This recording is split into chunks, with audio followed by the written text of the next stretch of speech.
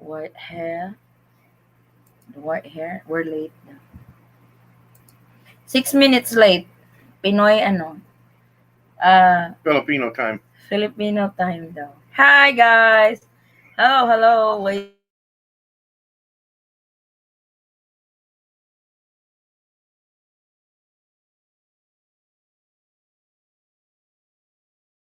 lang ha. It's already it's loading already. Ayan. So, good evening, Vicente Tai, Rowena Rivera, hello, Cici, and Marian Regonon. So, we'll just wait on everybody to hop on. So, we are live again on our LDR discussion, the most requested episode tonight. We had our first part 2 Sundays ago. So this is our part 2. Hopefully we'll have a good time again like we did the last time. So, where are you going? Ay, iniwan ako. Just ko, Lord. Nang iwan ang aking partner. So, what? What did you do?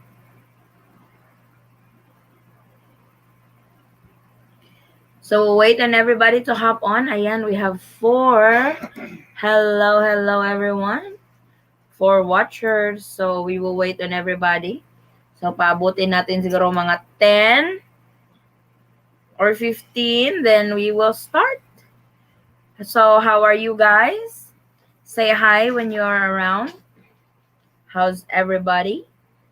How's your Sunday? Today is Sunday night in the Philippines and uh, Sunday morning in the States, right? Hello, Maria Paz Zalino. Welcome. So there's only 4, 6. It's gonna go up. Hopefully, it's gonna go up. Edwina Salazar. Hello. Good evening.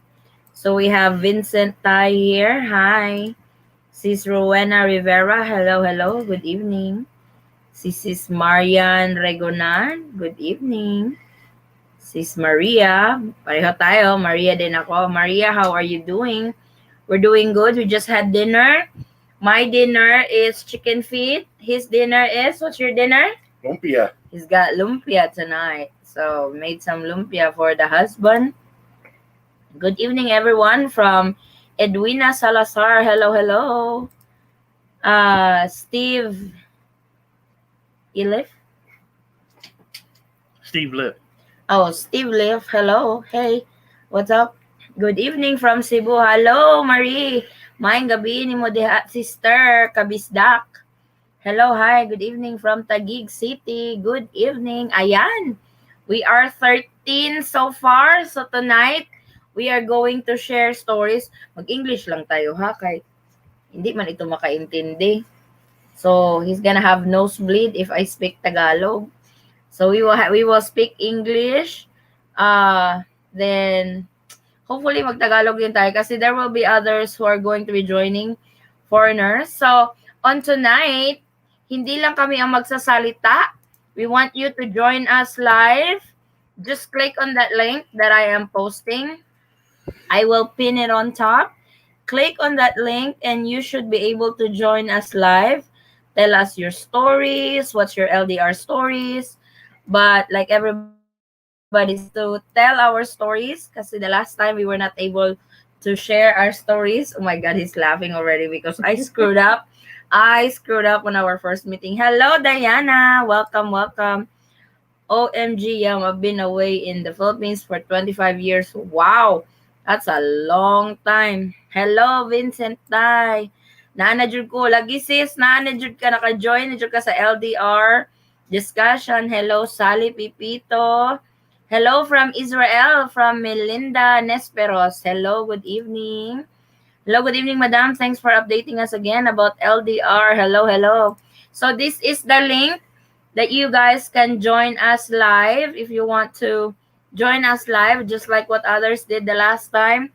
Nag-share sila ng mga stories, how they met, yung mga LDR. So we are doing this just to give a break from the stress, disappointment of travel restrictions to the Philippines. But if you guys have questions when it comes to travel update to the Philippines, please do so.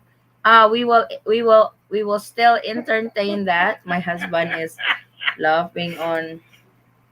So can you talk about Green Lane, my love? Green Lane is a ghost proposal. Ghost proposal. You heard a lot about it for a little bit of time and no updates. Uh-oh. So So yeah, it's becoming a ghost proposal, just like the entry exemption document. They, what do you call this? They require that document, but they don't really. This securing it is very hard. To be honest, I'm scared of having LDR. Just recently, this girl claims she loves me is asking for 71,000 pesos for her to buy her an iPhone 12. Wow, iPhone 12. Oh my God, Russell is here. Oh boy, si Diana. Diana is here. Is Diana here? I have a steadfast rule. If somebody asks me for money, I don't. I end it right there. Um, Whether they claim they love you or not, if they really love you, they won't be asking you for any money. And that's always been my thought on that, and it served me really well.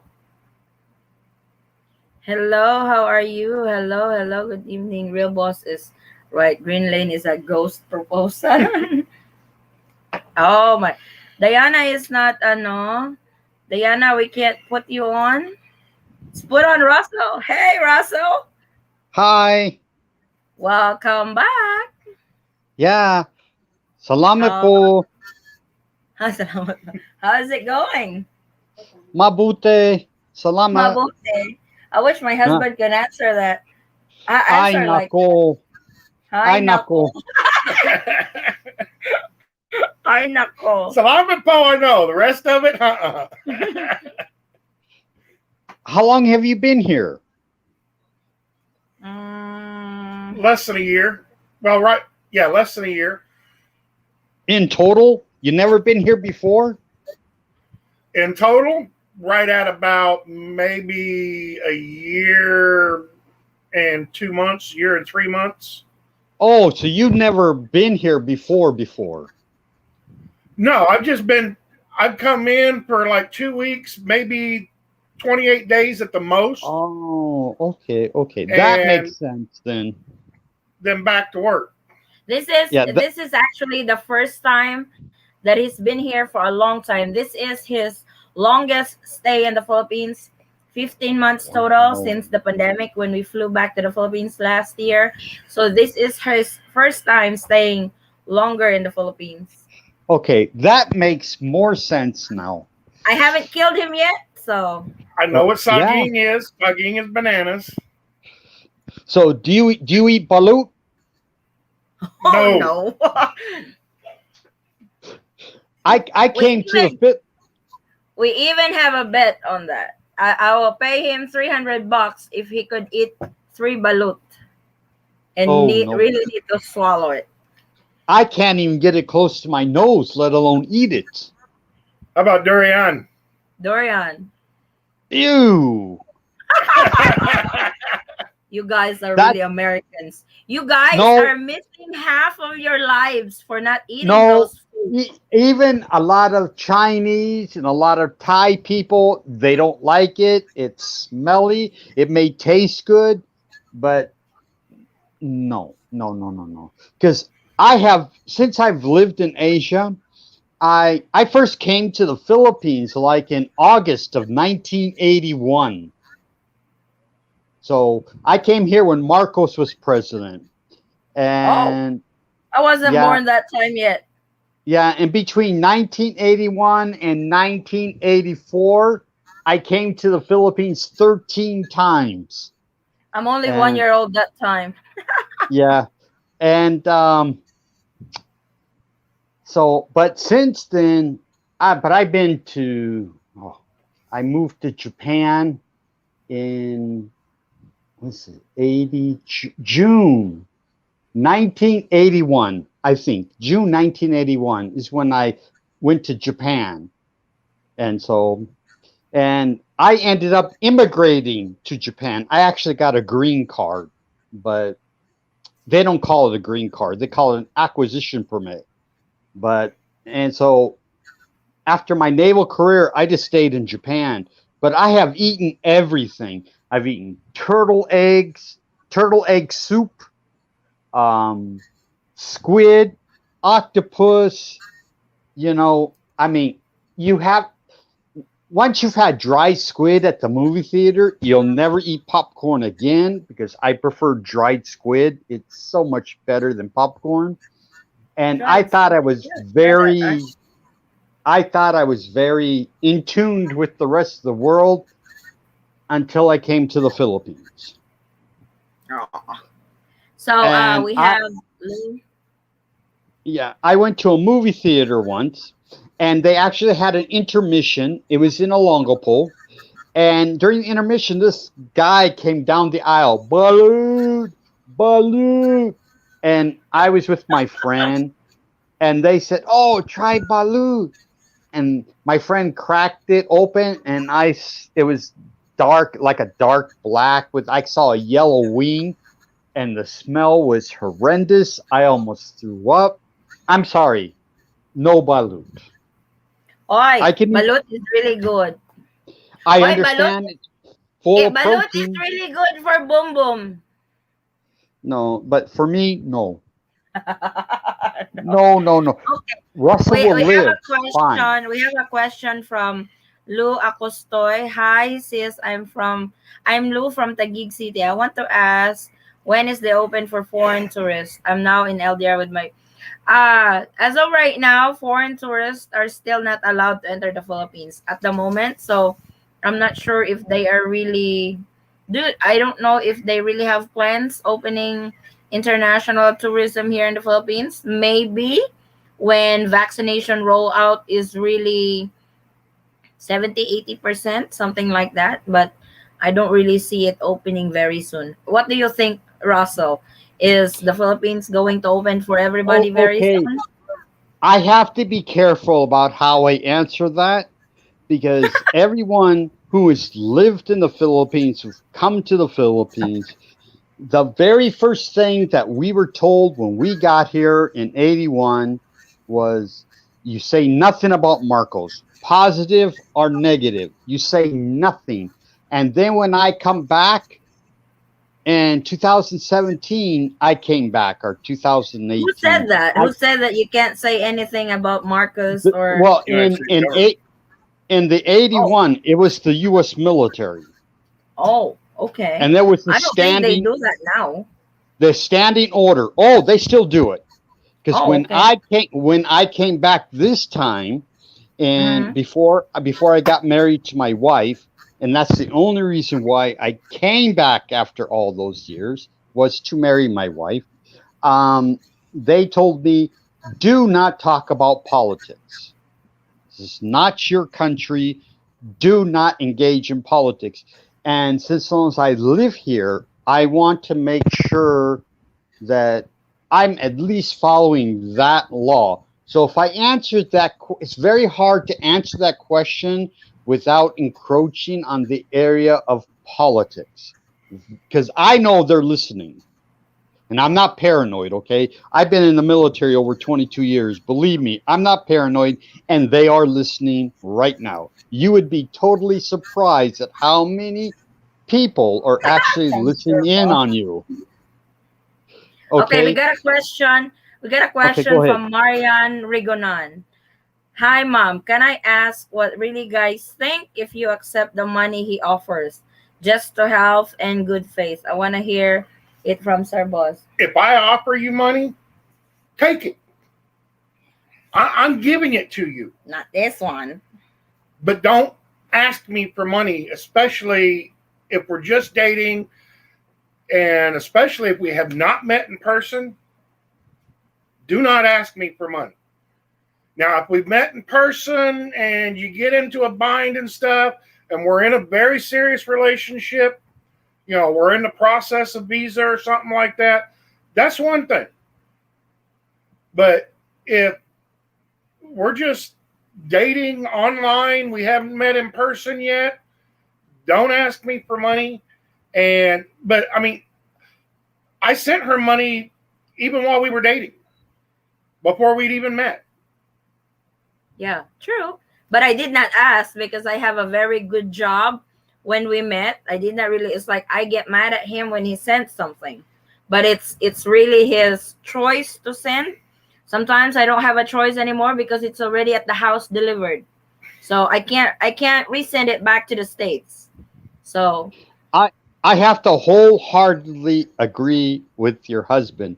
When I met my wife on a dating app called Truly Filipina, and I've done some religious apps, AdventistMatch.com. I mean, a lot of these ones. And the very first thing I put in my profile is, if you ask me for money, you'll never hear from me ever again. There is no ands, ifs, buts, no second chances. I automatically block you. You'll never hear from me again, because I know that if I get married, or I know, like your husband said, if I know we are in a super serious relationship, I know I have certain responsibilities that are going to come. That's unspoken. That's unsaid. You should automatically know that that's just the way it is. And and if you don't know that, you shouldn't be in the relationship.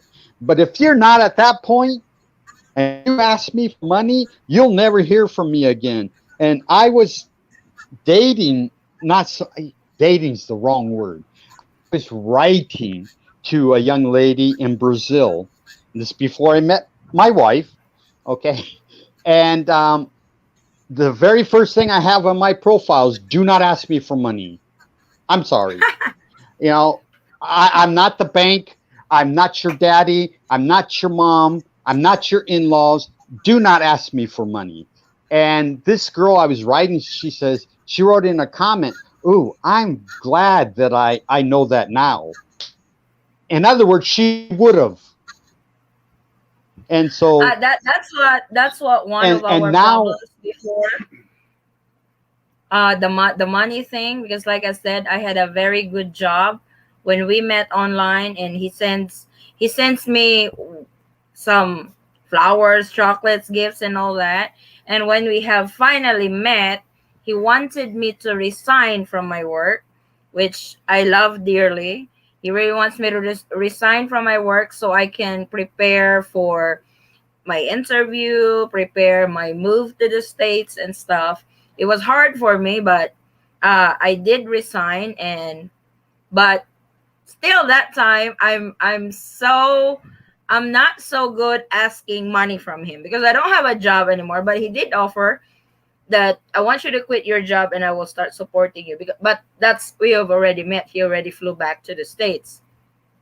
But I always have a hard yeah, time asking money from him because I'm not used to it. I'm not used to asking money from somebody because I know how to make my own money. So that was really hard from the beginning. I exactly. can't I really can't. Uh, I was like, he would even teach me, I need some money. He would tell me that because even though I'm already broke, I wouldn't tell him that I'm already broke because I had a well, hard time asking money from him. I mean, I hadn't even met I her think, yet,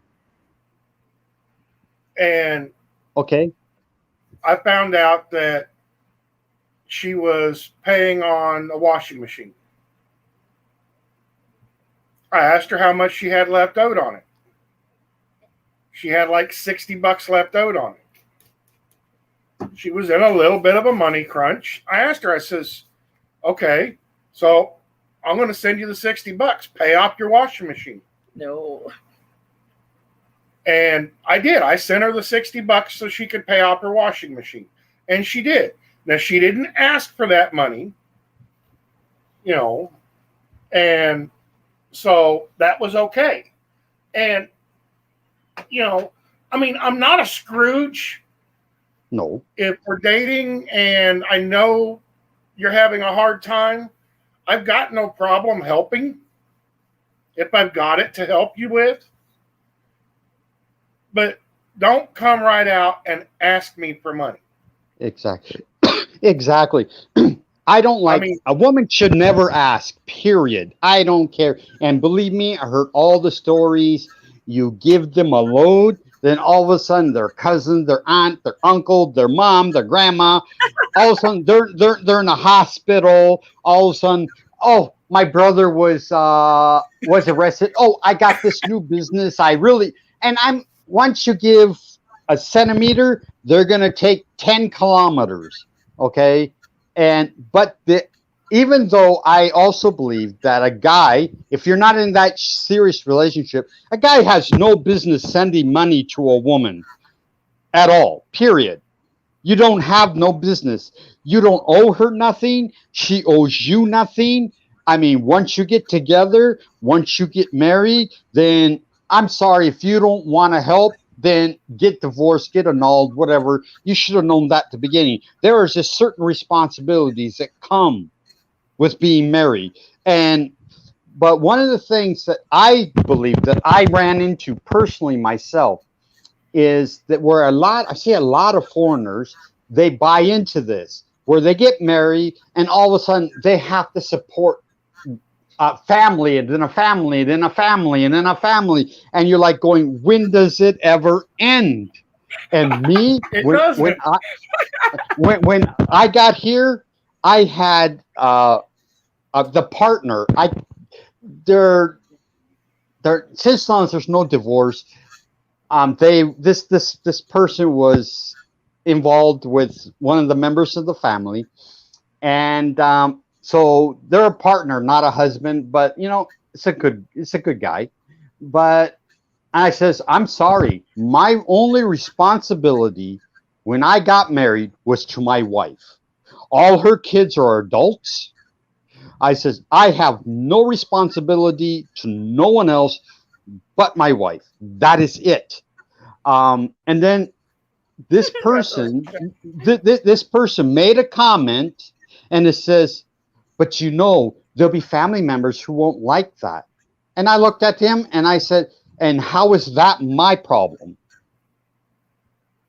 Well, I, I'm in the states, you guys are used to living on your own. no, Like no, your no. parents He have their he own money. Your he brothers and expected sisters, it. your siblings have their own money. You have your own money. It's like, but here in the Philippines, that's not unusual over here Oh, because we I know help that. family members as much as we can, and that's a culture shock to those foreigners Oh, who it married for a me. Filipina for when they start living here in the Philippines. But For in me, the long it run, wasn't a culture shock.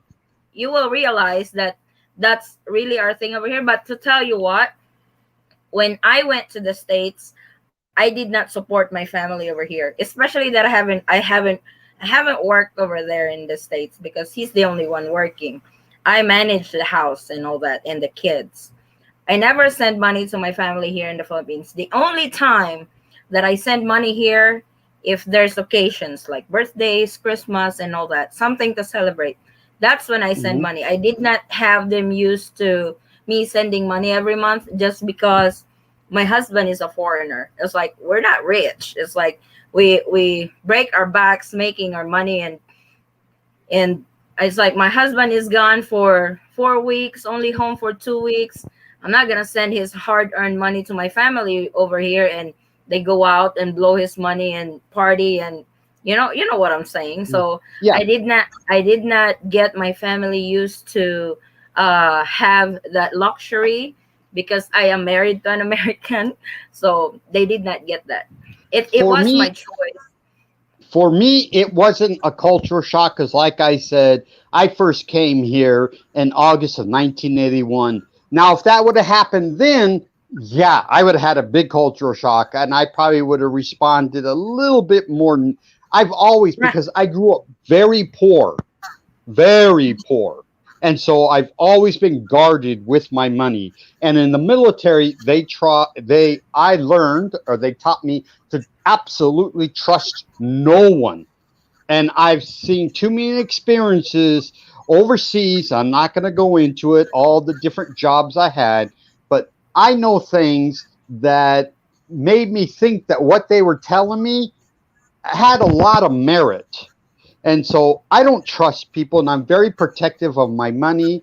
But when it comes to my wife, and my wife won't ask, even if, and my wife at the time Happy life. Happy had her life. own job. My wife had her own job, had her own business, but this guy, he made the statement as if it was expected, as if I had to. And I was like, and how is that my problem? That's not my problem. That's your problem. And I pointed to my wife. I go, she is my only concern. And they Ah, oh, go constantly ahead. think I'm rich. Before we proceed, I wanted to say hi to Sis Diana. Thank you for joining. Oh, So we would love to hear from her because you guys are not married yet. You're still fiancés or boyfriend yeah. girlfriends, right? Yeah. Yes. First Magandang of gabi, all, good kumusta morning. ka? I'm good, Russell. I'm good. I'm just listening, Mahina and kasi. it's too fun. Mahina masyado. Mahina lang. Ito, Baka hindi na plug. mahina ba? Oh, konti. Ay, wait lang. I-ano ko, I will get this louder. But it's probably just on our... Sige daw, try. Hi. Good evening. Hi, Ay, Russell. okay na. I'm just listening to, and that is very, if we're gonna consider that it's a real song, it's too funny that, yes, I was gonna start it from my relationship. We have been talking for 4 years, almost 4 years, 4 years, and then actually we didn't met yet. But it's good thing that I have my childhood friend there in New York because the guy is in New York, and then her husband is a personal chef, and then this guy is just show me when they have a vacation here. The couple have the vacation here, and then this guy saw me on the pictures, on the videos, so that starts for our communications, and we are strongly having a good communication until now.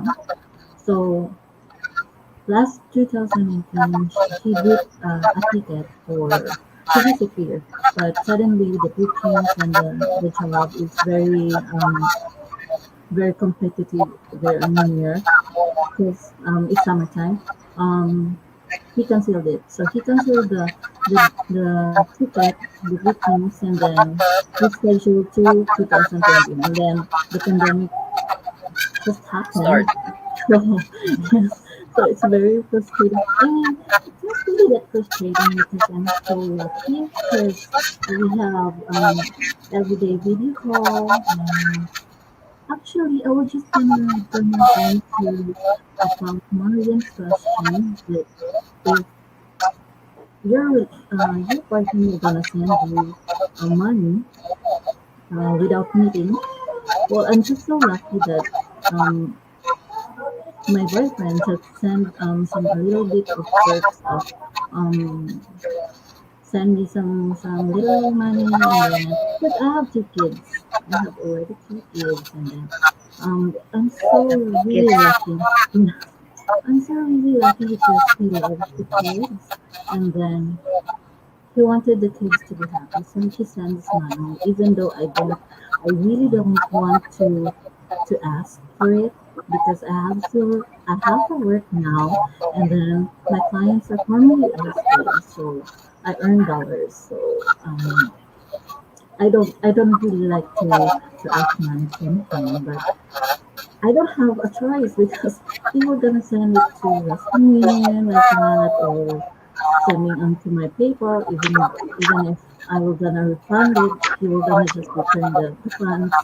so that the kids will be happy and can provide the materials that they Huh? need. So it's very, I'm really, really lucky for Okay, to trip. use that. So I'm just um I'm just waiting for the green lane, or even we have a plan to move to the other places so that we can have the application for K1. So I don't know. I just don't know. I'm just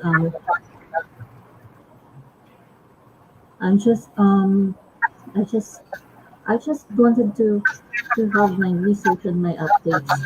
So I'm thanking to you, ma'am, that I followed and subscribed your channel. So I'm very I'm very lucky that I have more on information, because it's really too frustrating. Uh, Even if we are ready to go or to live together, but the time is not really in a good time. So um, hindi lang siguro ako nag-iisa. So I Oh, know we. madami kayo. You guys, Mm-mm. you guys, there's I think majority of the most affected travelers in the Philippines are the LDR couples that's Yes. been hit by the pandemic so bad, and it's this category that's really suffering from not able to come into the Philippines. Just imagine those that are already married, their wives and kids are here in the Philippines. Still, they are not able to come in because of this ghost document, the entry exemption document that they require to all 9A visa holders. That is very hard to secure according to those some of our followers who have already processed it, and it's taking forever because you cannot submit or you cannot apply for a 9A visa without that entry exemption document first. So just imagine that you as a foreign spouse of a Filipino national is having a hard time getting into the country to be with your family. What more with those who are in a relationship at the moment? And my heart really goes out to those who have been separated because of this pandemic. It's like if there's one thing this pandemic that has done good to us is we are together for the longest time of our marriage. It's like I keep saying that we are going to celebrate our 13 years this October, and this is the first time that we have been together for 15 months. Before, the longest time that we can be together before, when he was working in the States and we are here in the Philippines, is 28 days, and 4 days of that is allotted to travel time. That's back and forth. So we only get 24 days, 25 days with the kids. So that's the longest we can be together before. But this time, because of this pandemic, we have been together since March of 2020. So I haven't killed him yet because I'm used to be the boss in the house. Now the real boss is here. Oh, he's like, You're still the he's real like, boss. You know that, right? he's I'm laugh. only the And real boss because she tells me I'm the real boss. Wow. exactly. If you haven't realized that you're still the real boss, then there's something wrong with you. You are still the real boss. Uh, I want to say hi to Sis Maria. Hello, Sis. Good evening. Hi, Thank you for joining us. hi, Are you hi, hi. there? Hi, it's good afternoon here. I'm in Riyadh. Oh, nasa Riyadh. Ah, Ay, what time is it Saudi over there? Arabia. Yeah, yeah, yeah. How's everybody? Good, good. Mm. It's what, Yeah, 9:40 here in the Philippines. yeah. It's like Are you here are you in four, are you in 5 o'clock. LDR? Are you No, on actually, LDR? no, no. I'm look like you. I married 1986 to a wonderful husband of mine. We're here. Oh. We're 35 years now. The Mm-hmm. only problem of Yeah. mine is that I didn't see my mom like 25 years. Wow. And she, yeah, about the pandemic, it's not really good to push yourself because I cannot to fly to Philippines alone. I have a kid with me, so it's Okay. really devastating. My mom, she got a medical mistake by the doctors there in Cebu, and they cut her leg off. And Ow, I'm I so couldn't, sorry. yeah, I couldn't do anything. I am here, they're there. People, you send them money. Look like now I hear the topics that about money and stuff, and me, I cannot do anything. It's heartbreaking, It's, it's and like I really wish the government would give some leeways to those emergency circumstances like that, because we don't know no, they when do. are They yeah, go do, ahead. but they do, but for me, as my situation here, as Saudi citizens now, they will not allow us to go travel. That was 2 years ago or 15 months ago Oh, about the pandemic. So I'm not look like so other you did not country, apply for the dual government. Yeah. citizen? No, no, I don't have. I didn't claim yet my dual citizen, and Mhm. I am really. It's very hard for me to reach to the Philippines, even though if I go alone, it may be okay. But if I have a kid, or I might afraid to be stranded in Philippines, because every now and then they have a lot of protocols. So I Yeah, have you can still you can here. actually you can actually travel, Maria. You can actually travel to the Philippines because you are a you are a citizen there or a Yeah, I'm resident. a citizen. No, I am a citizen. I have my passport. I Okay. have my Saudi passport. So Okay, so when I go so to the mhm, you naturalize there as Saudi citizen. Is that correct? mhm. Is that Saudi Yes, citizen? yeah, yeah, Saudi You can national. Yeah, actually you are actually allowed to go home to the Philippines because you are considered as a former Filipino. You a can balikbayan. avail the Balikbayan visa, yeah. But like you said, their protocols change so much. It's almost Yeah, like that's every day they have changes yeah, and stuff. If you yeah. have When you work over say there, you don't want to be stranded in the Philippines because of that. when you say the government won't let you leave, are you referring to the Saudi government or the Philippine government? Obviously, No, no, no. obviously. Saudi government, everybody, every Saudi citizen, because they're protecting their people. They don't want just let their people to go there and whoosh, go. And there is a lot of Ah, pandemic. They're protecting their people. They don't want the people. Didn't even though let them to go without any necessary going. If we will apply for something in our application, go to the Ministry of Chambers here. They have these icons that we cannot to go click with it unless you give them the reason and some motives that you have to go. And that time, is it your yeah, mom's emergency situation not enough yeah, reason? no, no, they have to have documents from the hospital. They have to have blah Oh, blah blah, a lot of things to procedure to go through to that kind of thing. And my people there in Philippines, because I'm the only daughter, and I don't have a connection with my cousin. And my cousin, they're in far from my mom's place, and it's really devastating. And until now, I'm still, even though there's a lot of things now that we have this 10 days, 10 days. My camera's off. mandatory Yeah, quarantine. 10 days. Yeah, 10 days quarantine, and so on, so on, so on. And it's too much. Really, it's too much. It is. Yeah, Well, it's too there's much. actually a little bit of hope in that Yeah, the because quarantine. The quarantine, it's make the the people, it's really really hard, because instead you're gonna pay for that hotel for a lot of money. Instead of it, it goes to your family, and I don't know, it's just really, I don't know what they're talking about, and I don't know what they're thinking about. I know they want to protect. Also, I don't blame the IATF about these things, about their decision, but at least if you're a vaccinated person, at least they consider it. They consider it. No, no, let them to go. Okay, make for them a quarantine for 3 days. Without any symptoms, you're free to go. But 10 days, come on, man, come on. It's just too much. Oh, well, go ahead. there is some good news on that because the Philippine government is actually talking about paying for that 10-day quarantine for returning overseas I'll be right Filipinos back.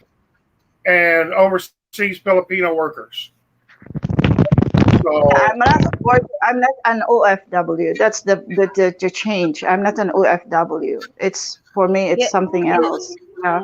you but can actually avail that because you would because be a returning overseas Filipino. yeah, Oh, okay. So that I can easily go to the embassy and talk to them about it. They might release me or something because really I'm they afraid to they buy have something. they have not implemented it yet, but President Duterte and the congressmen and senators had a meeting last Thursday. So the Hmm. Philippine government always have new guidelines, new protocols, arrival and quarantine stuff every first of the month. So Yeah. I almost bet that this would get implemented, whatever the July quarantine classifications would be when they make their new announcement for the month of July. So I, hopefully, because there are unused funds that that the government did not use for economic crisis like the pandemic. So that is what they are going to use, like what 18.4 billion pesos that they haven't used, and I think that's the Bayanihan Act, and I think that's the one that they are using for free hotel accommodation and swab for returning overseas Filipinos, or also known as non-OFW. But like I said, it's Oh, not really implemented yet.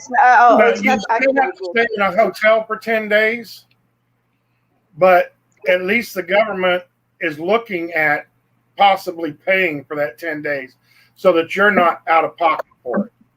Yeah, yeah, yeah. Actually, it's a good and a bad thing, but it's not because of the thing. It's because of the time. Because some Yes, people that's they true. go, yeah. It's the stressful is the time because but think about it. You have a 1 month or like 30 days, or you have 2 months. Still, you have if you have 2 months, maybe it's fine. It's okay. I can deal with 10 days in quarantine in the hotel. It's not really bad. But if you have a month and still you have these things and they cancel, it's too complicated. You know what I mean? Well, when we came back to the Philippines, we had to Yeah, I do saw that. Days. we had to do 21 days in ginseng. That didn't Oh, include the time that we had to do in Manila waiting on the results of our swab test.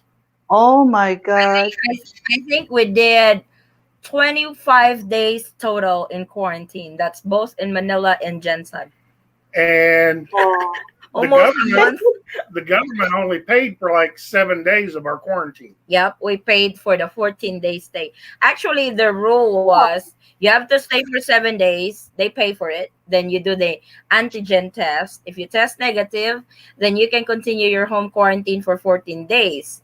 The mhm. problem with it is your house has to pass the qualification of doing the home quarantine over there, like no elderly, no children. The problem is our kids are at home. So we Mhm. decided to just continue our 14 days quarantine in the hotel, but we have to shoulder the cost. Granted, the Yeah. food is still free while we stay there for 2 weeks, but it's still expensive. Yeah, I know, I know. I can see that because I go a lot of online things and calculate everything, and it's just horrible. I wish I have somebody there, to assist my mom, and it's really even though if you hire a maid, and it's not good enough because sometimes you can smell there is a playing thing. They will they play a lot, especially with money. So True. I decided, yeah, I decided not to give them cash. I decided if they want something, I go through online groceries and pay it online. So it's better for True. me, and I feel like comfortable with it because sometimes when you send them, like, because it's only my mom, yeah, and it's not too much that she's 65 years old, and she would not spend like $200-300 a month, you know. True. So when I send the money, like, uh, $1,000, it will not last like 2 weeks. I said, what? What's wrong? It's too much. So what I did now, I didn't give them cash. I give them grocery. As anything I can hold for online things, I give it to them. Cash, no way. I will not until I come to Philippines. You know what Is I she mean? with somebody? Is she with Yeah, somebody? she's with a maid that hopefully she can trust with, but it seems like it's, when it comes to money, would you drop your money to somebody? It didn't goes with my mom. The last time I sent her a gold, a ring that is gold. 2 days, Mm-hmm. my mom, she called me, oh, I lost it, my dear, so sorry, I don't know where is it. I said, what? I said, okay. I just be quiet. I said, Mom, I'm so sorry. I will not gonna give you anything now until I come to Philippines. But don't worry, you will not be hungry. I will make sure that you have your stuff all the time. But I still need my mom to go to the doctor because I heard that they have Pfizer vaccination through a private hospital in Cebu. So I would like her to go there and take her shot. But the problem is, I don't know how to reach. I don't know how I can somebody assist her for an honest person at least. I want to know how much is it, and I don't think it's that much. Yeah, the Pfizer vaccine. So I don't know. I don't want. I don't know. I'm I'm I finally can come, and I'm look like swimming in the clouds here. I'm tired. I Just I know. want to see. I'm so I want to sorry that see my mom. you have to go through all that, and given the situation, it's like you can't really you feel like you don't really have control over the situation. Plus, this pandemic, it's really hard to come home to the Philippines at the moment because of the swab, the quarantine, and all that. Yeah, yeah, And you don't have anybody to trust, which I absolutely understand, because I don't know why some would take advantage when they see money, when they know that yeah, yeah, exactly. relative of this person works abroad, their eyes went bling bling with dollar signs. So it's Yeah, not good. I have encountered that during our marriage. They think that I am married to an American. I am super rich. Oh my God, I wish I am. yeah. I wish. I wish. Really, they think you're married to a foreigner, and that's it. I cannot to ask my husband for a money that is. He will give me. He will not care. He is so nice. But I cannot to ask. More than. Uh, what he couldn't give it to me. You know what I mean? I don't want to push him. Give. I can, but I don't want it. I don't want. I wish I can go look for a job and just do. And I'm not a person that sometimes when I say to him, oh, can I have some like this? And he said, okay, you can, but after that, look like when your family over there and told you, oh, we need this and we need that, and you will come again. I cannot to do it. I cannot do it. Even my own children. By the way, I have a son. I have sons. I have seven sons and two daughters, and all of them. I have only now uh, 70 years old and 11 years old. So all of them, they're at work. Even my sons, I cannot to ask for money. Not because I cannot to ask, but I'm ashamed to ask money for my family. That's it. I'm the same way. Before, I don't ask Yeah, money from him when it comes to my family, because I think that's not right, that he has to be yeah, yeah, yeah, responsible exactly. for my When I family. don't know who said that. Okay, when a man should not. Okay, if you are boyfriend and girlfriends, okay, I'm with you. That guys, I will not send one penny. But if Mm-hmm. this is your husband and your wife or whatever, we should be supportive. My husband, he's supportive, but I'm ashamed to ask for if it comes to my family. You know what I mean? Yeah. Well, it's like I've told my wife, I have no problem giving any of her family members a hand No, up. not family members, sir. I just Excuse me. refuse to give No. them a hand out. Yeah, You know, I I know what mean, you're talking. if they want to start a business to try to better their life and they need the funds to start it, I'm all for giving them a little bit of funds to start it. Yeah, yeah, yeah, But yeah, yeah. That's good. I'm not going to support them Yeah, exactly, exactly. That's what I'm talking about. Yeah, because I don't. They don't cook my meals.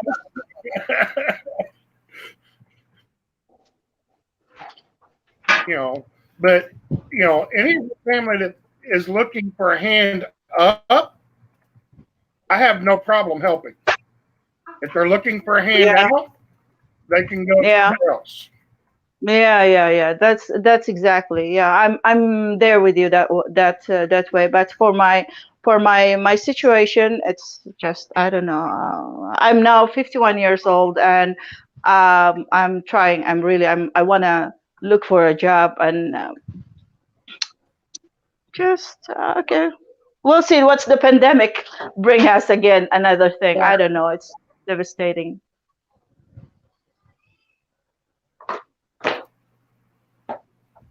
But you said your mom's So in Cebu.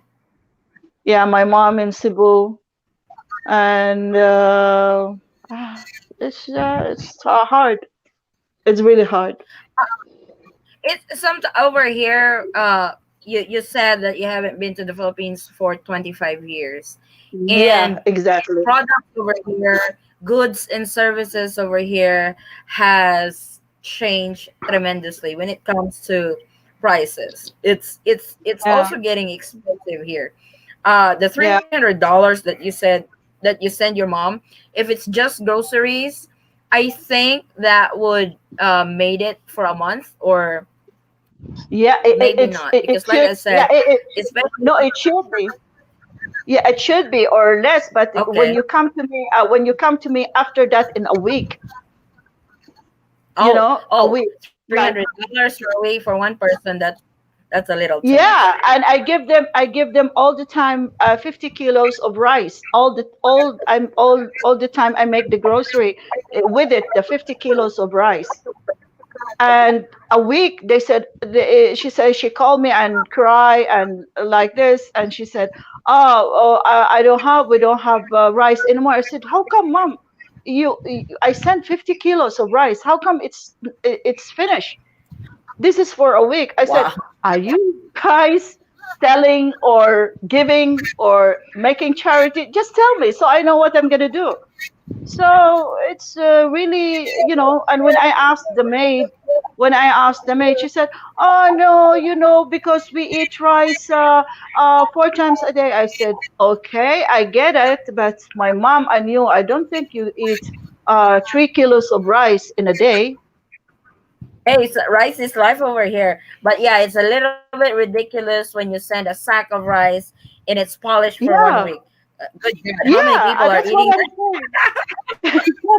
All the barrio, I think, all the bayong. Come on, Vincent, say something. What's your reaction to that? A sack of rice for one week? While We have a sack of rice of 50 kilos can almost literally fed an small army. That's what I understand. Yeah, Yeah, that's I true. know. we buy a sack of rice and it lasts a whole month, and we have 4 adults, one child, and a baby. The baby don't eat rice, but we have one child and 4 adults, and Yeah. I could buy a huge sack of rice and it'll last a month or so. We So a Yeah. week, consume, it's like we consume 15 kilos of rice for a week over here. And that's how many adults? That's One, two, three three, four, five. children. How many adults? One, two, three, Six four, six adults, adults. four puppies. So, And the and puppies do eat rice. puppies do it Yeah. right. Wow. So Oh my God, really?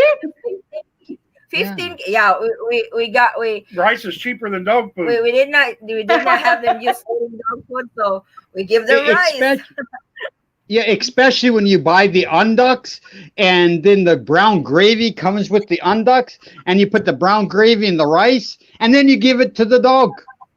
Oh, okay, that's cool. It They will, love they love bones, they love chicken liver, but they Yeah, eat it you with oh, mix that rice. in, They love you mix it in with the soup rice. and all.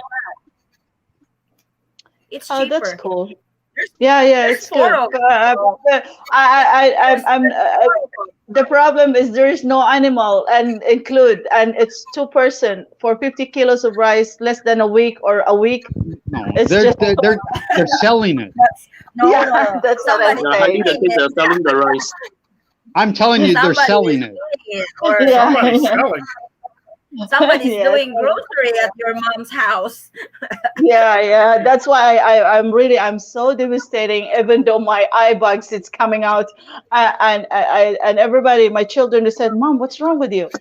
I said, I cannot just. I wish I can and fly there and just get my mom. And that thing also, it's very hard to process.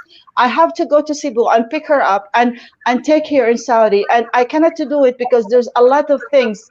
A lot of things. They don't open tourist for Filipinos here, and a lot of things. You have to go. A lot of paperwork. A lot of blah blah blah things. And oh my God, I said, oh my God. I said, I want to, Your your I mom want to probably cook your with mom my mom. probably doesn't your mom probably doesn't know anything about it. That Yeah, yeah, yeah. ice, But I ice wish is I can coming go out the there and window do it. without notice.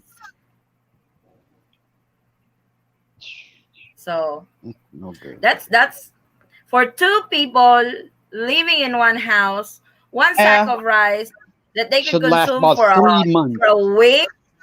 Uh-huh. Good God, they should be. Yeah, That should yeah, last for about three Bigger than months. me. yeah, yeah. They My should mom, be she bigger than doesn't. you. Yeah, yeah. My mom, she doesn't have even though a teeth. You know, her breakfast is separate. I bring Russell, for her sorry. breakfast separately because she doesn't have teeth. You know, she would eat like not solid food. You know what I mean? Even Like if you So cook champorado. it breakfast, like lunch, like dinner, Huh? it's like you yes, can't you can't eat the whole thing, the 50 kilos for a week for two I persons. know, That's I No. know. That's why. Oh my God, what it's they have just party making every day. They it's have party tiring. every day Yeah. at your house. Yeah, not party. It's look like selling something and unlimited rice. Oh wow, yeah, that's really Yeah. unlimited. If you could consume that much for 1 week. I was just letting you guys know I'm not drinking beer. This is Perrier. Oh, Okay. Yeah. It's I'm a fine. Frenchman. I'm a Frenchman. Oh, I drink French I, mineral I water. I oh, really okay, hope that's Maria cool. that you can. I really hope Maria that you can find Just pray for somebody that me. you can trust Just pray to for take me care that of I your can come mom to and stuff. Philippines. Yeah, Yeah, I think that's really the best. That's really the best thing that you should do. Come here, get everything yeah, organized. yeah, Hire yeah, somebody that you can trust, that you can send money every yeah, month, that doesn't clip yeah, you for anything. That's really the first thing you need to do, because if you just talk to them online, they will tell you what you want to hear from them, but you will not know them personally. And don't So It use yeah, sounds phones. yeah. like it sounds like you need a caregiver for your mom. It sounds like you Oh, need yeah, a caregiver. I Someone don't. leave the family out of it. Hire a caregiver, and that caregiver it dispenses the money, buys the food, takes care of the medicine, and all that stuff. And then your mom knows where she's always going to have rice. She's always going to have food. And those people who are trying to slide in from the side are just going to have to go find another way to get their rice. Yeah, Your exactly. mom is more Yeah, important. yeah, yeah. I need to hire a professional one from the company, Yes. something like that. Yeah, because it's not really good because sometimes if something happen, you cannot to touch that person. But if you get it from company or something, it should be fine. You know what I mean? In the States, if that happens, we can go to Yeah, court and we can make yeah, somebody a ward of the court, and then the court will assign someone as a caregiver. Because let me tell you, you got a lot of even family members, like you were saying, you get people who will say, oh, they're American, oh, they're foreigner, and they see dollar signs.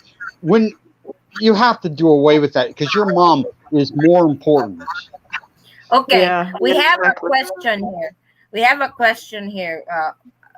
If you guys have you can give advice from Irish May Onoy. She said that because the Philippines is still closed for foreign tourists right now, her and her boyfriend or fiance are fighting because of this. What advice can you guys give this couple? I know it's very frustrating. I know the situation is not really helping much. Not just the LDR couple, just like Maria's case. Her mom is sick and nobody can really help her over there. So it's hard. But the couple fighting because of this uncontrollable situation, what do you guys can advise for them? If you're not married, it becomes extremely hard if you're not married. If you're married, you can come to the Philippines and your exemption document actually comes with your 9A visa. Because when I was stuck in Colorado at my sister's house, and I wanted to come. We wrote the president of the Philippines. My sister wrote the president of the Philippines, and we just said, you know what? You should at least allow the husbands and wives and the children to go home. I mean, we understand everybody wants to come, but at least allow the family members to come. And so Yeah, I had to go through, I'm in Colorado, I had to go through the consulate in San Francisco, but I had to submit so much documents and I overdid it. And so when I got my visa, the exemption stamp came with the visa. Now that actually became very easy. The hard part is when you aren't married. Now, if you're not married, I'm a behaviorist. Okay, I don't do clinical psychology. I do more investigative psychology, the criminal stuff. But as a psychologist, I would say that if you're overly arguing, you need to step back, ask yourself, what are we doing? Do I really love this person? Does that person really love me? And then do the one thing that no one wants to hear, and that is do a novel thing. Pray. I mean, it's a novel concept, but it might work. And this is from a psychologist, okay? So, if there's too much arguing, then the pandemic is not the root cause. There's another True. cause. There's an underlying That's cause. I really agree with you on that because this pandemic is just a test. Being Yeah. together and being married, there's going to be a whole new game on that. It's Because what some if there are wasn't a worse. pandemic? What if there wasn't a pandemic and I was I was in France and you were in someplace far flung on the other side, maybe at the tip of India, and we had to work. And I got sick, I got stuck in the hospital, and we're already married, but yet we can't be together for several months because of this situation or a situation. So I have to ask myself, is it really the pandemic or is there an underlying cause? And that's what you yeah, have to look for. yeah. It's not a reason that you're far away to each other and you will fight for it. The Yeah. situation, there is a lot of things that you can do. True. First, Filipinos now can travel if they are fully vaccinated outside the Philippines, and they can do Mhm. that if he wants to. And Mhm. no need to fight, and you're still in the desert. What if you are gonna be married, get married, and everything in life, and you just get angry to each other because of some situation. It's not So the it's like I mentioned, this is really the real test on how you approach and how you deal with problems like this. It's like Russell said, it's yeah, not the pandemic that yeah, causes it, but it's exactly. what's going to be thrown at you when you guys are together, married already. It's like this is plain to me, it's really a real test on a relationship, on how they would deal with this kind of problem, not just pandemic but other problems that couple goes through on a day-to-day basis. So this is a real test how they would deal with it. But if they are giving up, they fight and stuff, what more with other problems that they are going to go through beside this one, you know? And they should be Skyping on a Skype, Messenger, whatever that FaceTime. I don't know what that is, but True. Messenger, or do something every day. You should be seeing that person every True. day, every day. And if you're not, you're only opening the door to have the argument, to make it worse.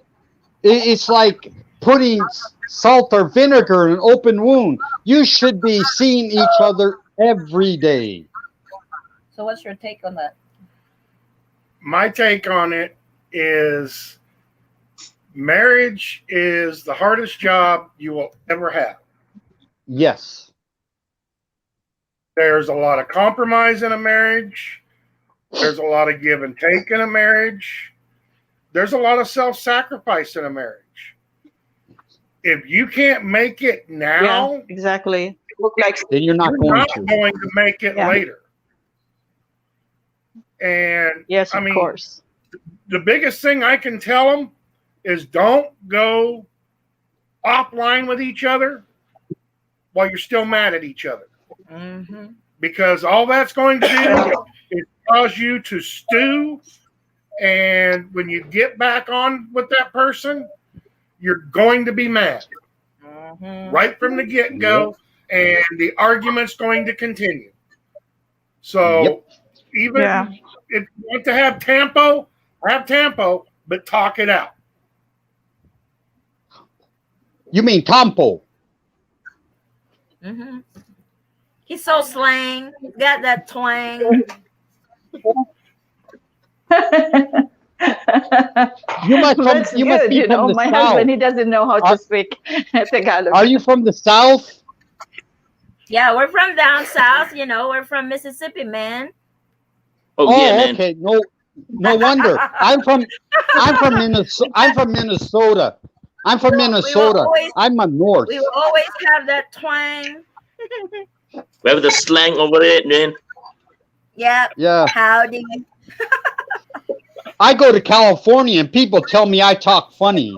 And I'm like, no, I don't. You do.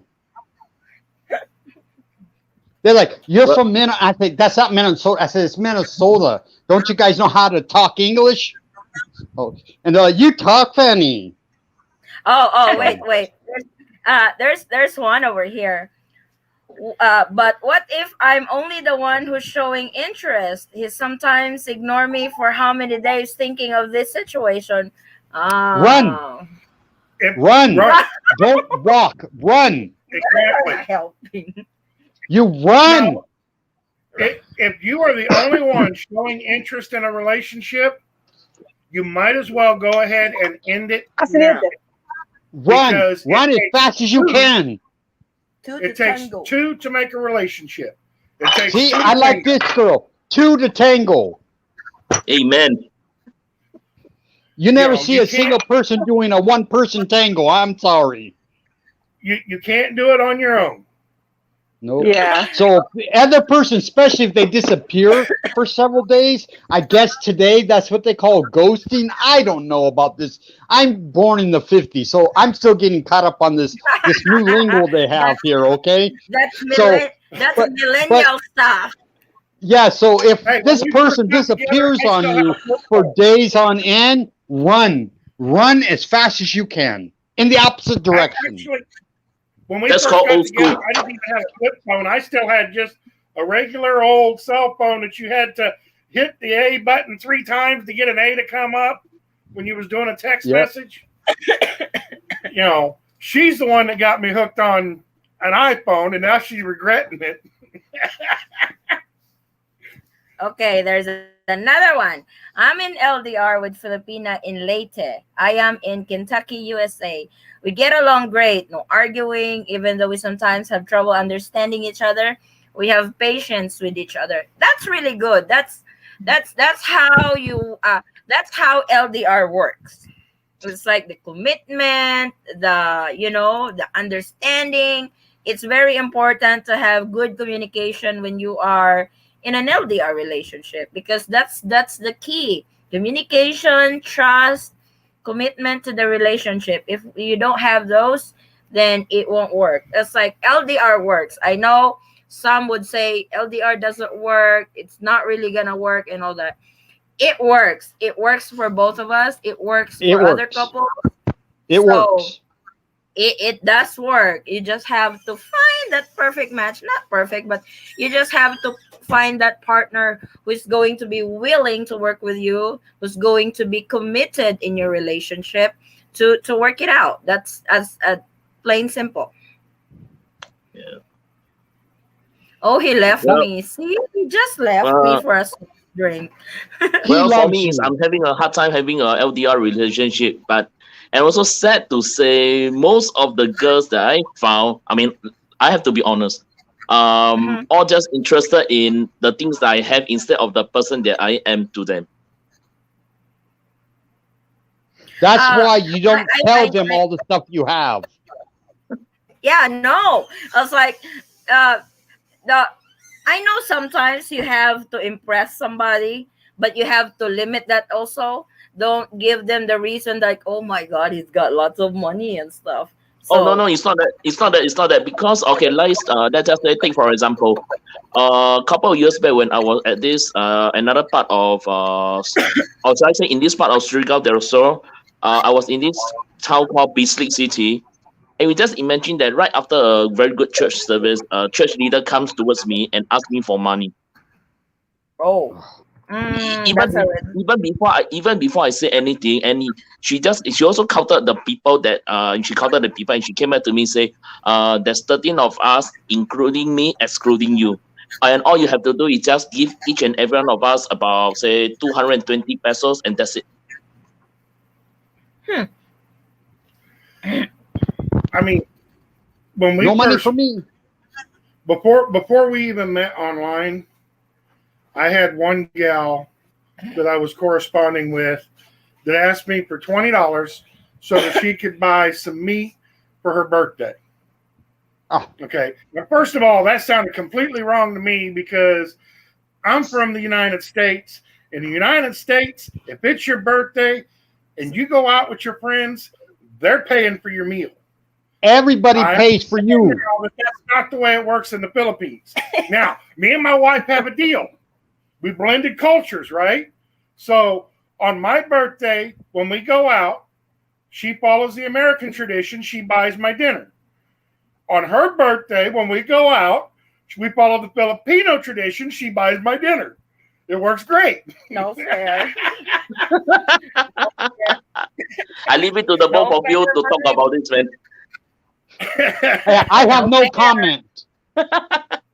No fair. No fair. Yeah, because This when he told me that story, it's really funny because I was like, no, that's how it goes here in the Philippines. If you have a birthday, you feed everybody. You throw a party. Nobody's going to throw a party for you. In the States, that was a big shocker for me because the first time I got there, first time celebrating birthday. So my mom and dad, mother-in-law and father-in-law took me out for dinner. They paid for it now. So I said, okay, so that's how you guys do your birthdays over here. And it's very simple, unlike in the Philippines when you have birthdays and stuff. Oh my god, we throw parties, we do grandiose party and stuff, but in the States it's not that case. That's why when somebody asked him for money when he was still chatting online with somebody from the Philippines, he I know he what did you just he just quit talking to her. Yeah, exactly. like I said. like I said, if you ask me for money, it's over. Yeah, block, And- block. Well, for me, celebrating birthday in the Philippines, like for example, when I was went to this Chagum City, I had my birthday celebration over there. And to cut the story short, I end up spending about 8,800 pesos just for that meal. But with a group of people of like say almost 15 people, and we really had a party over there. And in fact, I really quite honored and able to share my like blessings with them. And this is the type of money that I'm willing to spend. But when it comes to giving money to the girls, I have a bit of reserve because I don't know what will they do with the money, and I don't know whether will they come back to me and ask for more. True. There was somebody on. funny, There was but- someone online, and they mentioned there was an old man that was online. He's an American, and he said something that I thought I agreed with. You don't invest in anything that you're not willing to lose. So you invest the money that you have. If you only invest to the amount that you are willing to lose, and I'm not rich.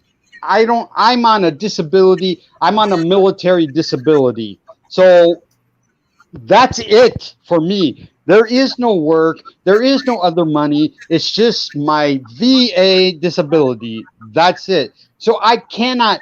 And when I first get married, you have all these people who want, and they keep thinking I'm rich. Well, I'm not. There's a shocker, people. The vast majority of Americans are not rich. True. It's like I said, uh during this marriage, I have encountered a lot of that because there are some like, hey, because when me and my husband goes out, even if we travel, we put on a shirt, shorts, flip flops, because I don't like taking off a pair of shoes every airport we go through. That's a hassle for me. So we wear simple clothes when we travel, and that's always been. And some of the people I know would comment like, "Why are you wearing like that? You are married to an American. Why you look so simple? Just because I am married to an American, you expect me to wear gown, lavish Gucci, a clothes Prada. because I'm married to an American?" That's always their perception over here. If you are married to a foreigner, they think you are super duper rich, that you are a billionaire, you earn millions of pesos and stuff. Oh, That's not true. no. I really wish that's the case though, that we have that millions of pesos. God, I we wouldn't be agree with working. you. I agree with you. I wish I had that.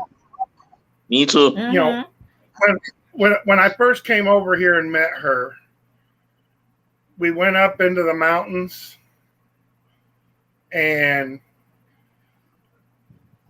we wound up spending $50, Yeah, $50.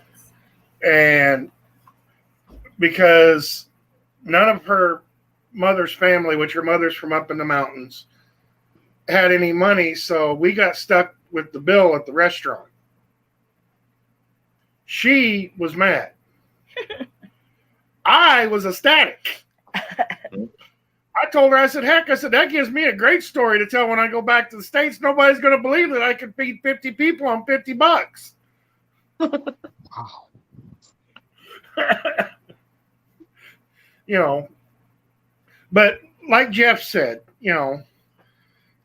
he said that, scroll up, Right here. I'll pull it up. says his Filipina has not asked him for any money, but I have helped her and her family. I see a need and I offered to help. I have met her family, so I know them. Always something that I can see the result. Exactly. I have told her from the get-go, I have no problem giving your family a hand up. I just refuse to give them a hand out. Yes. And, if you just want money so you can go blow it and have a good party and have a good time, don't come to me. If you want to start something to try to better your life and you need a little bit of capital, by all means, come ask me. If I've got it, I've got no problem sharing it. I need a new roof. But I need a new sidewalk. I need a new toilet. I mean, at some point, it gets a little tiring. Yeah, yeah, they always have a problem with uh I don't know why. I don't know why they have I don't know why they always have this perception that if you're married to a foreigner, you are super rich. My God, it's like that's why I told my husband before. I wish I could bring them all to the States so they know how hard it is to earn money in the States. That we don't just go out in our backyard and pick dollars over there, no problems. Like, I wish it's really easy to get your family from the Philippines, take them to the States, and experience how to live in the States, how hard it is to earn money in the States, so they The, know that we are not really rich. the problem is the majority of Americans. There's two things that are playing against them. One, it's what they see in the media. It's what they see in movies, which is not reality. And then the foreigners, and I'm saying foreigners because it's more than just Americans. But then they do see the foreigners who do come over, and reality states the ones who do come over, they usually have money. Now that's the 1%. You got 98 or 99% of Americans who don't go nowhere. Majority of Americans live paycheck to paycheck. They don't even leave their hometown for their whole life because they can't afford to go on a vacation. If you could go on a vacation, you're rich, even in an American's eyes. And this is what people don't see. I agree with you. If people can go and they see how the average American, the real American lives. So if you see people over here, they're people who are either retired, they're on disability, they're working for the government, they're in the military, but they're not the average citizen. The average citizen never leaves their hometown. And this is the problem. This is that stereotype that it's gotten caught on. And then when people watch, what is that? Something about Tiffany's, shopping at Tiffany's, or something about Tiffany's. When they start seeing movies like that, everything's romanticized. Then they automatically think, "Ooh, you've got lots of money," and that's not reality. And sometimes you can blame Breakfast others at also if Tiffany's. that's it's like sometimes you can blame others also if that's how they look at it, because not all Filipinos, but there are some Filipinos Hmm. also, when married to a foreigner, they feel like high and mighty, so wearing this designer clothes, designer shoes, like they can buy everything, refuse like to speak Tagalog. refuse to speak Tagalog or refuse to speak their mother tongue because, hey, I come from the States. How are you all? So there are, I'm not generalizing it, but there are some of Filipinas that are like that. And that's why we'll never get along.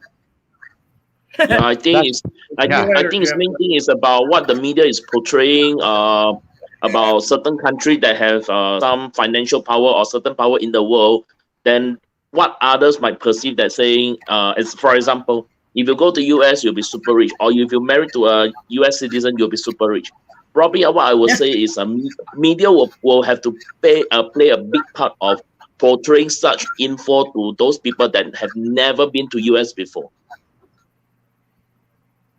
I personally experienced something like that because I grew up very poor, and when I left the states in June of 1981, I flew to Japan, and I have in my a little over 22 years in the military, I hardly ever came back to the U.S. I didn't want to come back to the U.S. I have a whole world. I want to see it.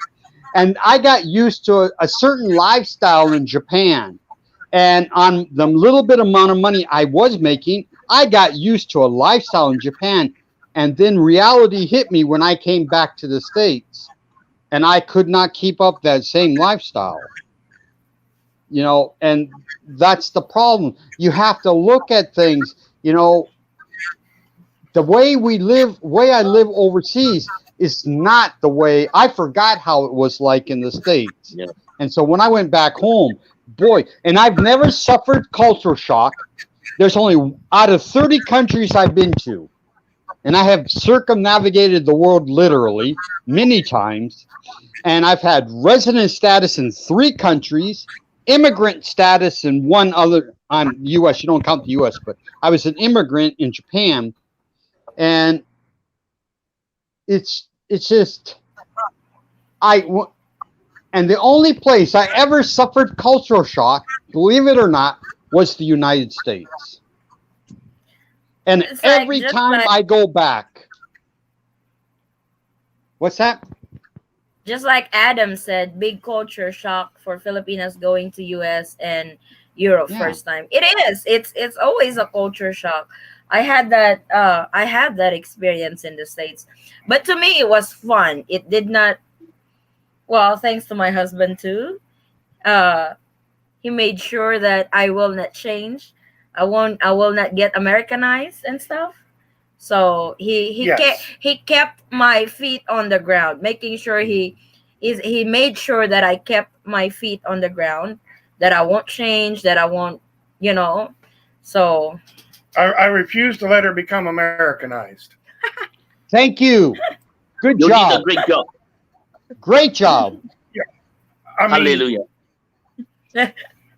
it's like I told her. I've been married to 2 American women before. They're both my exes. You know, if she does not want to be my ex, she needs to stay a Filipina. Exactly. I mean, Be the great tried to woman go with that the you white are. soap. She tried to go with the whitening soap and stuff to try to, become lighter. I told her I didn't marry a white woman. I married a brown woman. hey, I don't do Amen. that anymore. I don't. Be happy and Well- glorify in your brownness. I Yeah. know. I have that insecurity before.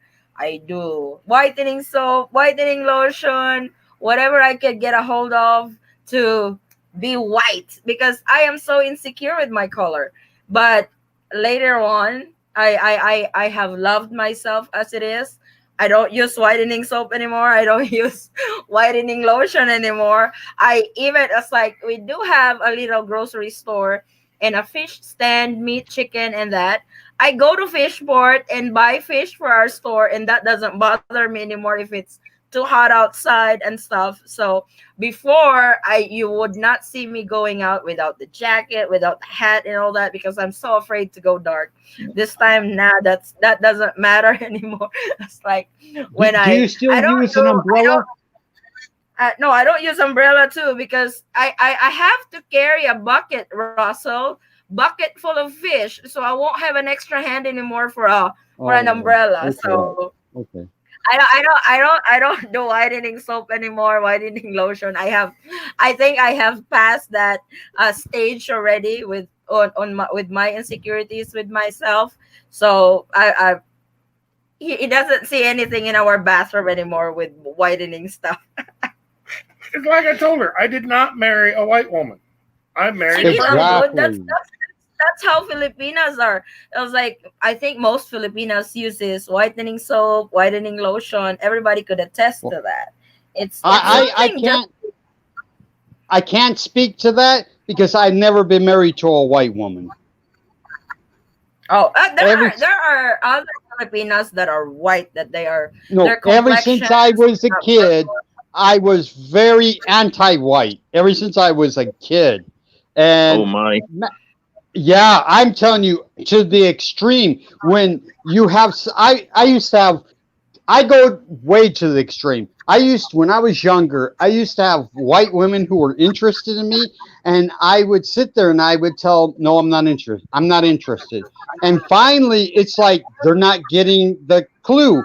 And I says, listen, I'm not interested in you because you're white.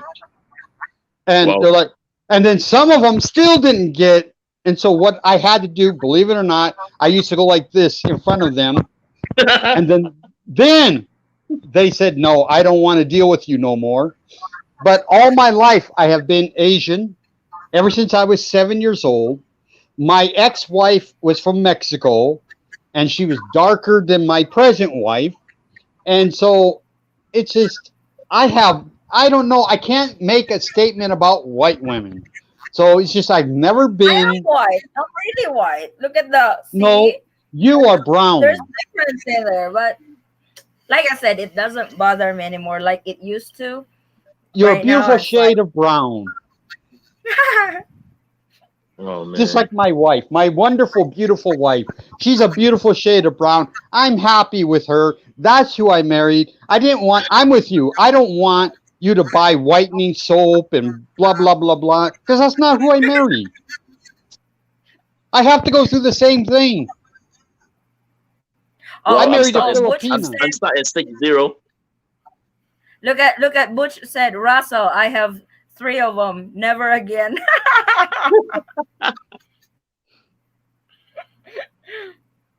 Three of what? That's I what have Butch. bad eyesight, so I can't see that well. Oh, I think he mentioned about his children or something like that. Because my eyesight's really bad, along with my Probably hearing. is probably she's talking about American wives. He Oh, Oh, probably okay. was married for 3 times and never again. He said, No. "Hello Eh, from Birdsong Duo."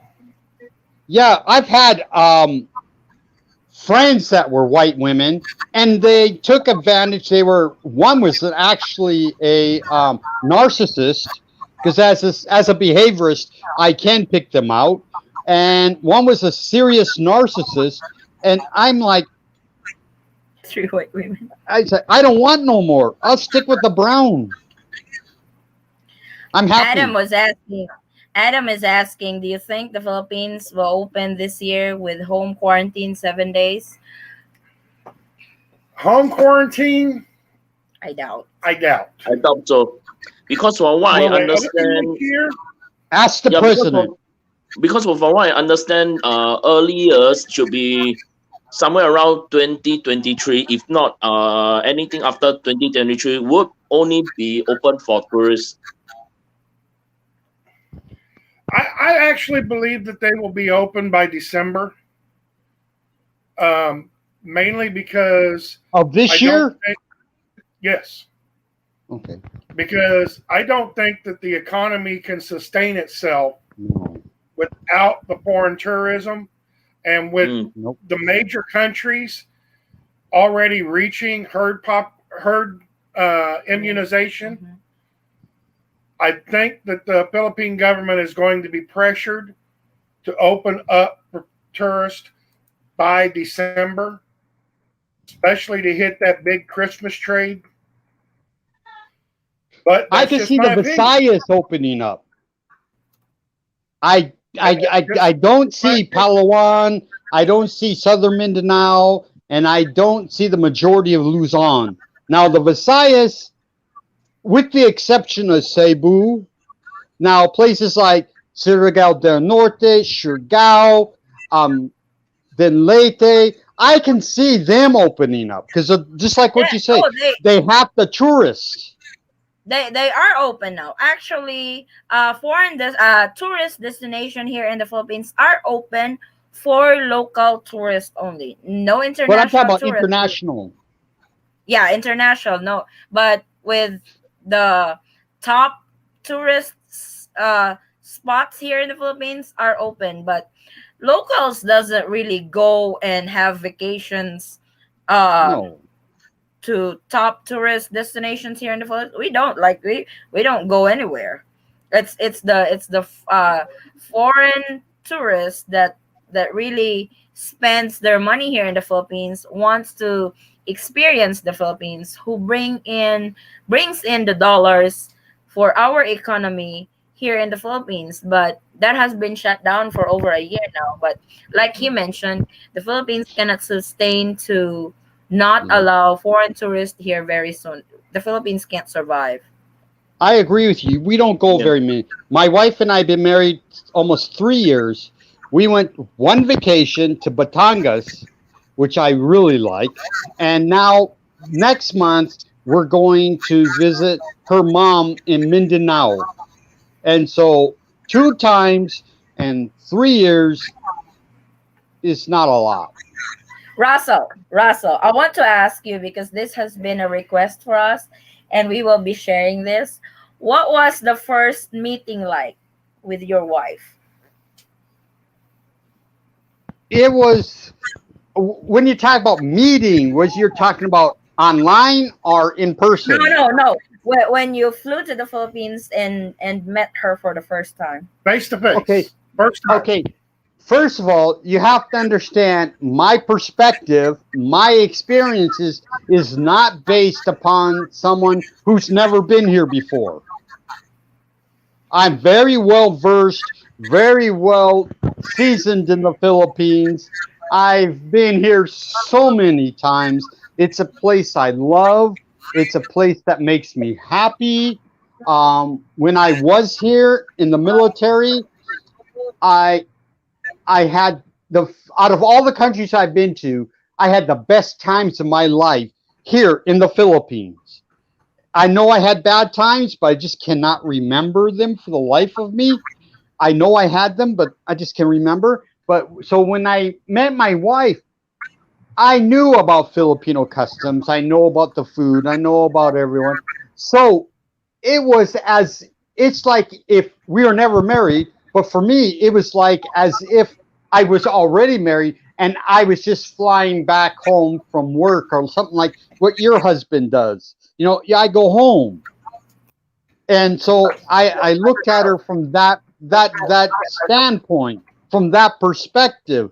So it wasn't like, ooh, wow, the new love. Wow, hey honey, hey you. No. Okay, so I don't know if I'm the best person to say that, but I just felt very happy to be back in the Philippines.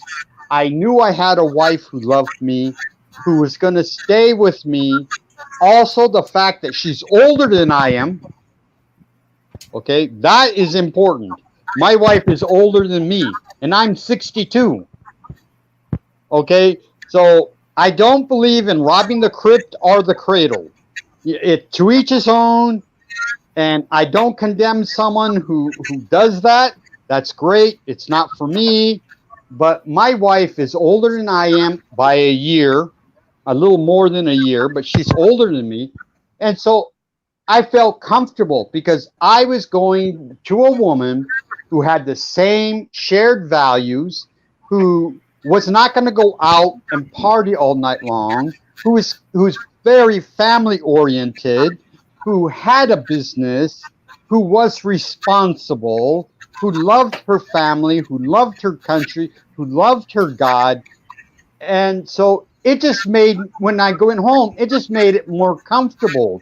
And when I did go home, so that's what I mean. See, I say when I went home and I hadn't been back here, 1984 is when I left. I didn't come back until we got married in 2018. So I have that big period. But for me, it's like going home. So I don't know what I can say more.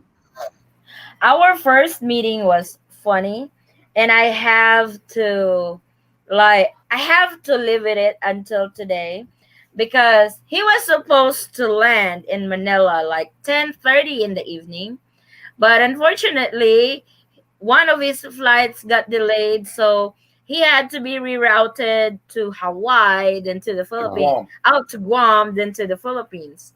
Wow. Then he already had a hotel booked in Manila. I already flew to Manila so I can pick him up at the airport that night.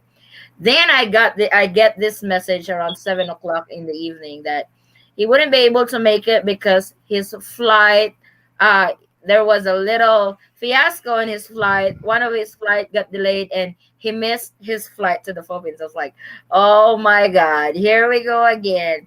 These Americans are just promising that they would come over here and meet you, but drop you at the very last. I was so disappointed. That's like, I stayed in the hotel that he booked, and my mind is just going elsewhere. Like, oh my God, this is not true. This is like the good thing about it is I have a return ticket to Jensen. Oh, yeah, I'll just get up in the morning, take my flight back to my hometown, and move on. I will never talk to him again because he's a liar. That's Oh, what I'm how thinking already. dramatic.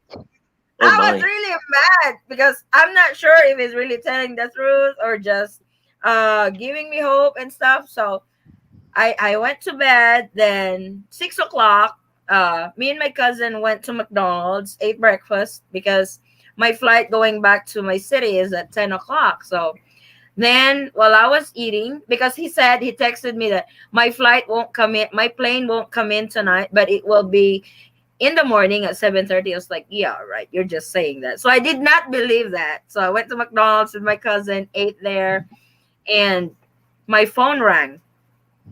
And it's the security guard at the airport. It's like, hey, mom, is this Adelaide? It's like, yeah, this is her. It's like, mom, your boyfriend is here. I was like, oh, boyfriend. It's You're so like, excited. okay. I was like, okay. I was like, I'll be there. I'll be there as soon as I can. So we grab a taxi. The problem is the security guard forgot to tell me which terminal he was in. I went to Oh, Oh my. I went to Terminal 1. He was on Terminal 3. It's like, gosh, it's like, where is he at? So the security guard called me again. It's like, where are you at? It's like, where are you guys at? What terminal are you guys in? So we are at Terminal 3. I was like, oh my gosh, I'm at Terminal 1. So we have to grab a taxi again, go to yep. Terminal 3, and finally he was there. And the first thing he told me, you're late. You're late. I love it. Oh man. And I, That's a and I memory, have man. and I have I haven't let her live it down yet. and I have to live with that every single because remember we are on LDR, right? So whenever he comes back to the Philippines, I usually pick him up at the airport. He would say, are you gonna be on time or are you gonna be late again? I was like, God, can you please drop that already? She has actually been mostly on time since then, picking me up at the airport. I think one time she was like a couple of minutes late. But I'm Yeah. there whenever he gets out from the arrival area. I'm already there waiting for him. So If I was like, if I have So mind if I ask which airline that had a flight delay? Cebu Pacific or Philippine Airlines? Actually, I was coming over on Delta, it was an international flight. and Wow. I flew from New Orleans to Dallas Fort Worth, and at Dallas Fort Worth, the plane that we were going to be taking to Japan had engine trouble, and we were delayed for like 3 hours, which means I missed my connecting flight in Japan. Now in Japan, they said not a problem. We got a flight going out tomorrow. You'll land there at like 1 o'clock in the afternoon. I said, that doesn't work for me. I've got a connecting flight at 10 o'clock in the morning. So I had to fly from Japan back to Guam and Guam To Philippines. to the Philippines in order to be able to make our flight coming down to Ginseng. Wow. And I was late you mean because I General wasn't really, Santos? yes. Yep. Okay. So because I wasn't really expecting anymore that he's coming. It's like, oh my God, this is just bogus. You're a scam. So in the But so morning, it's when was it?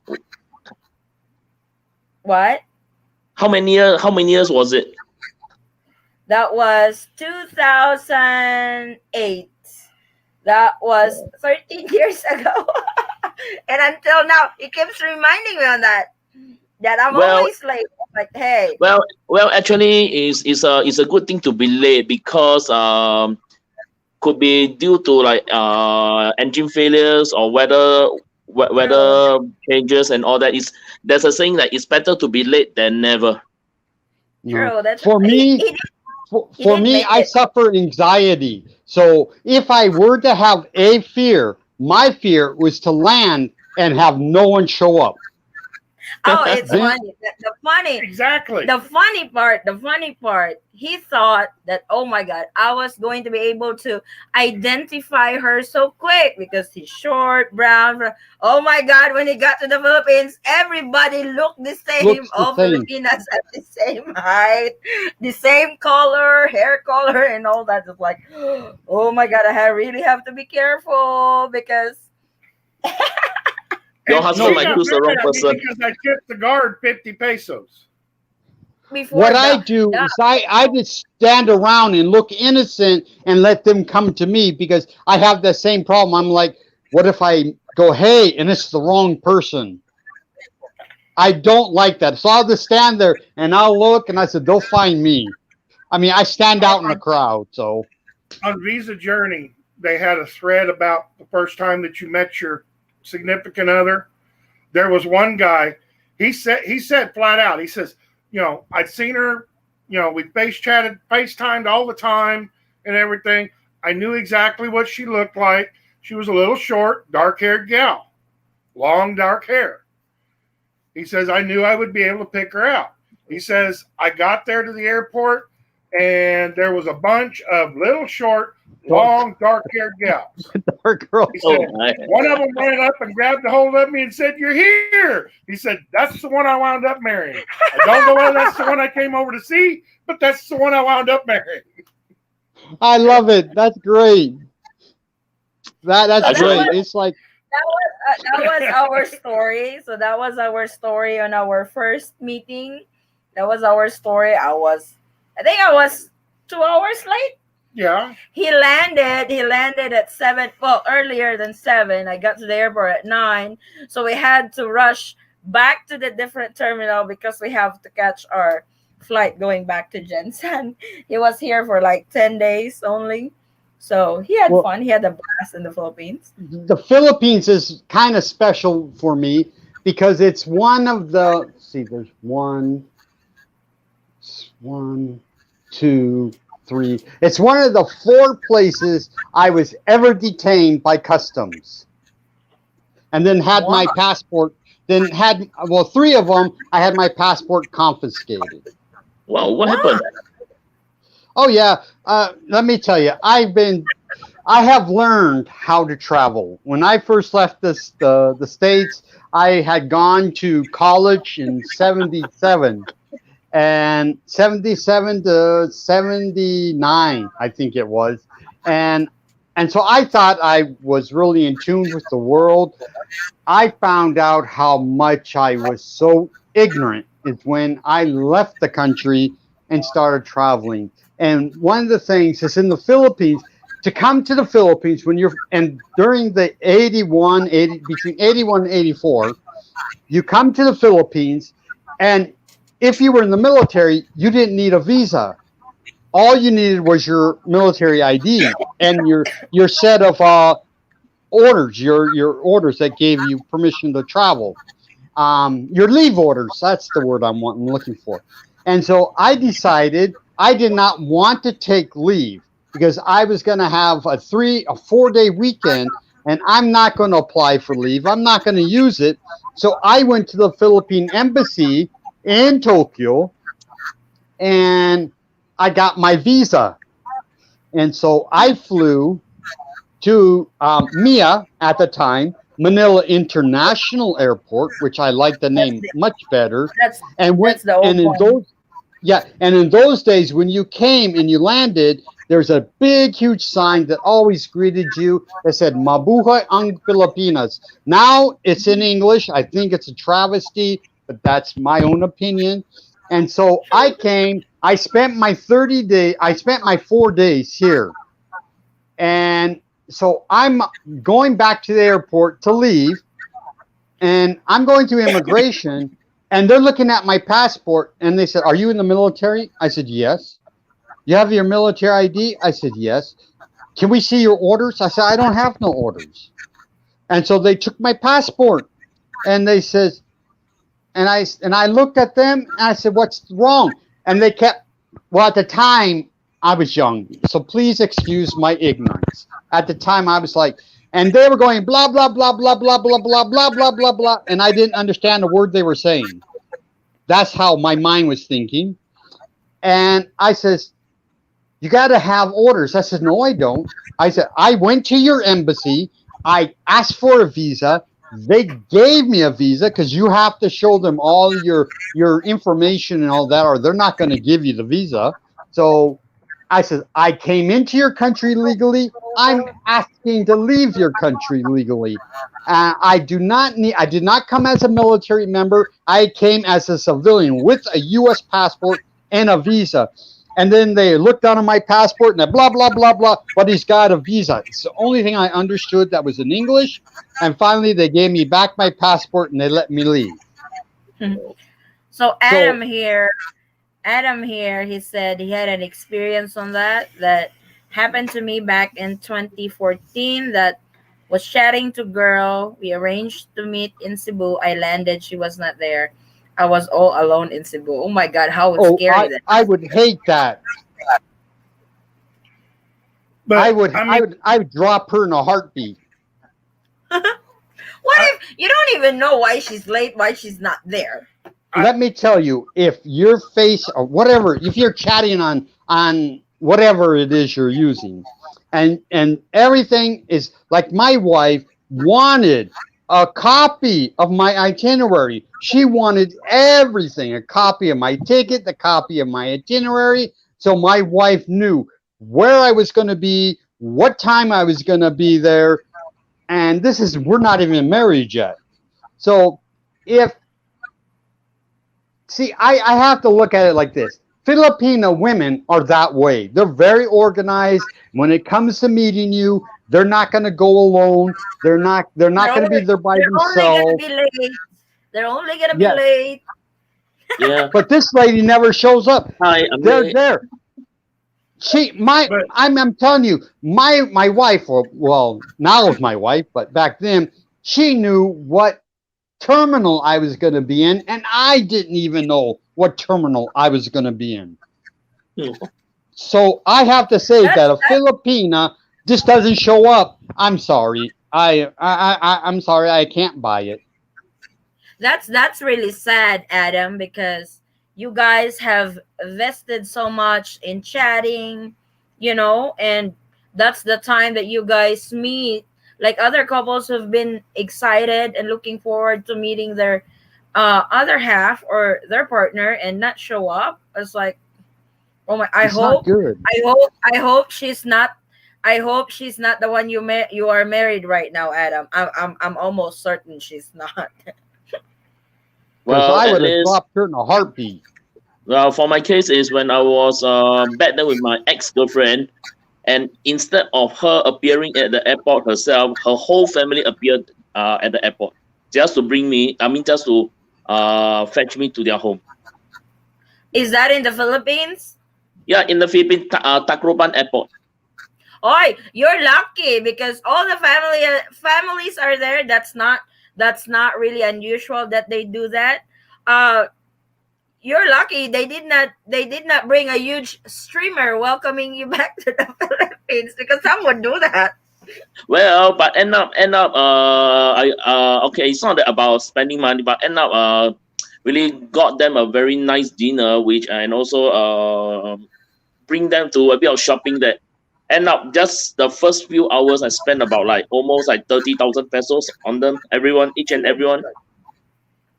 Damn. Some buy the milk, some buy the groceries, some buy the rice, and whatever you can think of, they got it. Almost spent close to 30,000 just the first few hours. That's a no. That's a bomb. Oh, okay. Okay. You see the comment? You see the comment that's there? Yeah. That happened to me. I came where? once. It says J. Oh. Jim Arco That's 1. Jess. This is Jess from... Is that you? No, that's Jess from LA. He's asking, did your hubby get real sick back when he first traveled to the Philippines? No, I've got an iron constitution. I hardly ever get sick. When I do get sick, boy, let me tell you, I get sick. Mm-hmm. But I hardly ever got malaria. Well, for me, if I get sick, whenever I'm not sure whether it's due to the air pressure in that area, but whenever I'm in Philippines, especially in the region of Tagum, I always have this kind of stuffy nose, runny nose, and stuff like that.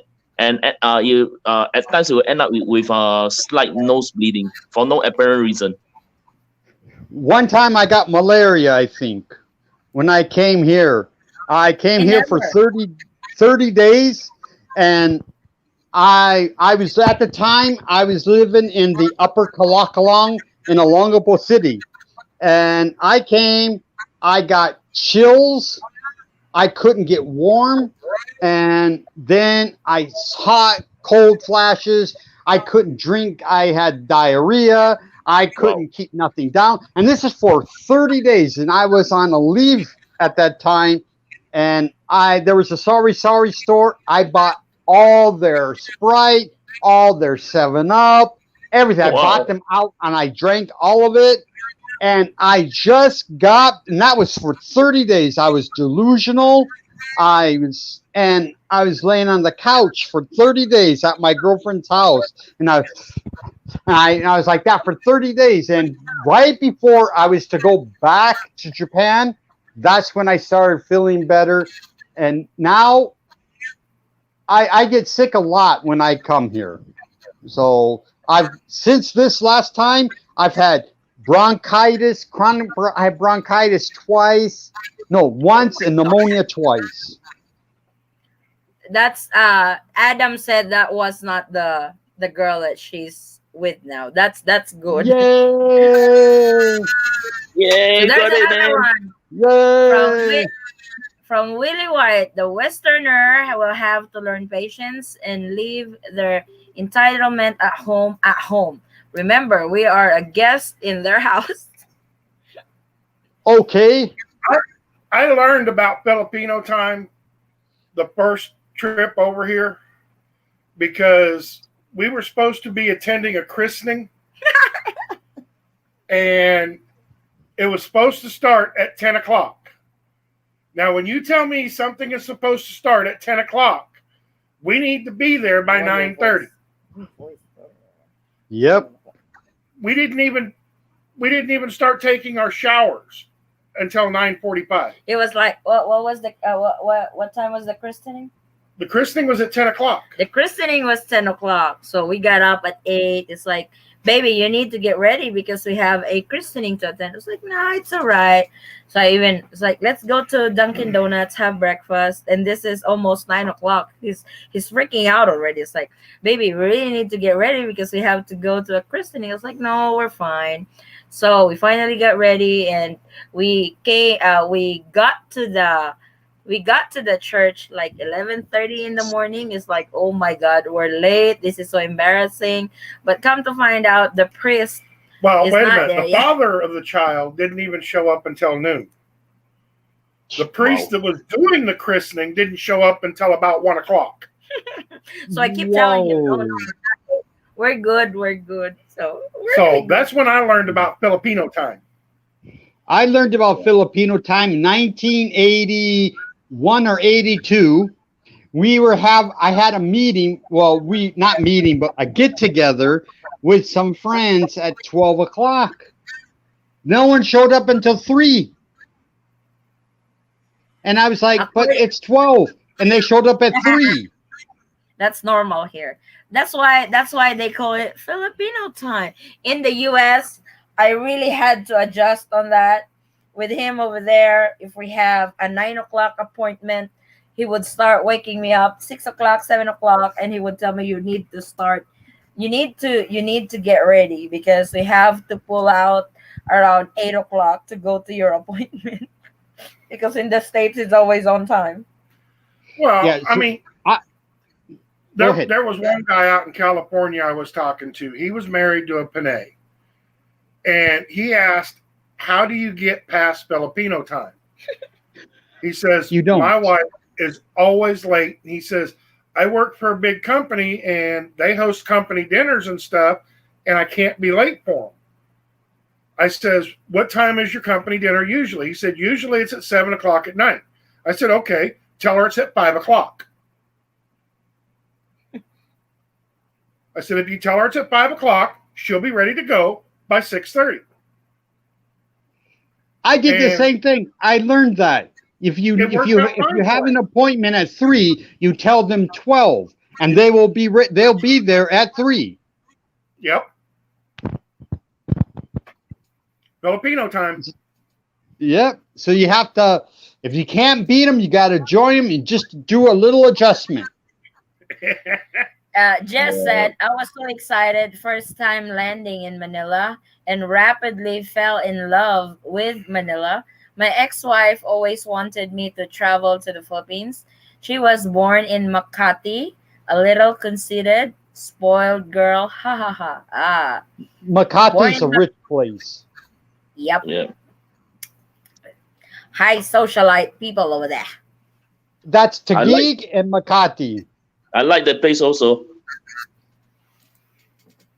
Makati is nice. It's really nice, but I think that has been uh surpassed with Bonifacio Global City, the BGC. I think that's the new Makati now, the Wow. BGC area.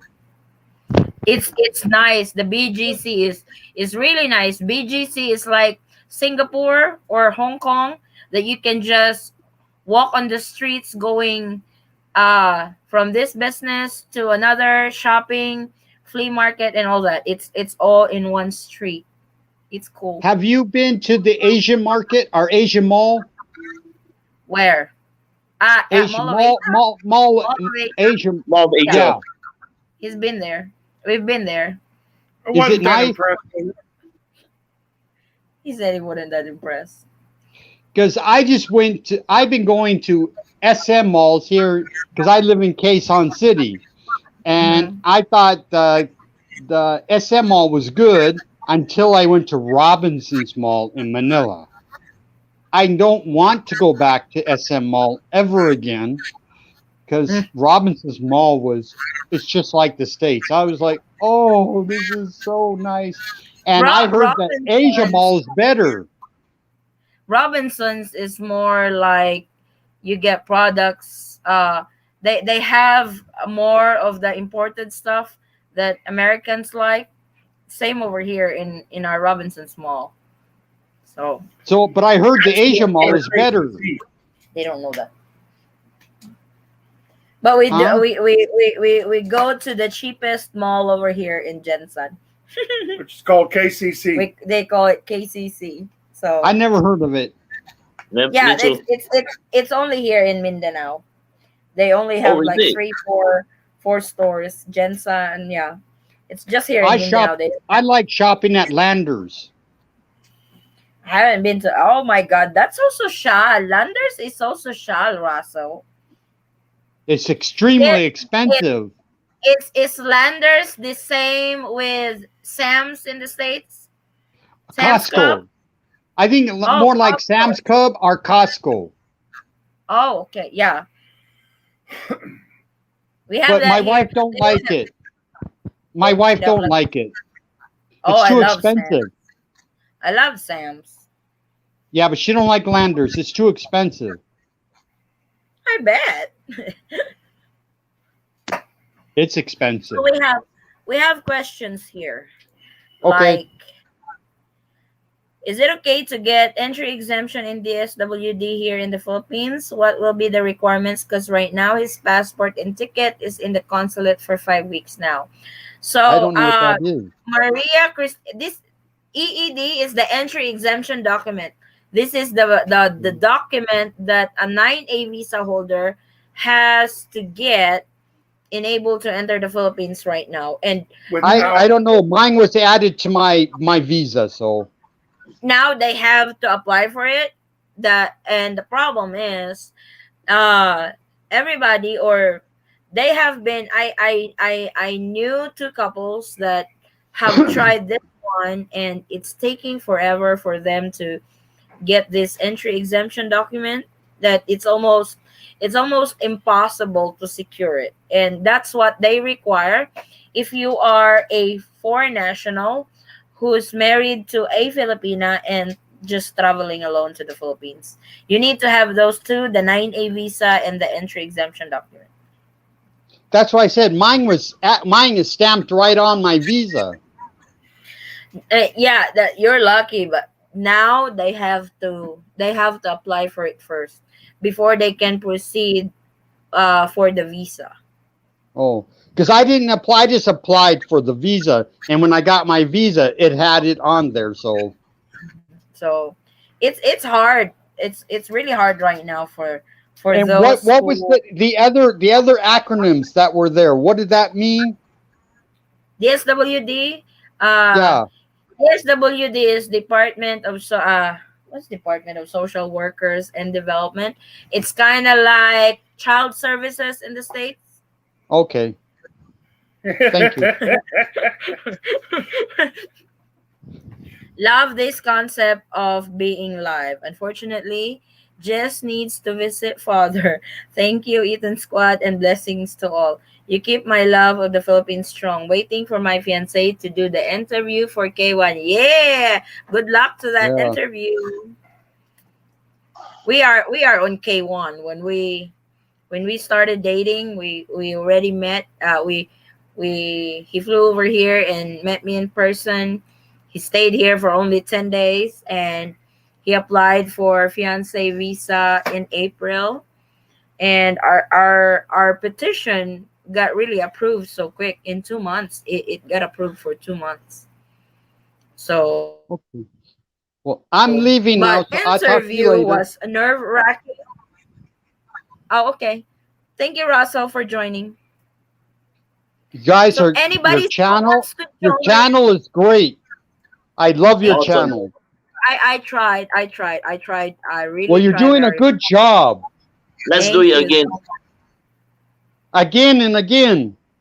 Oh my God, we will have to do LDR discuss. Well, it's like I know I do live for questions on travel updates, immigration, but me and my husband, because there was that one time that LDR was brought up and everybody was really participating on the discussion. So I'm like, why don't we do LDR discussion just to give a break on this disappointment, frustration, anxiety with travel restrictions to the Philippines.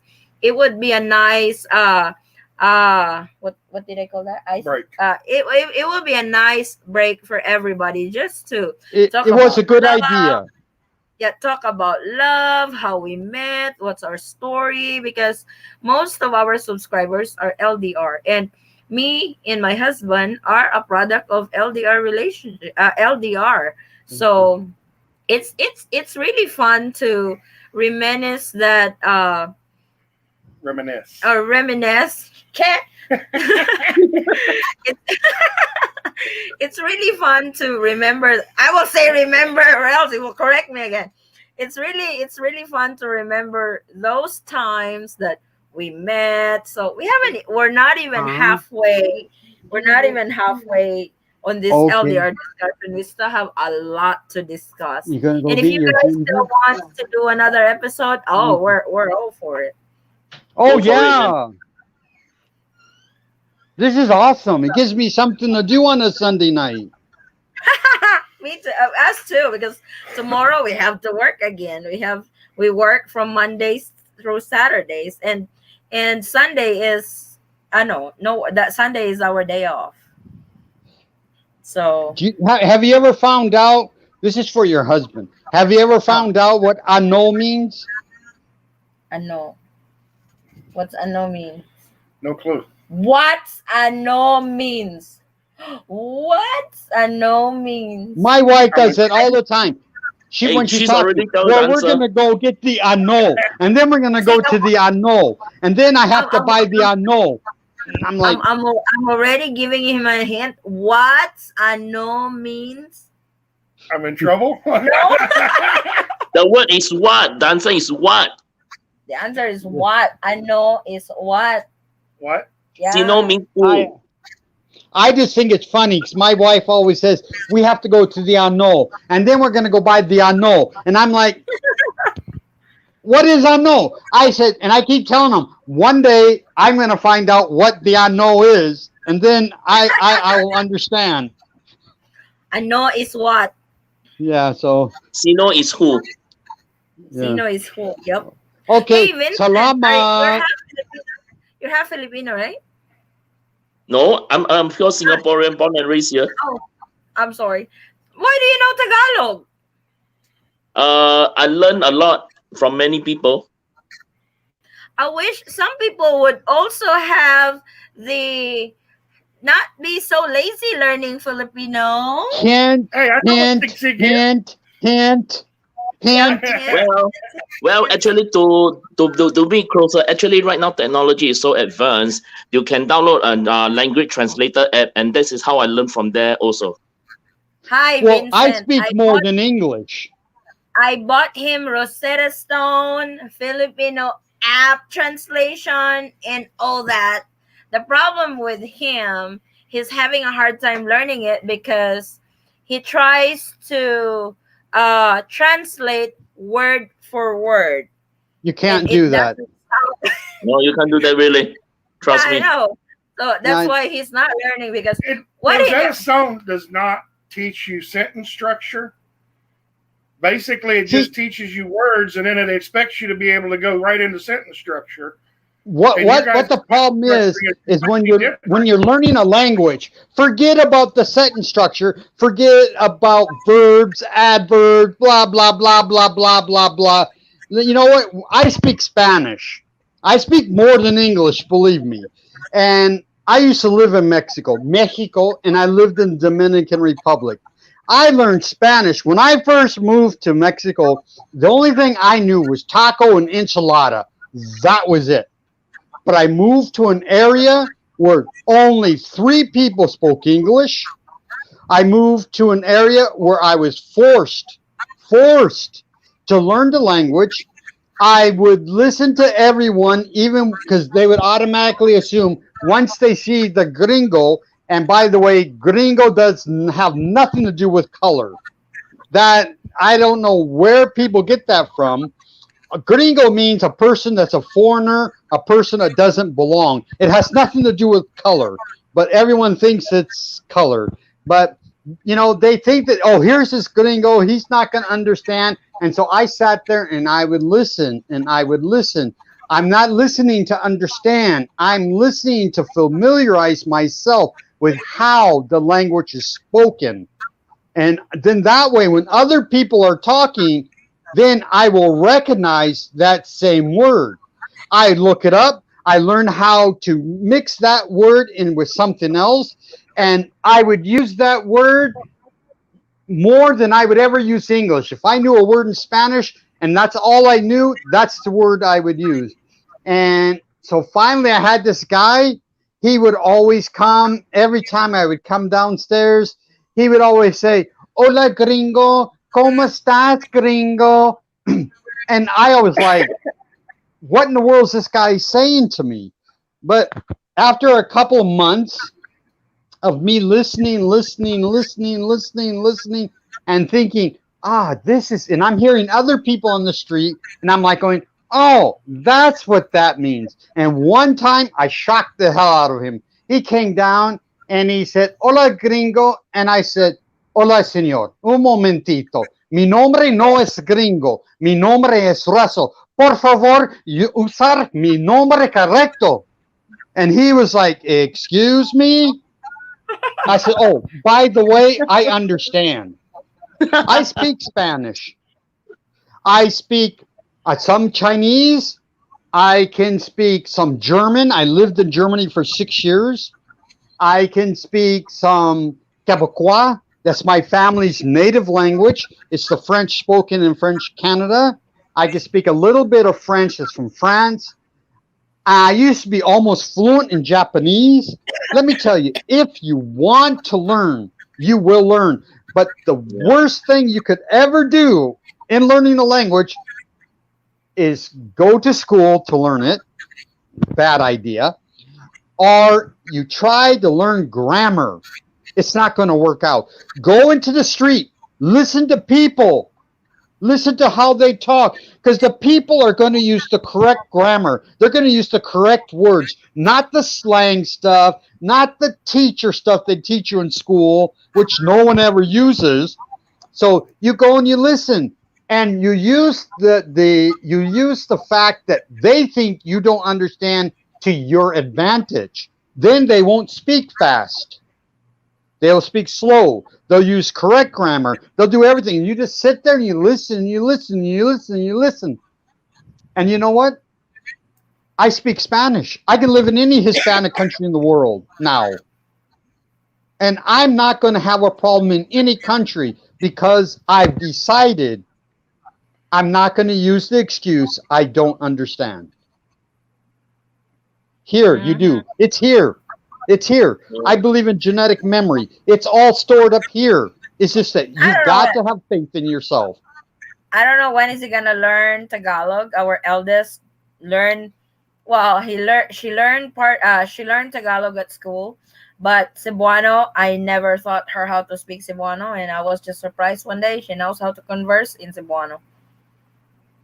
Cebuano, that's Mindanao, right? Yes, that's Bisaya. Yeah. Because my wife speaks that plus I think Ilo or something like that. And then she speaks Ilonggo. Tagalog. Yeah. Ilonggo. Oh yeah, Yeah. I know. And That's then cool. I she know how to speak Ilonggo too. okay, but I've got to go now. I Okay. have to go do something. So I will Okay. see you Thank you, and Russell. See you come next back time. next week, please. Oh my God. Yeah. Set a time for us. Yeah. Okay. Paalam. Paalam. So we have a question from Donald Duck. I'm not trying to laugh, but good evening. I am fully vaccinated man from Europe. Can I go to the Philippines after online weddings or not? Not reason waste money. Thanks. A lot of that just depends on whether the consulate will recognize the online wedding or not. We've had couples that have had no problems after getting married online, but there has been some couples that have had a lot of roadblocks after getting married online. So it's just all you can do is try it. I mean, it's not really a waste of money because you are legally married. And if that is the goal that you're reaching for, it's not really a waste of money. But, I mean, to guarantee that you'll be able to come to the Philippines, like I said, we've had couples that have gotten married online that no problem. And we've had other couples that have run into roadblock after roadblock. Mm-hmm. So it's a case to case basis. Just like what he said, we have helped couples that went for online wedding and applied for the visa, no problem. They were able to enter the Philippines. But we've also had couples that we guided what the requirements are submitted to those couples that was able to get a visa but they got denied. So I don't really know what's their how they process it. Some gets approved, some gets denied on online wedding. But I heard now with online wedding, because before they you can only submit the wedding marriage certificate that was given to you when you guys get married online. But this time, I think the Philippine consulate, when you applied for a visa, the Philippine consulate will need to have the report of marriage already. So this is an application that you have to apply when you guys are married abroad. So report of marriage meaning that you have to report your marriage here in the Philippines. So that's they in at the PSA, formerly NSO before. So as like we mentioned, it's really a case to case basis, Donald. That some gets approved, some gets denied, some did not really have a problem with it, but some had so many roadblocks and just get denied with it. So And I mean, one of the couples that had no problem whatsoever, they didn't spend that much on an online wedding. true. Oh yeah, that's true. They got married online at Justice of the Peace in Idaho or Ohio or Utah. Utah, Mhm. and it only cost them like $150. So, I mean, you know, and from what I understand, he's on his way to the Philippines. Yeah. So, but right now, it's like I know I have been saying this, but I can't get a hold of one of the Philippine consulates abroad. They are so hard to contact. I have already sent an email. I've been trying to contact and stuff because I really wanted a confirmation because I have also heard before that Philippine consulates abroad does not issue visas right now for immediate family like foreign husbands, foreign children, and stuff. So unless I get that confirmation or I get that email, I get that reply from any Philippine consulate that I have emailed regarding that, so I can't really say that yes, some Philippine consulates abroad are not really processing visas right now, so I will not do that. But I'm really hoping that they would answer very soon, and I'm really hoping I get lucky that I get a hold of somebody from one of the consulates abroad, just to give peace, or just to give a heads up to those who have been waiting when their visas are going to be processed, just like the other ones earlier. His paperwork and ticket has been sitting in the consulate for 5 weeks. So if you are working and just trying to use your vacation to go to the Philippines, your time is up. So that's really hard. So sometimes we have to be careful using services like that. Do your research, call who you need to call, confirm information before doing it, because it takes a lot of money, it takes so much of your time. So do your research before you really, if you really want to go for an online wedding, that's really your choice, but do your research before doing it, making sure that this is the right one for you, this is the option that we can do at the moment because of the pandemic. So because you will be investing on that. Yeah. And most importantly, is the must have the patience and also must have the perseverance to go through this. Especially right now, the pandemic is very unsure of what is the latest result. So with these two, I believe LDR relationship works can be work out the best. True. Like we've been saying, this is the most affected category that's been suspended for a long time. As like foreign tourist has been suspended since March of 2020. This is Mhm. June of 20, it's like June is almost over. So Yeah. it's going for a very long time now, and I can attest to those LDR couples who have not seen each other for such a long time that they have plans already and stuff.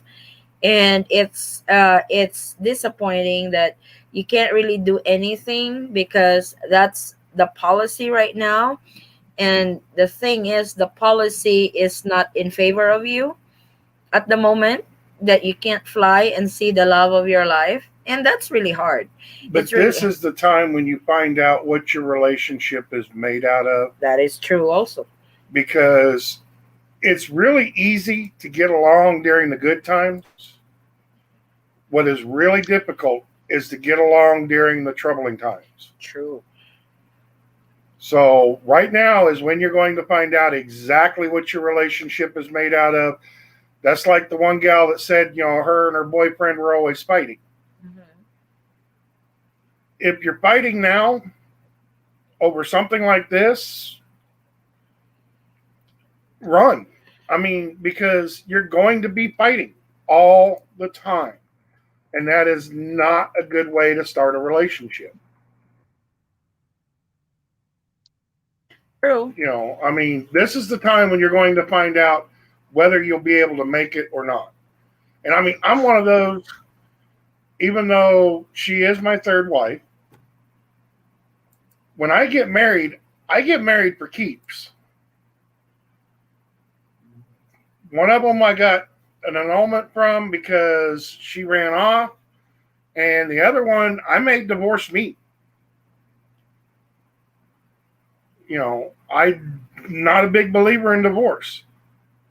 I've already told her. She wants to get rid of me. She's either going to have to kill me or kick me out. Wow. And I'll sleep on the front porch. Because she stuck with me. It's funny because he learned that there is no divorce in the Philippines. He's like, we need to report our marriage so you can't divorce me because there is no divorce in the Philippines. I was like, I'm not Well, divorcing you. to the husband, you got an iron woman beside you, man. I was like, I'm not gonna divorce you. I was like, that never really passes my mind. I know we have problems sometimes. That sometimes I just want to strangle him, but that really never came in my mind to divorce him because I always believe in talking the problems out. It's like I always believe in that.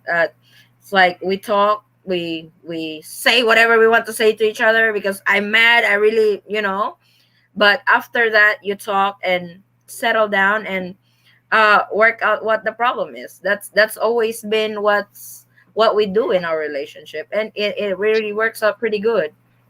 Yeah. Hey, by the way, So to the husband, I have a sudden question to ask you. What was the first impression of your wife's family when they saw you for the first time? I Come on, be Well, honest.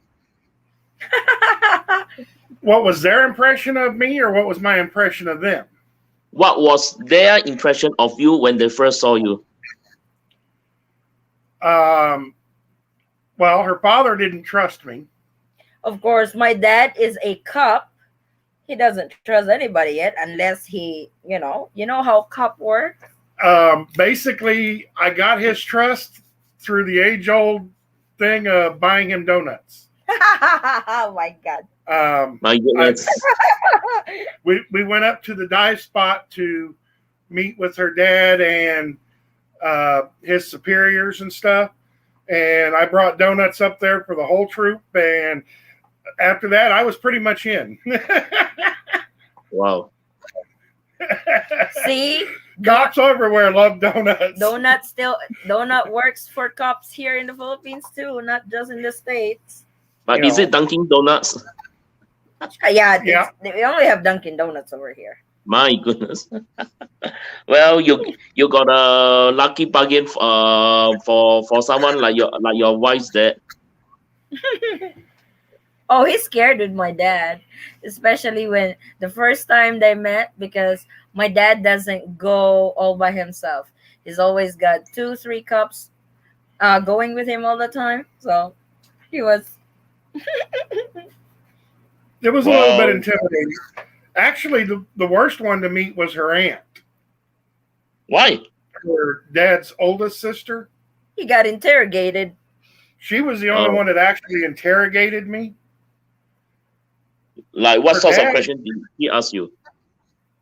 What was their question? She wanted to make sure, first of all, that I was serious. Was I planning on marriage? And if so, where were we going to live? Wow. My dad Well- did that. My dad's problem was because he tend to stay in a hotel when he was planning to come here. So he was planning on staying here for 10 days.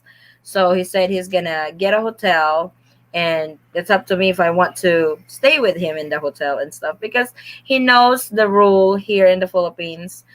During that time, the decency and the modest of being a Filipina still lives on until now. I'm really hoping it's still the case now. And oldies over here doesn't like sleeping together when you are still boyfriends and girlfriends. They don't like that. They want you to be married first before you do that stuff. And my dad had a problem with it because I told him, instead of staying in a hotel, instead of spending money on those nights that you stay in the hotel, why don't you just stay in my apartment? It's like I'm not rich. My apartment is not air conditioned. So if you are fine with it, then you can stay there. The money that you will be paying in the hotel, we can use that to show you around what our place can offer and stuff. So he stayed in my apartment. I live with my brother in my apartment. I only have one sibling, by the way. And my dad had a problem with it. Like, why is he staying there? Are you guys sleeping together? And no, I don't want. It's like, that's not allowed. And my brother stepped in. Is like, what they can do? I'm there. It's like, Kuya is sleeping outside. It's like, that's not really true. He's not sleeping outside. He's sleeping in my room. Because it's just me and my brother in my apartment. So my brother sleeps outside. We sleep in our room and stuff. But literally, my brother was like, Dad, I'm literally there. I'm keeping an eye on them. And my dad always sends my brother wherever we go. But the thing my dad doesn't know, my brother can be bribed. So my husband would give him money, here, go somewhere and buy something, and he would just leave us alone. So Well, I think your dad favorite song is Right Here Waiting. so it's really, but he was actually convinced with Yeah. that. And in the long run, he learned to trust him and really see that he's really serious of his intention. So that was really that was really That's cool. yeah, that's good. At least it can become a memory for the both of us to recount on in the later years of your life. Yeah, it's just sad that because my dad passed away so early. So Oh, I'm we so were in sorry the to hear States. that. Yeah, we were in the States that time, and he wasn't able to see his grandbaby. So that's the thing that's the part that I really regret, that my dad wasn't able to enjoy his grandkids because he passed away so early. So Yeah, it's cool. But anyway, there was. yeah, for myself right now, I was thinking that am I able to get a girl that I want, because my requirement is even not even considered the basic. It's like I expected my girl don't drink, don't smoke, don't gamble, and most importantly, don't ask me for money. Hey, Vincent, I wasn't even on his requirement. I did not pass his requirement. She He Oh didn't. my. he was looking for what's the age? 25 to 32, 25 to 32. I was only 23 when we met. 24. At 24. So I wasn't even on that age requirement that he's looking for. So it's not really just like Russell. If you have heard Russell's story, his wife was not also on his qualification for a Filipina. He said that he's been trying to avoid her every day because every time he's online, she's there. She's, no, I don't want you. I don't want an older woman to be with and stuff. And look at now. He married that woman that he was trying to avoid before. Oh So I my. guess it's not really, it doesn't really, it won't matter what you can play your requirements for uh your future wife, but sometimes there's always that qualifications that you have not listed on your expectations that you will wind up with marrying, just like the two of us, just like Russell. Yeah, that's cool. Anyway, I hope that I can learn more Tagalog or Cebuano's language, because for a person that doesn't speak Tagalog or Cebuano well, but yeah, I can sing a song in Tagalog. You have to, because that's one thing Filipinas love to hear when a foreigner learns how to speak our dialect. He tries so hard before when he asked me to be uh his boyfriend. He literally translated English to Tagalog, and I know the Tagalog wordings, they are doing it word for word, but I kind of know what he was trying to ask me.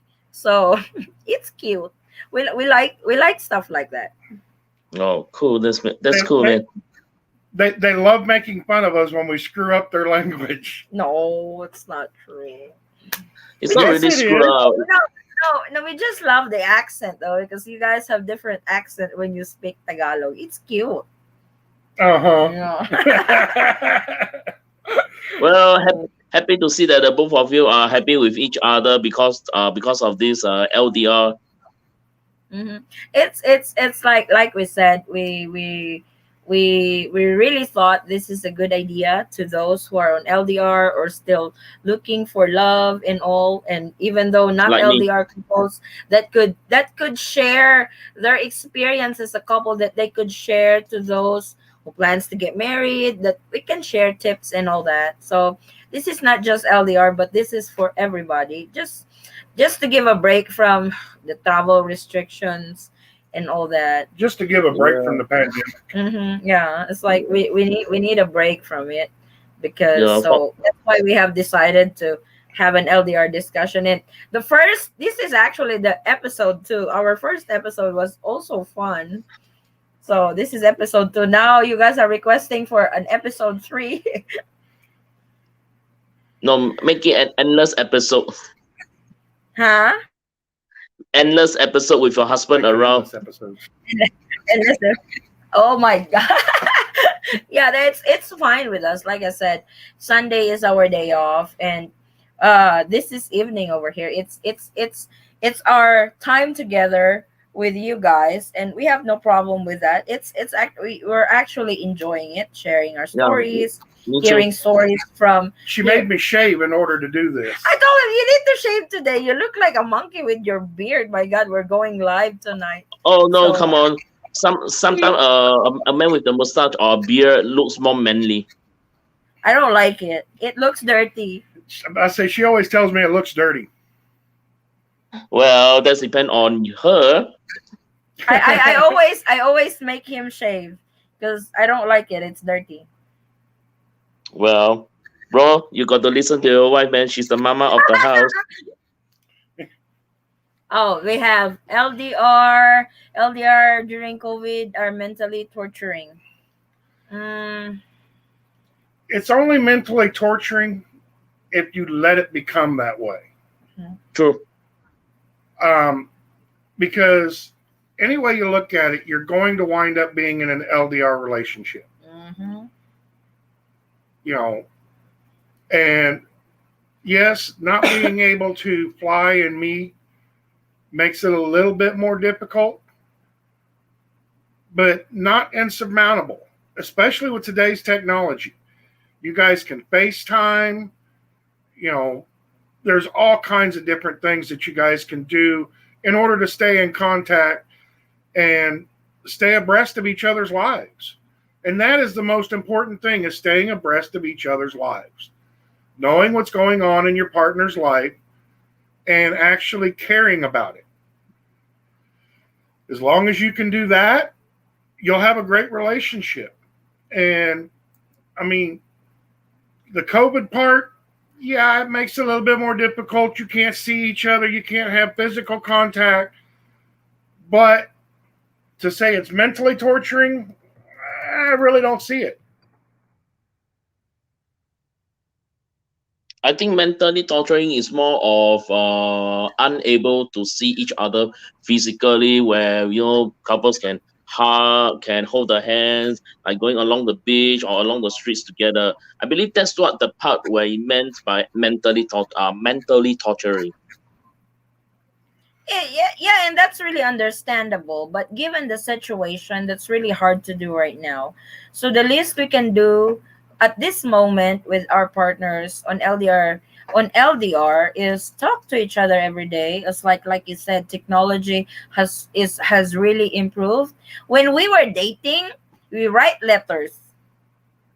The Wow. the platform that we talk to is Yahoo Messenger, that I have to go to a internet cafe, to be able to talk to him because I don't have my own internet at home. There's no Facebook before. The social media during our time, oh my God, we're too old, right? MySpace, Friendster, that's it. Yeah, So I've been through the era so before. I understand. yeah, that's the social media before. So we are only able to talk on Messenger, and in able to see him, I have to go to an internet cafe, pay like 25 pesos per hour, and talk to him. And going to an internet cafe, there's really not much privacy for the two of you to talk, because I don't have my own internet. Unlike these days, there's so much leeway for a couple to talk. I know it's hard because you can't touch each other, that you really want to be with each other, but the communication this day is well improved compared before. Yeah. So But what advice will you give to those who's LDR? Like suppose when it comes to financially needed help, especially in the Philippines, what advice will you give? that's you. What advice would I give? Basically, if you got it to give and you don't need it for anything, then go ahead and send it. I mean, But with, mm, it you're not looking to support them. You're looking to make their life a little bit easier, a little bit better. So I wouldn't go sending them $1,000.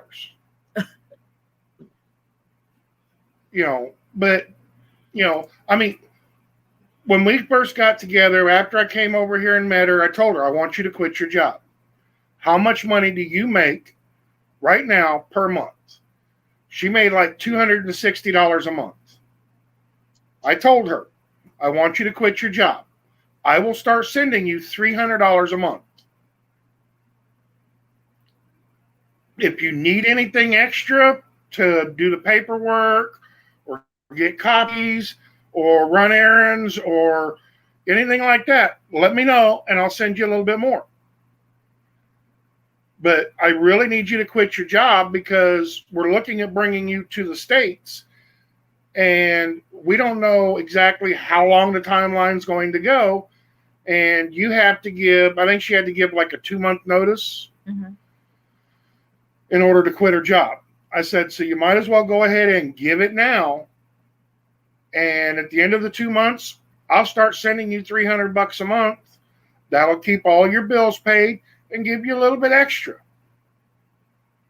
And, so if they're working, I probably wouldn't send them more than maybe 50 or $100 a month.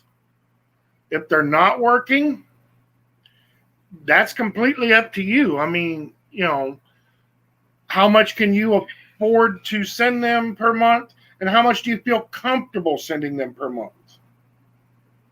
Don't spoil them. If you plan on sending them money, don't spoil them. Don't also shortchange them, but don't spoil them. no, that's cool. I mean, if you go sending them $1,000 per month, they're going to go out and they're going to party Because because know they have all this extra money. Filipinos do not realize how to save money. Uy, I know how to save money, uy. You do, baby. Yes. Okay. I mean, Not all what did you say? Filipinos, some, Not all Filipinos know how to save money. Not all. some, yeah. Not in general, but there are some who doesn't know how to save. A majority of them do not realize how to set stuff back for a rainy day. It's true. If I mean, if they've got the money, they're going to spend it. Mm-hmm. Yeah. And Okay. it might be taking their friends out to lunch or taking their family out to a resort for the day or going to the beach for a weekend. I mean, trivial stuff, really, but it's stuff that takes money and it's stuff that they may want to do, but they haven't really had the money to do it. So it's not something that they're really missing out on. So, like she said, don't spoil them. Don't go sending them, $1,000 per month or anything, because that's just way too much. Yeah. We have this one here. Phoebe Rose Western. You have no idea because you are together. Oh, we know. We absolutely know how hard it is to be on LDR. There was this one time back in 2015, my husband works offshore. And there are times that oil is not always good for a particular season. There's always this downtime year, and that year was the downtime. He was having a hard time getting a schedule because there was really no oil to dig. So it was hard. We flew back to the Philippines, just me and my two daughters, and I was pregnant with our third one. And that was the last time that we see each other, because it that was not because of the pandemic, but because of finances.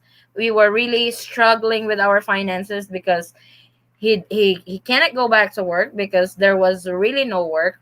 We're here in the Philippines. I don't have a job. We don't have business. We have business that time, but it was mishandled and stuff. So it was hard. We also went through that fight because we don't have money. It's like our bills are up. Where am I going to get the money that I'm going to be paying for this month? So I was pregnant, and until he can slowly go back to work, we can start saving. And our with our first two daughters, he was present on the birth during the birth. Our youngest, he wasn't able to come home because we couldn't afford it. We couldn't afford a plane ticket. The money that he will be spending on plane ticket, just might as well send it here to the Philippines because we will have hospital bills coming up, because I am going to be giving birth to our youngest. That was the hardest time of our She relationship. she got pregnant while she was in the States. Mm-hmm. I missed the whole pregnancy and the Mm-hmm. first 10 months Yeah. of my youngest daughter's life. The first time he saw our youngest is after 10 months. That's when he was able to come home. Money was still tight, but we were able to save for his ticket to come home, saved a little bit on his stay over here. The only way I actually managed to come home was we used a lot of frequent flyer miles, Mm-hmm. which I'd had from when times were actually decent. Mm-hmm. And that was the only way I was able to come home, because my flights only wound up costing us about $150. Yeah, it's like we saved for rainy days, but that rainy days was so long, and it literally drained our savings without him going back to work yet. So that was the hardest part of our relationship. We also do fight because of that, but we've never hated each other. We've never we did not that did not really tore us apart. I know it's hard. I know how hard it is when you have problems and you are not together. Sometimes that is so hard to fix because you both of you are on different world. So that is so hard to fix. Sometimes I am so close minded to the point of giving up because, oh my god, it's like, when can you come home? When can we have the money to purchase your ticket? It's like, You're looking at 19 to 20 months yes. that the only time we got to see each other was when we FaceTime. Mm-hmm. And Well, there were times when we didn't have the money to pay the phone bill to keep the phones on. So without the phones, there was no FaceTime. Yeah. So So we do understand exactly yeah. how hard it is. we do. We really do, We've because been there. We've done that. we've been there, done that. It's like Right now with the pandemic, the Philippines has been closed for basically 14 months. We have been separated for 19 months. And the worst part about it is, So you got another 7 months to go before you say I have no understanding. and it's and the sad part about it is there's a child involved with that situation that we had to go through. Like, can you imagine the feeling of a father not being there during the pregnancy process, during the birth of your child, that you were present on your first two, and the third one you were not able to witness the birth of your child because you couldn't afford to fly? How that's really hard for a parent. That's really hard. It was really hard for both of us because we wanted to be together. He wanted to be here for the birth of the child. The problem is we don't have money that time. We don't have money for his ticket. Even if we can probably purchase the ticket, we don't have that money for him to be staying here, because when he stays here we spend a little bit because he doesn't eat some of our food. We have to cook him the food that he used to. So we absolutely know how it feels. We absolutely know how you guys feel right now, those LDR that have not seen each other for such a long time. we, Yes, we true. really do, we really do. But anyway, I will actually for myself is I'm very. I mean, for myself personally, when I see the both of you happy with each other, it's really a testimony for those who are in this LDR. But of course, my only advice I can say is do not keep on dating each other even after you're married. Keep on dating each Mhm. other to spice up the love that the both of you had and make it more spicier as the day goes by. It's a work in progress every day. You Yeah, will true. learn, you will learn new things from each other every day. It's like marriage is not easy. Marriage is Yeah, the hardest job you'll ever have. Yes, it's the marriage is not. hardest job. It's the hardest It's Mhm. job, the but it hardest can job. reap enormous rewards. It's like the dating, the tickled pink moments, the sweet moments. That's there, but there, you are not in the reality yet. When you guys are married, you will discover more from your partner that, oh my god, he's really like that. I did not expect that. What, you will leave him because he's like that? I told her from the get go, I am a very hard person to live with. I am very set in my ways. I can be a real butthole. Who, that's not. You will be kicked out if you say that. And You just said it. I remind her of that all the time. You know, and no, I didn't say the bad word. Booing. It's the same thing. YouTube will know that. But yeah, it's like I said, marriage is a work in In process. progress. It's a process every day. Every day you will discover something new from your partner. So that's the nature of marriage. So sometimes it's like you will see us. We are happily married, but we have gone through a lot. A lot. We have come to the point one time that we are giving up. We had that moment that we really want to give up, or I want to give up. He's not giving up, but I want to because I couldn't make it anymore. It's like it's so hard. Why is it? I always have that question. Why is it so hard? Why is it like this? Why is our life like this? Is this going to end? When is this going to end? Stuff like that. But until now we're still together. So talking really works. You talk to each other. Don't hate each other. Be a team. There is no I in team. So both of you really need to work on your relationship. Not just one, not just the other one, but you have to be together. You have to work together as a team to have a successful And relationship. you've got to be willing to compromise. What? I don't like that compromise things. Sometimes it's his advantage when you say we have to compromise, but it's always It's always on his advantage, not mine. No, not compromise. Scratch that. Come on. Actually, sometimes a little bit of compromisation is good because you may never know that what you get when you compromise. Whether is it good or bad, it all depends on your takings. You know what compromise is, Vincent? You know what the secret on the compromise? Yes, dear. Yes, dear. Yes, dear. Oh, the wife is always right. No, that's what they said. The wife is always right. Happy wife, happy life. When Remember mama is that. when mama is angry, everyone starts to worry. Yeah. True. This one, it's mentally torturing because we don't know when we see each other. We have been on that stage. Like I said, that was 2015 was really the downtime of our marriage. It was, we don't know when we will see each other. It's like we even created a GoFundMe. We stated our story over there. I don't know if I can.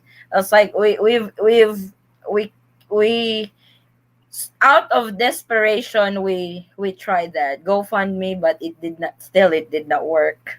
So it was hard. Yeah. From J Mike, it's emotionally difficult to accept the fact that I am not allowed to go get back to the Philippines simply because we are not married yet. I know that sucks. But hopefully they will really do something on that. I really hope that they would see the hardships that this couple is going through because of this. Because you want with during the hard times you want family around, real family.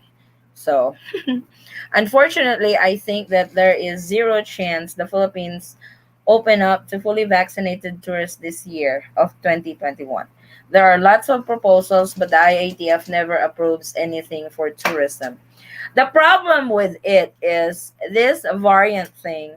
As like they were close to opening up already the last time, but because of the new variant of this virus, they had to uh,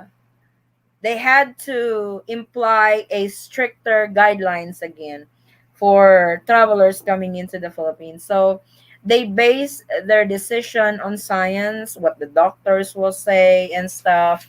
That oh, this is a very dangerous variant. This is three times dangerous than the first one we had. So we have to close the border. We have to, you know, uh put up more stricter rules. So I guess that is their problem. And the thing is, here in the Philippines, the vaccination is quite slow, unlike other countries. I know in the States, I think 70-80% already over there have been vaccinated. Here in the Philippines, we're only at 5% of the population that's been vaccinated. So I think that's also one thing that they are waiting on to get everybody vaccinated over here, just like they said. Their goal is 70 million Filipinos vaccinated by December. That's why he predicts that the Philippines will open up for tourism in December because that's vacation time for everybody. Everybody wants to come visit the Philippines, spend the holidays in the Philippines. So that's what he thinks that tourism will finally open. We'll never know because last year it's not even the peak of the pandemic yet, but they closed it to everybody. So who knows this year? Well, pandemic is one thing, but also more of concern of the about the safety in the Philippines, especially right now. A lot of people are left without a job, and probably I'm not saying most or not saying all, but there's a slight possibility that people will resort to robbing. But what if, let's say, when the pandemic is over, the whole country is open up? I wonder will the safety of the tourists be guaranteed if they were to enter into the Philippines for tour?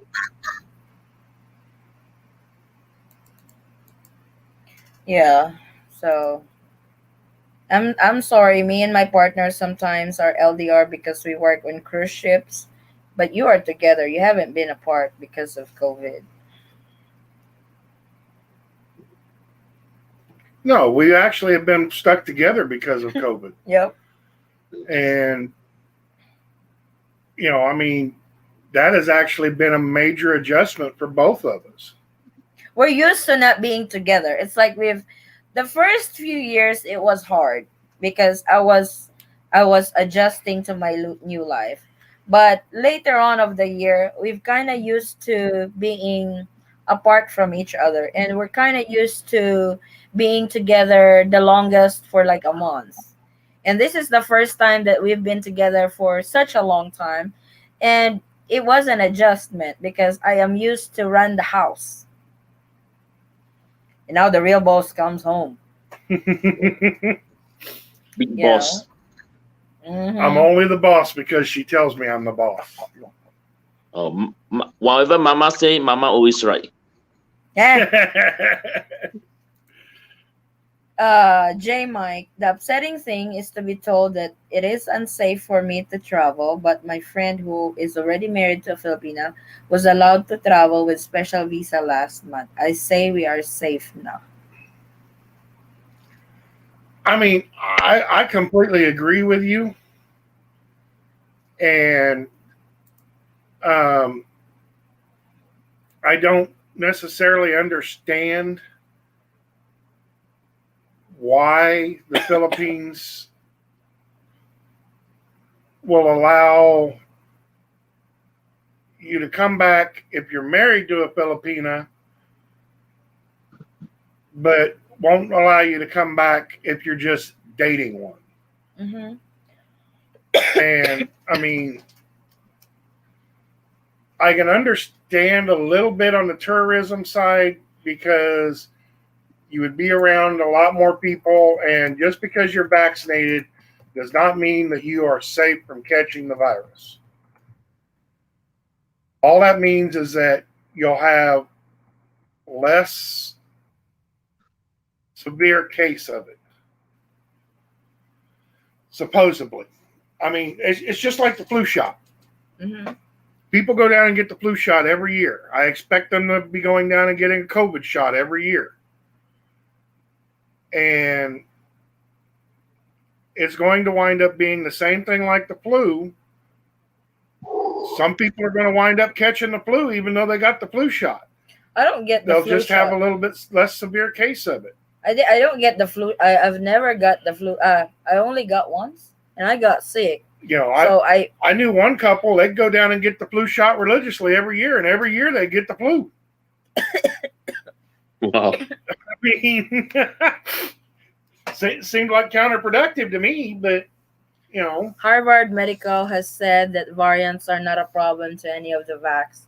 Yeah, I know. It's like they said, the vaccine should be as effective to different variants of this COVID-19, but that's not how the Philippine government is seeing it.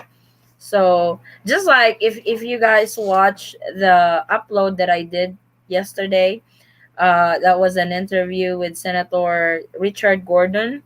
He even said flat out that the Philippines is doing the Philippines managing this pandemic so OA means overacting like that. So he said it's so OA that you know. So next, I don't understand why Philippines is not letting tourists in with the vaccine. The COVID ain't going anywhere soon. It's with us for a long time. True. I agree. And I think I have said this on my video before. I think the Philippines will have to work more on safety protocols, properly dealing with just like over here. One counselor said, as like the lockdown will not do any good. It's how the people would do their part to fight this virus, because Filipinos tends to be hard-headed. It's like I am guilty of that, because over here they require face shields and face masks. Uh, I don't wear face. I do have my face shield, but I use it as a headband. I don't wear it.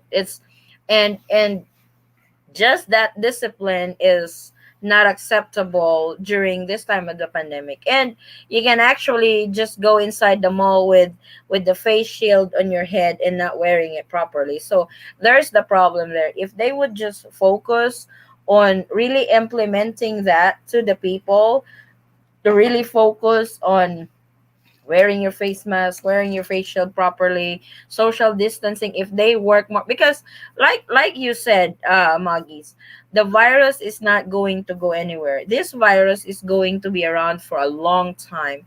So we need to plan how to live with it, because it's going to be part of our daily lives for a long time. And trying to stop it for the next week, next year, that's not going to happen. So they really have to lay out a plan that works for everybody, and they just have to accept the fact that this virus is going to be part of our daily lives. Vincent is sleepy now. Nah, I'm okay. No worry. No, I'm just So happy that the both of you are really happy with each other. That's something that for myself who's still single and very available. Yeah, that I oh, learned from you. Vincent is available to those who are looking for somebody. Uh, we have one up for bid, going once, going twice. No, actually, the thing, another requirement of my girl that I want is hope that she's able to accept my mom, who's a stroke patient, because most girls are willing to be with me, but not willing to take care of my help to take care of my mom. That's something that I also take it into a consideration when I having my requirement of my lifetime partner. Mm-hmm. Yeah, right. Me and my mother-in-law doesn't get along well sometimes. Oh, that's bad. Nah, it's. I think it's My mother can be very difficult. even him and his mother doesn't get along well. What more about me? Once she Wow. gets, I mean, if she just meets you on the street, you'd think that she has a heart of gold. But once Well, she really gets to know you, she can become a real beat. wow, that's bad. And I mean, Don't get me wrong. I love her dearly. She's really a great grandma, a great mother-in-law. But there's that times that she's, I mean, according to her, she is always right, and everybody else is always wrong. you know, If Well, she no tells comment on you that. if she tells you the sky is pink, you had better believe it that it's pink. And if you prove it to her that it's blue, that's what she told you. It's blue. Well, the only explanation that I can give to her is, sorry, mom, I'm colorblind. mm, yeah. Then she will have something for you. You cannot win in an argument with her. She will always have something thrown at you, that making sure that you are really wrong and she's right. Well, like what your husband has said just now, run with the highest speed. I don't. I fight back. I might be small. I am 5'2". I may be Asian, but hey, I know how to talk back.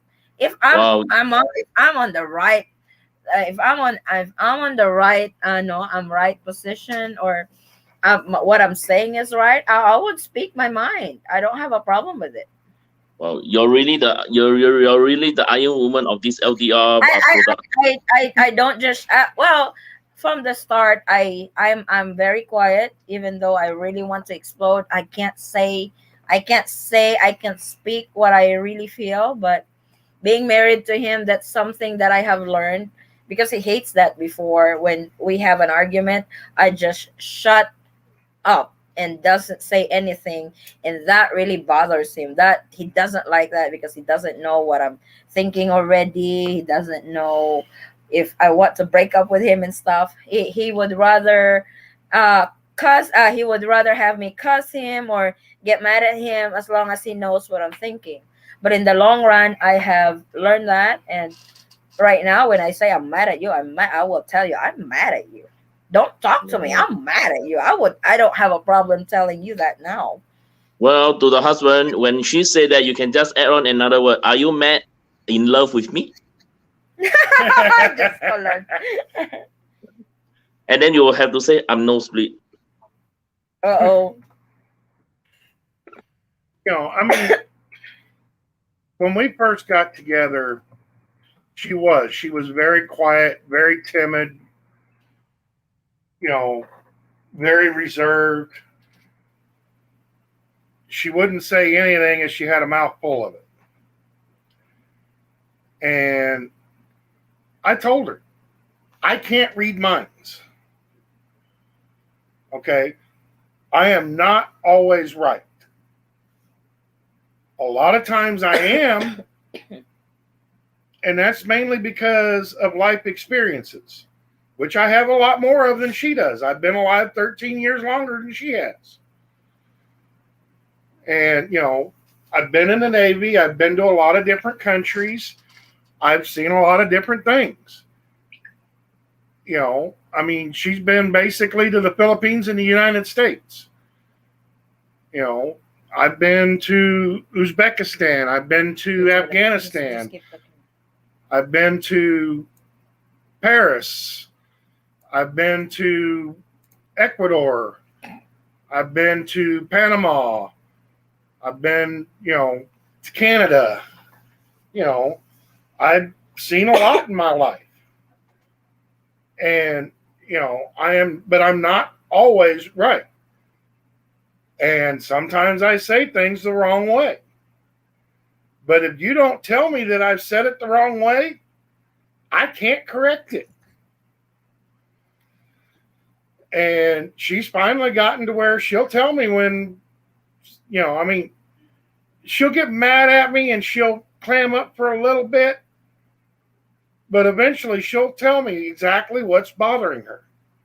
And a lot of times it's just a simple misunderstanding. I said something a little bit wrong, or I brought up somebody I shouldn't have. And,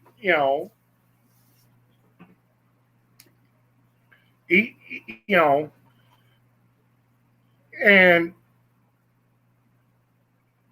that's where the communication side comes in. You've got to have good communication. If something's bothering you, you've got to be able to let your partner know. Yeah, when I'm mad at him, I just smack him. She does that all the time. Before I don't. I really don't. When I'm mad, She's very brutal. For sure. Oh, take care, man. You really got to be careful with that. I'm just in one corner, just building the tension and stuff all by myself, but not anymore. This time, I'll really show you. I will really tell you if I'm mad. But to me, it's a be whatever the relationship that you both of you in, or maybe LDRs or whatsoever. If ever want to correct a mistake, always correct in love, not in hatred, not in whatever things that you throw away your own rights first before you speak. That's one of the things that most people forget to do. That was my problem before. When he's correcting me, I take it wrong. Before, when we were just early in our marriage, when he corrects me, I always take it wrong. And he always tells me that, baby, it's like it's I'm not trying to insult you or stuff like that. I'm just telling you this and that. But to me, I always take it wrong. So we wind up fighting, or I wind up getting mad at him. That's like she used to sell a lot of stuff on eBay. Wow. And I told her, if you're going to do that, you need to get a backup computer. You need to take some of that money that you're making and buy a backup computer. Because you can't afford for your computer to be down if you're selling stuff on eBay. And she refused to do it. She told me I didn't know what I was talking about until her computer went down. And it was down for 3 days while it was getting fixed. Then she told me, okay, you were right. I said, I know I was. But at least that is the one thing that I actually appreciate about her. She will actually admit when she was wrong. Of course, I'm not gonna pretend that I was right all the time. Most American women will never admit that they were wrong. I do apologize when I'm wrong, and I would really tell you that I'm sorry, I'm wrong. You were right. I tell him that when I do something, because I always have this attitude that even though he already know that I'm doing it wrong, I will still do it until I get to the point that I realize that, oh my god, I'm really wrong. He was right. I was like, I wanted to test the waters if he was wrong and I was right. But the problem is, And I let her. and he would let me screw up. So when I screw up, then I would say, sorry baby, you're right, I was wrong. And I don't have a problem saying, I don't have a problem saying that. And I still do until now. Yeah, that's good. Happy for the both of you, man. My short story is I met my partner on Filipino Cupid, and maybe from 100 girls who was texting me, my partner is the one who is special, also working and respectful. Come on, Philippines, open for LDR. Yes, we will all pray for that. I say, Vincent, try Filipino Cupid. It worked for me. I'm sure it will work for you, bro. Oh man. We met in Cherry Blossoms. I don't know if Cherry Blossoms still exists. That's also an online dating site. That's where we met. We met online. We did not met in person. But do you have to pay any fees for such websites? For men, yes. For women, no. I was about ready to say, yes, it cost me for like 90 days. I think it cost me like $125. Was it worth it? But hey, You did not answer. I tell everybody, she is the best investment I ever made. I spent $10,000 getting this woman in my life. Wow. She is the best investment I ever made. So I got a And prize? you got a Yeah. good bargain, man. You got a price, baby. He always tells everybody that. And You know, I mean, it's true. she is. She's the best investment I ever made. He spent so much for me because he had to fly here, then we had to apply for the K1 visa. That's an expense. Then I had to go to Manila for the interview. That's an expense because I had to stay in Manila for 1 week.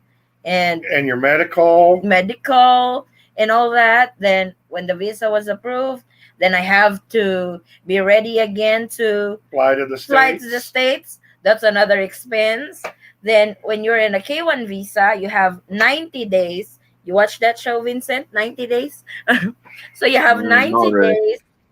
You have 90 days to be married, because if you are not married on 90 days, within 90 days, I will be deported. I will be deported back to the Philippines. So that's an expense on our wedding. Then after that, we have to file for my adjustment of status, my 2-year green card. That's expense again. And after 2 years, that will be lifted and you can apply for your permanent green card. That's 10-year green card. We had to do that twice because the first 10-year green card, USPS said on their tracking that it was delivered at the house, but it was never delivered. So we had to reapply for it. And I was only able to have my green card for a week before we proceed for my naturalization to become a U.S. citizen. That's another expense. When I became a U.S. citizen, he really wants me to do my dual citizen. So that's another expense. So We had to fly to Chicago so that she could go to the embassy up there. Mhm. You know, I mean, basically, she cost me about 10 grand. But she is the best investment I have ever made. That's good for you, man. That's $500,000. You are a cute couple. I envy you for being together already. Me and my boyfriend are looking forward and praying hard Philippines will open to tourists LDR is hard, but we are working for both of us. Exactly. Well, actually, I was thinking of right. What if let's say when this pandemic is over, let's meet up with all the subscriber in Oh, YouTube that in would this be different fun. squad. I would love that. Meet and greet with LDR couples, with your partners. Hopefully, Vincent, by that time you will have a partner too. Hopefully, cross fingers. Yeah, that would really be fun. We are because those boyfriends and fiancés are going to be here in the Philippines when it opens up. That would be really cool. That everybody would meet up, meet and Moggy, greet. Maggie, if you don't mind saying, how much did it cost you for Filipino Cupid? yeah, Oh just my! like you might have a discount. You have to try it out, Vincent. Usually they've got like a 90-day promotion when you first sign up to the site. And that's what I got on Visa Journey. I mean, on Cherry Blossom. And basically, they said that they specialize in mail order brides. Oh, website do that. Filipino Cupid probably say the same thing. And, you know, I mean, you can go on a monthly subscription or, but it's just like any other dating app. It does cost you, but especially like me, because I worked offshore, I didn't have time to go out and meet somebody. I didn't have time to sit on the computer all day long and, try to find somebody that I was actually interested in. So for me, it was a lot more convenient to go to a dating site, and especially one that specialized in mail order brides. So why did you want Filipino? It was like there's Russian, German, other nationality. Why Philippines? Why the Philippines? Actually, I was more interested in the Asian countries because you know me, I love Chinese food. Sus! Amen. Go for it, man. If they But have a check attendance on Chinese buffets in the States, my God, we are magna cum laude on attendance there. Wow. but outside of that, Crab legs, crawfish. specifically the Philippines, because the Filipino women are traditionally very loyal. Amen. And Not all. that's what I was looking for. I wanted somebody that could love me for me and would manage to stay with me. It's not just you, brother. It's the dream of every guys. I mean, like I said, I've been married 3 times. Boy, I'm Oh. the third one. Yes, you are. Wow, I thought I really reacted to it. Okay, go ahead. Both the others wound up cheating on me. I needed somebody that could basically handle our separation and would basically be waiting for me when I got home from work. He had that problem before when we were still early on to our marriage, because his previous wives cheated on him. So he thought that I'm going to be like that too. You have to admit that he thought that I'm going to be like that too, that I'm gonna cheat on him, that he's not going to be enough for me. And that was hard adjustment for me, because I have to prove to him that I am not going to cheat. I'm not going to cheat on you. I am going to be loyal to you, especially that I have I have a vow to live on, that I am going to be faithful through thick and thin, sickness and health and all that. And I do faithfully obey that vow. And sometimes he had a hard time believing that, because you can understand, because of his experiences with his exes. Oh my God, exes! My goodness, I hate those when those topic gets brings up. Before I get mad every time he brings up his ex. And there was one time his ex couldn't move on, that I was already in the States. She keeps calling him. Hey, I need a copy of my birth certificate. Hey, I need this and that. It's like, why is your ex keeps texting you, keeps calling you? What's her problem? And I came to the point that I was like, give me the phone. When she calls, give me the phone. So one time she called, he handed me the phone, and the ex was like, I need a copy of my birth certificate. I said, listen, if you don't stop calling my husband, I will send you a death certificate. And she stopped. Wow, She bro, stopped. look She never look at what called you got. anymore. She never called. She never called because I get pissed that Yeah. they don't have a kid together. That's really a blessing. I'm not against those couple that have kids on their previous relationship, but I think for me, we will probably not going to last this long if he's had kids with his previous marriage. I Because she's very possessive and very jealous. Wow. Wow. Wow. No, Really? don't say that, man. Don't say that to her. She's a nice woman. I'm not that jealous, oy. Ah, Small lang. Tapos. grabe! The Small tapos. lang. Small lang. Grabe! Grabe. Ay, just colored. I really appreciate you guys. Out of all YouTubers I watched, I enjoy yours. Most I met my Filipino online, and because of the pandemic, we've been waiting over a year to meet in person. And Mike, trust me, that meeting is going to be precious. That meeting is going to be so memorable, and that meeting is going to be, you know what I mean? Look at it this way, Mike. Look at the story you will have to tell your grandkids Yeah. about how you met their grandmother. Hello, grabby grandmother, not kids yet. You jump off. Grabby grandkids. They haven't even met in person. You want grandkids already? Grabby ka da. Kids da. It looks towards the future, man. Mm-hmm. You know, I mean, it does. It gives you a great story to tell later in life. True. Jess, I mean, you've got to try to look on the bright side of things.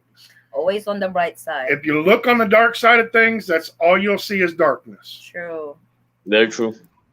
I know it's hard. It's hard to be that positive during this trial times, but you have to. You have to be. You have to. You have to think positive. You have to turn negativity into positivity so you can continue life, because if you dwell on it, you're screwed. Actually, Mike, I've heard that is actually a good way to meet. What? I've tried to dating sites that you have to pay for it and had no luck at all. I met my beautiful lady on Facebook totally by accident. Oh, that's actually good. I hope she's nice to you. It was 3 years ago, maybe 50 what quid roughly. But I have to say, I put my photo and my profile on. Then the message starts coming from 100 girls. Yes. Wow. Uh-huh. You do that too? Oh, yeah. Char, guapo. So many lovers out there, huh? Had nothing to do with me being guapo. Had everything to do with me being an American. I say Well, Vincent. Oi, from well, Maggie, I say Vincent, try the online dating. It works. Just find the girl you like, swamp numbers, and make sure you video cam straight away, just in case photo don't match the girl's profile too. Yes, actually, he's got a point. Don't just rely on photos, because these days scam is everywhere. Make Yeah, sure you don't want to be a catfish victim. Yeah, he's true. he's actually True. got a Just point. imagine I put a picture of a Pikachu and don't want to recognize it's me. See, Paul, May and Paul met online. What website, May and Paul? How do you go live on your channel first time on this? You go to there should be a live icon in YouTube that you just click and go live. I used this particular app so I can bring some people in and join us live. It's called StreamYard. So I can actually bring 5 people in one on this live, because if you do this directly on YouTube, it's just me doing live or my husband. But I want our audience to participate too. We want to hear their stories live, just like Vincent. We were a bunch here earlier, so that's why we use this particular application so we can bring some audience on board. So hey, there's a lot to talk on LDR, no? It's really a lot to talk on LDR. We haven't even covered everything yet on LDR. Yes. It's what time in the States? It's past lunch, no? What? Mike. She is the love of my life. She treats me very well, and of course, I treat her the same way. I'm always sending boxes with all kinds of goodies for her and kids, and it just warms her heart. Oh my God, when we first started dating, I get flowers all the time, chocolates and stuff. But these days, my God, is the wallet dry? You know why you don't get anything. She controls the purse strings. Oh my. Because I mean, you know, I control the bank account. So whatever you spend, I know. Why did you spend $5? Why did you spend $10? Where did you spend this? Where did you spend that? So I would know if you touch the money in the bank account. you know, I mean, after she moved to the States, I told her, you know, because I work offshore and I'm gone so much, here's all the banking account information. You're on it and stuff. Hi, You know, sir. it's yours. Hey, buddy. Take care of it.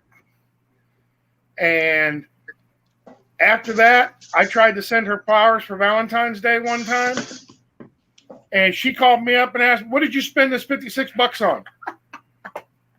I said, that's the last time you're getting flowers from me. There was when I got stuck in the States last year, I know there was something going on because his mother, hey, do you want to go jogging tomorrow? Do you want to walk at the park? It's like, that's weird. Why is she asking? And that's my birthday that day. She wanted me to walk with her at the park on my birthday. I was like, something is going on.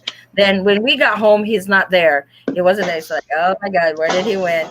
I checked the bank account. There are charges in there. I was like, he's really up to something. He's up to something. I know what's going on. But when I got home, he was already there the second time. It's like, there was no cake, no flowers and stuff. It was in the laundry room hidden. Then they surprised me with it. So he knows that every occasion I will expect flowers and chocolate. He doesn't really do that anymore, but it's sweet when he does something special for me. He gives flowers and chocolates unexpectedly. That's very sweet, and I really find that very and I love the feeling that I feel when he does that, because, like I said, Valentine's Day and stuff, we as girls expect flowers and chocolates because of that occasion. He doesn't do that anymore. He surprises me in different occasions, sometimes no occasion at all. And I would just come home with a bouquet of flowers on my table. And that's really sweet. And I like that better compared to I'm expecting and I don't get flowers at all. That would be a fight. Hi, Okay. how do I pronounce your name? Moss or MUS? Yep, my real name's Mus. Can you hear me? Yeah, we can hear you. You could hear me, yeah.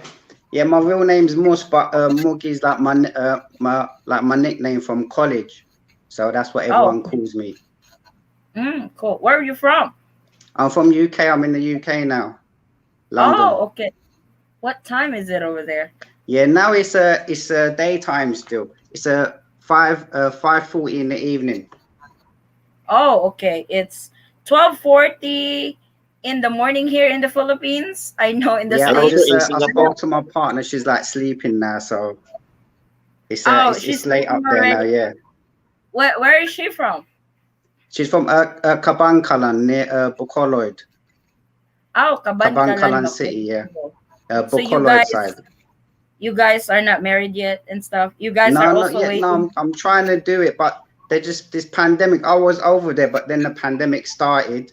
I had to come back, so I'm trying to go back there, but I can't find a way to go back, so I'm stuck here. So you guys are not married yet, No, right? no, no. Yeah, We want to do that's it as soon as they're open. Like I'm just waiting for the government. It's just annoying, just waiting. I've been no. vaccinated. It's just long situation. Now, Mus, you've met her in person, right? Yeah, he said No, he's no, been yeah, here. yeah. She even flew to. She was here 6 months in the UK as well, so we've been together. But then she ended up going back because she was like on a visa, so she had to go back. I went back there. Then I had to come back here for work, and now we're trying to do the marriage thing because it's the only way I think we could be together. I think, The without online this marriage. breaking up. I was about Sorry? ready to say, have you considered online marriage yet? No, I don't know if that will work. I'm not sure if it's legal like that for UK because UK is quite strict. I'm not sure on the rules of having an online. They have to do it in UK. I'm not sure whether it's legal in the UK either or not. I know in the United Because States it is legal. UK immigration is really strict, really strict. In the states, it's acceptable now, but in the UK, we're not sure if, like you said, it's strict over there. It's so strict. Like my Yeah. partner was here, but I'm not sure if the online would work. To be honest, I think the only way is me go over there and do the wedding. Yeah. Hey, Mike, Hi, how you doing? Hi, Mike. we're doing Hi, good. guys. How are you? Oh, I'm doing Yeah. good. It's amazing. The Filipino women are absolutely amazing. I've had 3 wives. I was a 500-ton supply boat captain for 35 years, and Wow. I could not find a woman that knew how to be faithful and loyal. American women, I wouldn't give you 2 cents for the best one there is. I met my Filipino totally by accident. We almost didn't speak to each other. And since the first day that we've talked every day, twice a day for over a year. Wow. So you two is also waiting for the Philippines to open for foreign tourists? Yeah, I kind of jumped the gun. I have a plane reservation for September 8th. I'm hoping to God they'll let us in. I can change the flight if I have to.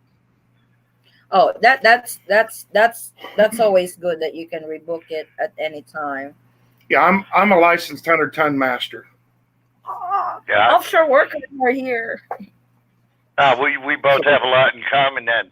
I hope at some point when I'm in the Philippines, we get a chance to all get together in person. That's the plan. That's what Vincent was saying earlier because you guys are planning to come here anyway. So that would be cool to meet each other in person. That would be fun. A lot to talk to. We can oh my God, the pandemic is really over. We are not together. Where are you in the Philippines? We are in General Santos City right now, Mindanao. Okay, she's in Nueva Vizcaya. Nueva Vizcaya, that's in Visayas. No, that's Luzon. That's up north? Northern Luzon. Oh, the northern Luzon. Okay. It's northern Luzon. Yeah, she's about. She told me she's about 5 hours north of Manila. Mm. Yep. So that's in the province then. Yeah. Which is cool. If it's me, I will not live in the city of Manila because it's too crowded, too traffic, too noisy. I would prefer living in a province. Simple. Yeah, she did that. She worked in Manila for like 5 years, and she just couldn't take it. She had to get back to the province. It's like we had this family vacation one time. We flew everybody to Manila, my kids, the nannies, and all that. Of course, we had to save for that for a year to be able to afford it, because then we had to stay there for 1 week, and after 3 days, we are ready to go home. Yeah, yeah. When I fly in, we're going to spend a couple days in Manila and get some groceries that we can't get in the province Mm-hmm. at the big market. She wants me to make her lasagna. Oh, that's good. That's really. Does she have an oven? Hello? He won't make a lasagna if she doesn't have an oven. That way. Oh no, she's got an oven. I sent her an oven and an air fryer and Okay. a commercial mixer. I sent her all kind of things. You send it from the States here to the Philippines? Yes. Did she had it converted on our power Oh, over I knew about that. I sent a 5,000-watt converter. Wow. Oh, because we tried that before and everything blew up on us because we are running 220 over here in the States. We're running 110 over there. No, I've got a really good place. If anybody needs converters, they've got really good prices. Oh, okay. That's cool. Also, Yeah, I sent her a Ninja blender once. No, I got the 5,000-watt converter for like $150.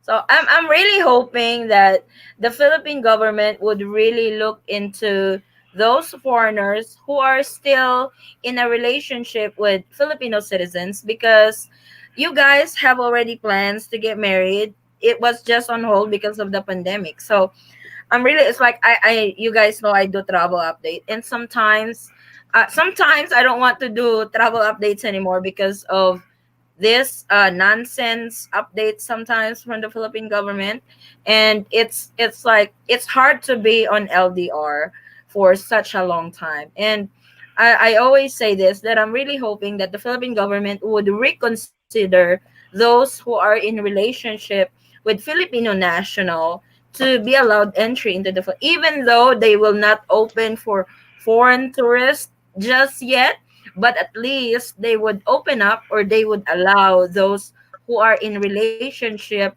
with Filipino national, because you guys are the most affected category at the moment during this pandemic. Well, the one thing I really can't understand about the Filipino government, and maybe I'm just missing something. They say that if an OFW was vaccinated in the Philippines, they have 7 days quarantine. If they were vaccinated abroad, it's 14 days. Yes, what difference does it make where you got the vaccine as long as you got it? I know. I think they Exactly, had yes. a problem with verifying your vaccination card. I know that doesn't make sense to me too, because if you got the vaccine, you are fully vaccinated individual, whether you get it in the Philippines or you got it abroad. The thing that they are trying to avoid, they said, is to get fake vaccinations. So, here in the Philippines, that's very, very rampant, faking documents and stuff like that. And I guess that's what they are thinking, that some might, because there are instances over here that some foreign nationals have faked their swab test result. They have paid somebody to fake their swab test result so they can get into Boracay and stuff. But the problem is doing that gets everybody punished because of the doings of others. And that's what the Department of Tourism said one time, that they have not they don't have system in place yet to verify your vaccination card if you're fully vaccinated abroad. Yeah, That's you the know reason. us. Yeah, Clark. Yeah, Go ahead. our one in the UK. We've got the vaccine on an app, so it's got Mhm. the barcode, and you could scan it, and it tells us, we've been vaccinated twice, and That's the way I want it. It's actually on But the app as well on our phone. they Yeah, don't in the have that over United here. They don't in have the that United system here. Like, go ahead, yeah, Mike. but in the United States, they could go to the CDC website and it's all recorded. For So Singapore that wise, we that have this called Trace Together app, and then whatever data that you have is all inside this app, including the vaccinations and its data. It will be all inside this app itself. so I don't understand that too. Why they have so much problem with those vaccinated here and those vaccinated abroad. So I still, even us, did not get our vaccination yet here in the Philippines because they are on priority, and we are very careful getting our vaccines here because we heard the states doesn't accept the Sinovac, which is the China COVID-19 vaccine. So Well, have you heard they, what happened with the Chinese vaccine? no, what? They have had another super major outbreak in China from those that took the Sinovac vaccine. Oh, Wow. that's not good. And that's the vaccine that they have been using over here. Yeah, That's I the know. majority of them. They have received the Pfizer vaccine, and I know that they are waiting on about 40 million vaccines in August. That is the Pfizer. So that's what I said. The vaccination here is free, but just like we talked about, if we need to pay for our vaccine just to get the Pfizer one, because the US doesn't recognize Sinovac. If you get vaccinated with Sinovac, that means you are not You're not vaccinated. So vaccinated. Exactly. we travel back and forth in the States, so we really have to be careful because yes, we can get the free one, but that might get us in trouble one day when we go travel. So we have to be careful getting the vaccine that we have to get over here. Yeah, my lady and I are planning the same thing. A few months in the Philippines, a few months in the States. Yeah. So it's like, Well, basically, we try to go back to the States every year at least to file our taxes. I try to go Right. back. He worked in the States. You know, but because we've got 3 girls and they all go to school over here, basically because they've got a better education system over here than we have in the United States, which Oh, is that's sad to good to say know. because it's a third world country, but they do. I mean, they go off the English school system, which, as Musk can tell you, is a very stringent school system. And, I mean, I was a military brat. My dad was stationed in Bermuda. In the 4th grade, I went to a Bermudian school, which is an English school, and I was learning algebra. When my dad wound up getting out of the service in the 4th, I was still in the 4th grade. We went back to the States. I didn't have algebra again until the 7th grade or Right. 9th grade. And, I mean, my oldest daughter, she's 11. She'll be going into the 6th grade this year. 6th grade. And she's already been taking algebra. Oh, she took algebra in 3rd grade. Yeah. My time, algebra was on 3rd year high school. Oh, You so know, late. And, because we can't afford to send them to a private school over here, it only costs us roughly about $1,000 a year. And, yeah. Not in the States. No, not in the States. Now, but we can afford. I was doing research. She has 2 sons, and I was obviously checking out for the future, kind of. It's a little soon, but being a captain, I've learned to plan way ahead. You never go to sea without everything you need. There's no Walmart out there. No, there's not. No. So I was checking the schools, and I checked my college alma mater. and I almost had a stroke. They wanted $30,000 a semester. Wow. Whoa. I'm like, are you serious? 30 grand a semester? And that doesn't include your books or anything else. Oh, no. That's tuition. That's not a place to stay. That's not your food. That's not medical. That's nothing. $30 million or 30 million thousand? 30,000 pesos. That's about 1.5 million pesos. A semester. 1.5 for a semester? That's the whole college over here already. You can take up medicine with that amount. Well, I got it. I went to a good school, but it's just, it's incredible the pricing they put on education here, and it's not even a really good education. True. If I was getting, the kids, it's supposed to be one of the top schools in the country, but compared to other countries, I don't think the standards are all that great. No, I mean that's one of the reasons that I really wanted my wife to move back to the Philippines with our kids, is because the educational system here, even though it's a third world country, is way better than it is in the United States. And I want the best for my daughters. And, I can afford to give them that here where I couldn't in the States. Right. I understand that completely. I retired last year, which, God, I miss the sea, but I don't miss the sea. I mean, it's. I know exactly what you mean.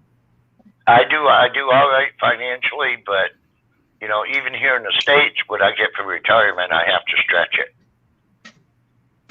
Whereas in the Philippines, in the Philippines, oh my God. We've discussed different prices on things, and I'm like, really? No, you're lying to me.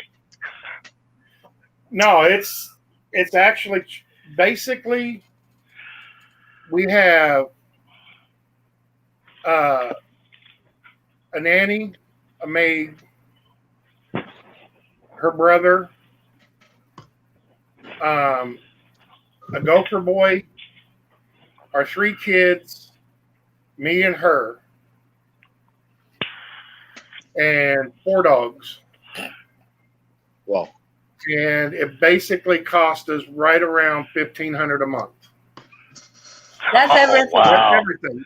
That's bills. That's bill, food, utilities, food, rent. Staff salary, rent, gas, the whole 9 yards. $1,500 a month. Wow. That's insane. That's for 3 kids, 6 adults, 4 for babies. Wow. That's why he loves living here. In the States, I pay that much just for my rent. Yeah. In the States, $1,500. That would be our car insurance for 1 year. Yeah, but $1,500 right. in the States. That's probably a week because you do. Well, I go back to the States every year, like you said, to file our taxes because he works there. I stay here, and I flew back over there for our taxes. And I usually stay there for 2 weeks. And every time we go to the grocery and shop, I would complain that, good God, we spent $400 for our grocery, just the 2 of us.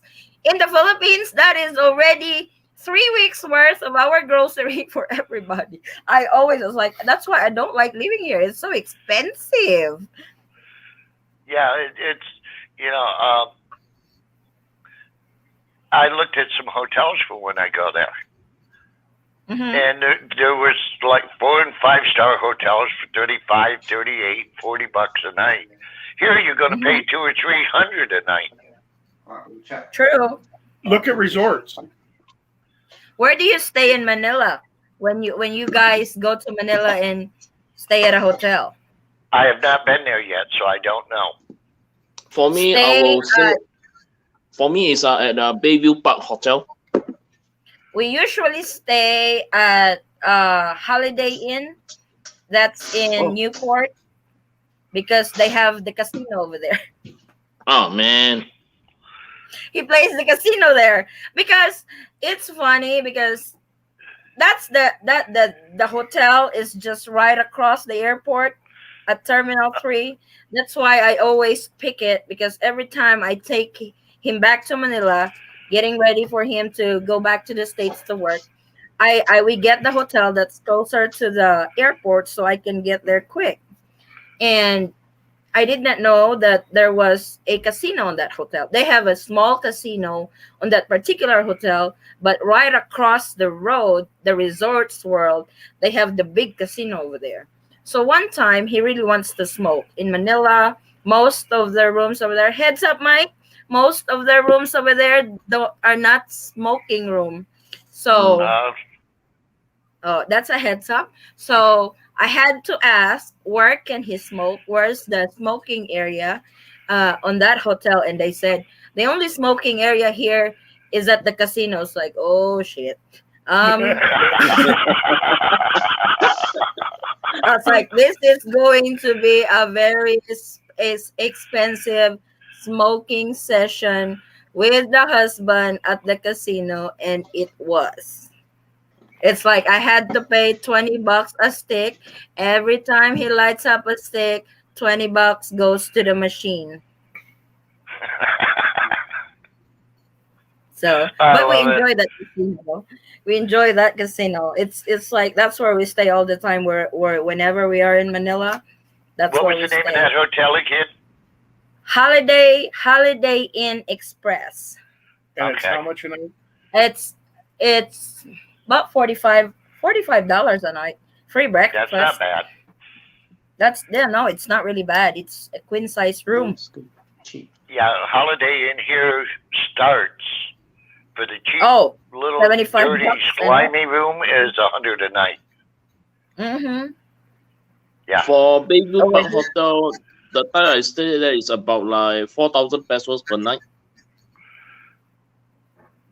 That's not really bad. Hotels over here, especially in Manila, for us Filipinos, that's very expensive already.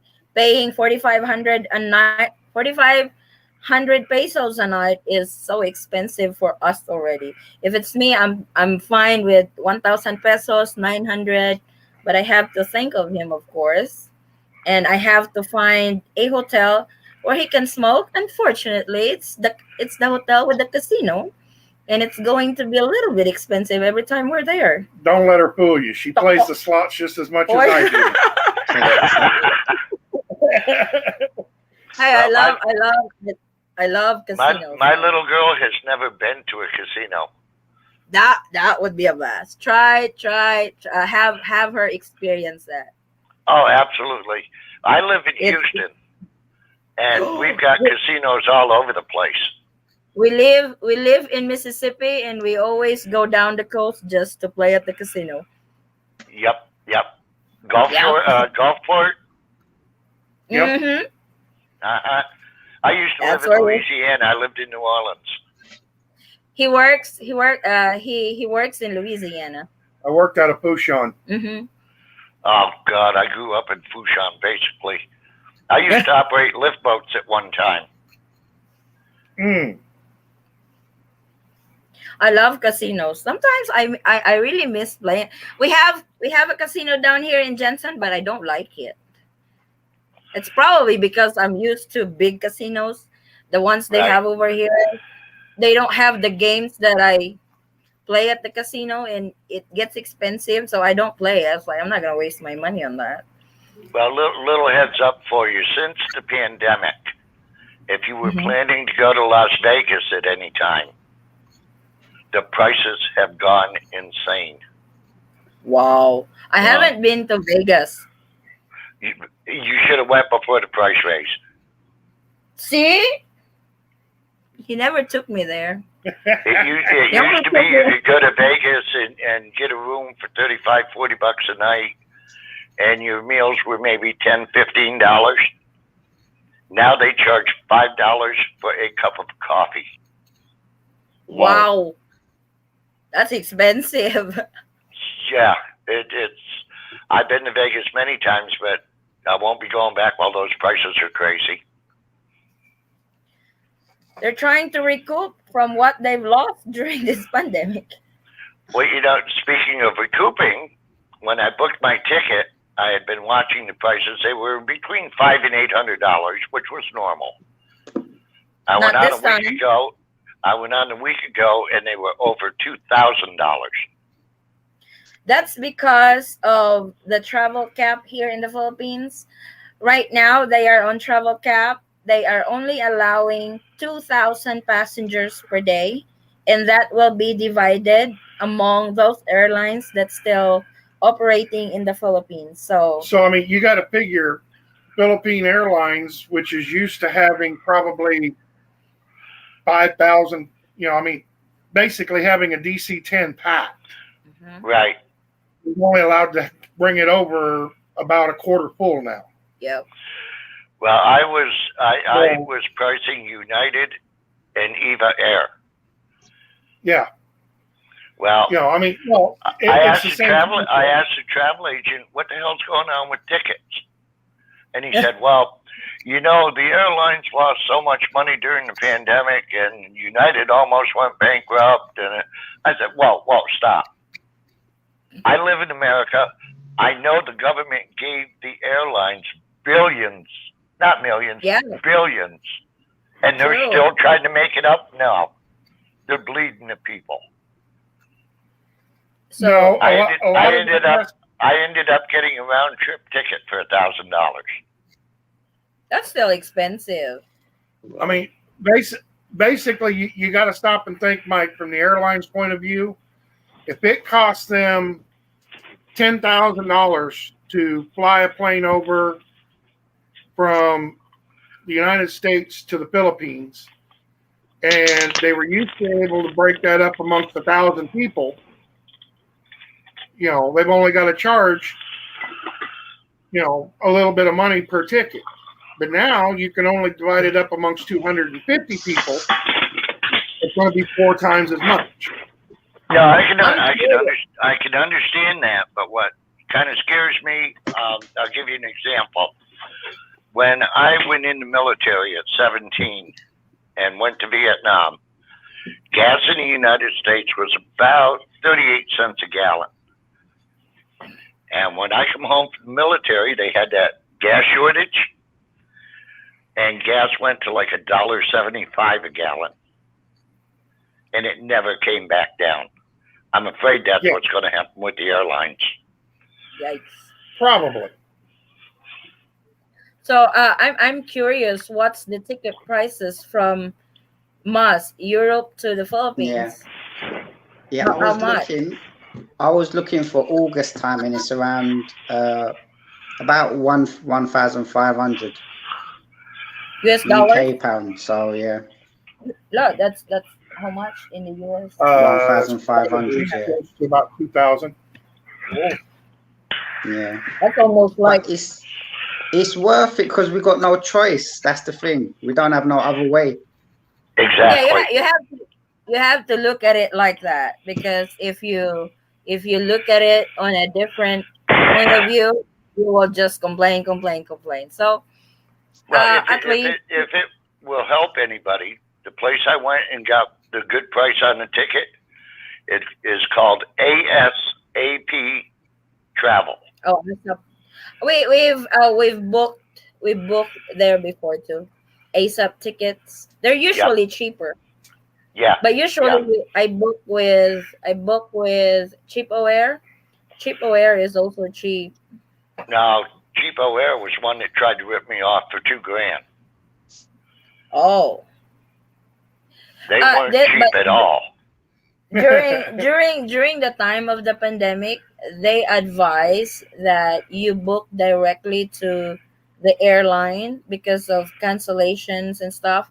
Just Right. like just like me, when I flew to the States last year to file our tax, I was stranded there for 5 months because that's Wow. when the Philippines had closed the borders for everybody. So there's no Right. flight going out from Manila, going to provinces. I can go home, but I will be stuck in Manila. So we've Yeah. decided that I would just stay in the States. So I was stuck there for 5 months, and they Delta kept canceling my flights. And when they reschedule it, rebooking it, I only paid the price difference, which I paid like $1 or $2 when the rebooking was done. But when they had to cancel my flight because Delta usually Delta stopover going to the Philippines is in Korea. So Korea shuts down that time. There's no in transit is not allowed. They Right. canceled my flight, and they processed my refund right away, and they charged me $350 for that, and they're the ones who canceled my flights. He was so mad because that it Yeah, I was it don't was blame them. it was $350 short from the original price that I paid for my ticket. He called Delta Airlines. It's like, wait a minute, you guys canceled my wife's flight and you Yeah. charge 350 for that? That's not right. So they did work with us to refund that $350 that they charged for cancellation fee, and we booked our flights with Philippine Airlines because we did not want to take the chance to go to have layovers in other Asian countries because before during that time when we flew back to the Philippines, cancellation was really rampant to layover countries like Japan, Right. Korea, Taiwan. So Yep. we had to switch with Philippine Airlines that would fly us directly to the Philippines, making Directly from Los Angeles to yeah, Manila. LA to Manila. That way we can really just. And the funny part is when we got to Manila, we were swabbed upon arrival. We quarantined in a hotel while waiting for our test result.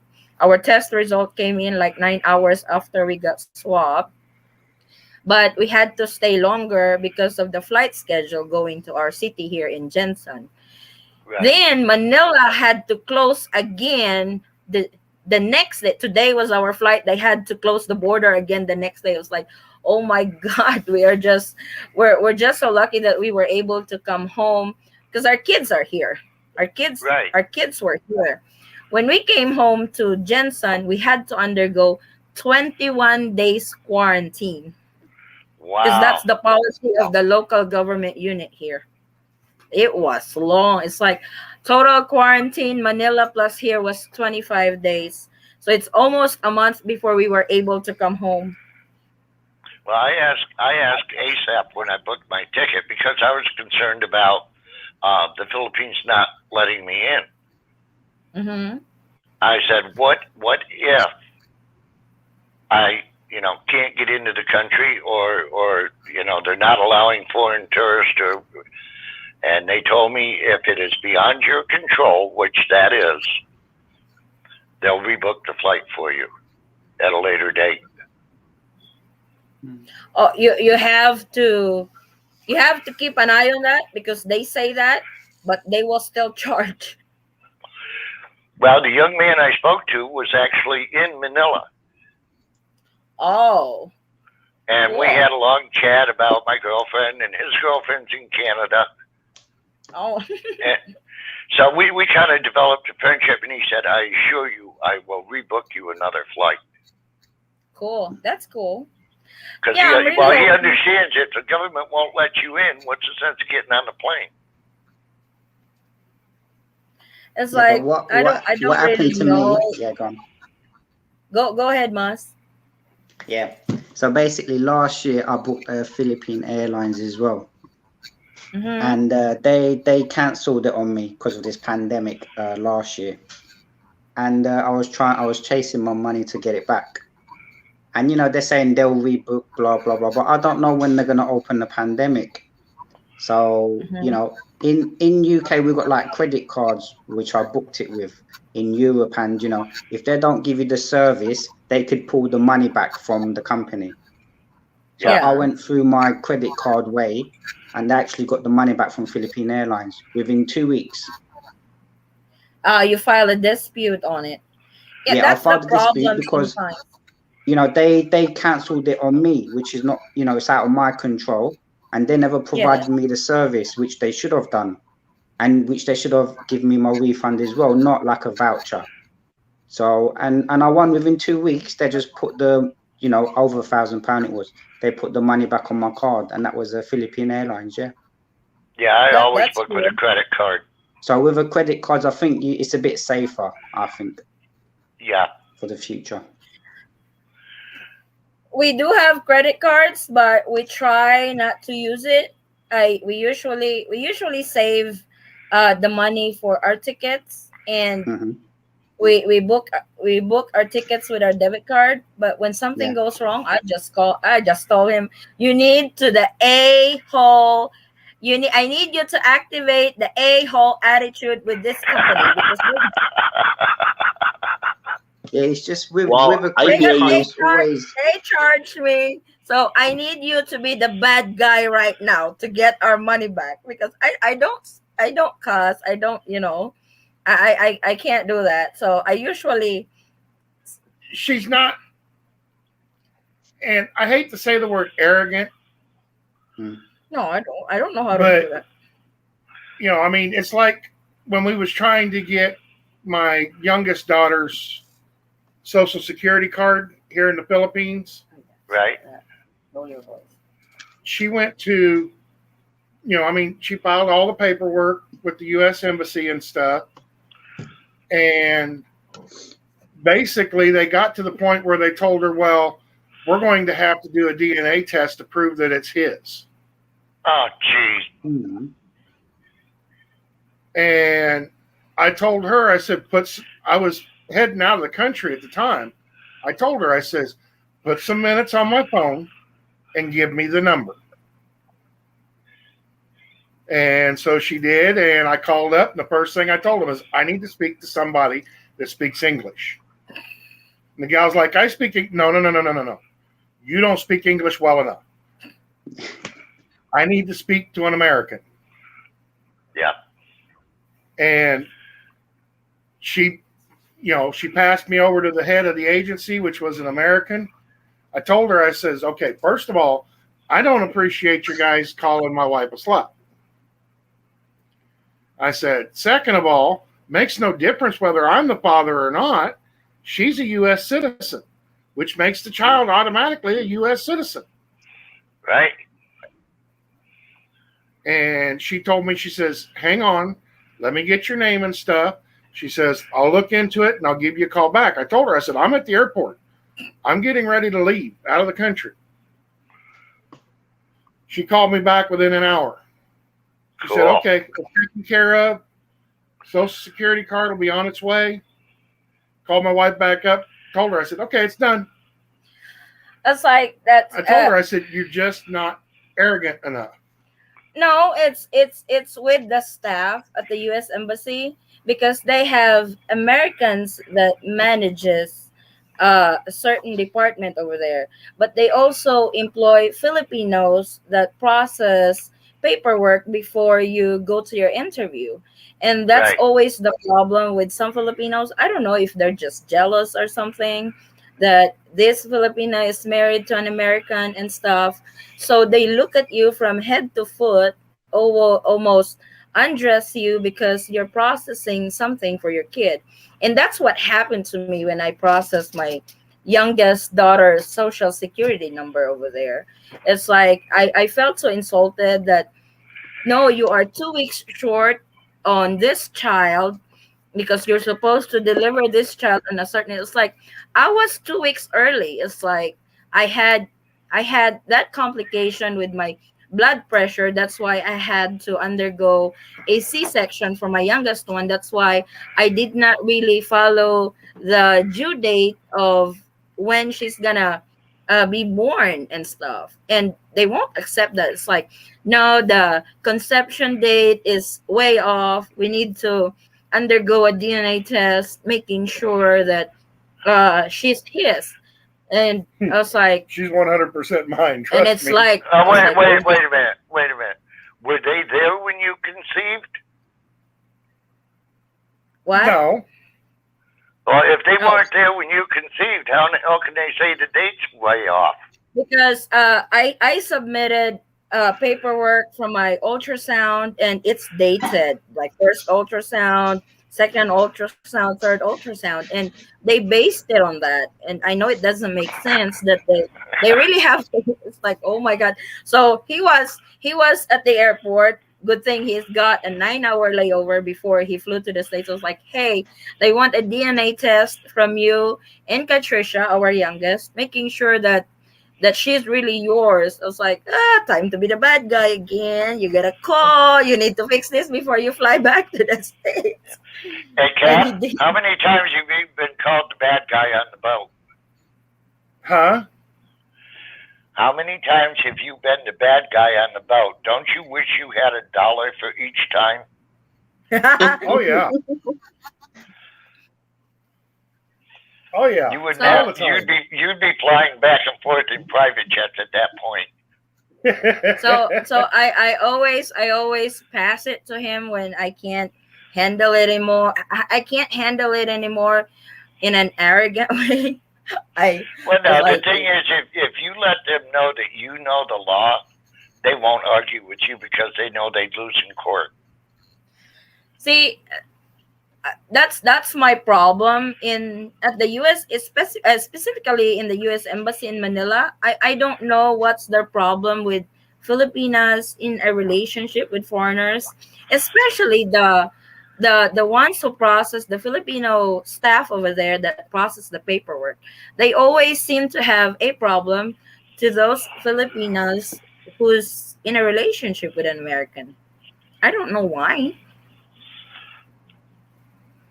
So when Well, you when know, you I went to the Filipino embassy here in Houston to see about getting a tourist visa mm-hmm, because I wanted to stay more than 21 days. yeah. And my God, you'd think I'd walked in there with a gun and was going to hold the place up. They all ran away. I said, I just want the application to file for a visitor's visa. I want to stay 59 days, not 21 days. Mm-hmm. They're afraid But, of getting a nosebleed. I'm sorry? They're afraid of getting a nosebleed.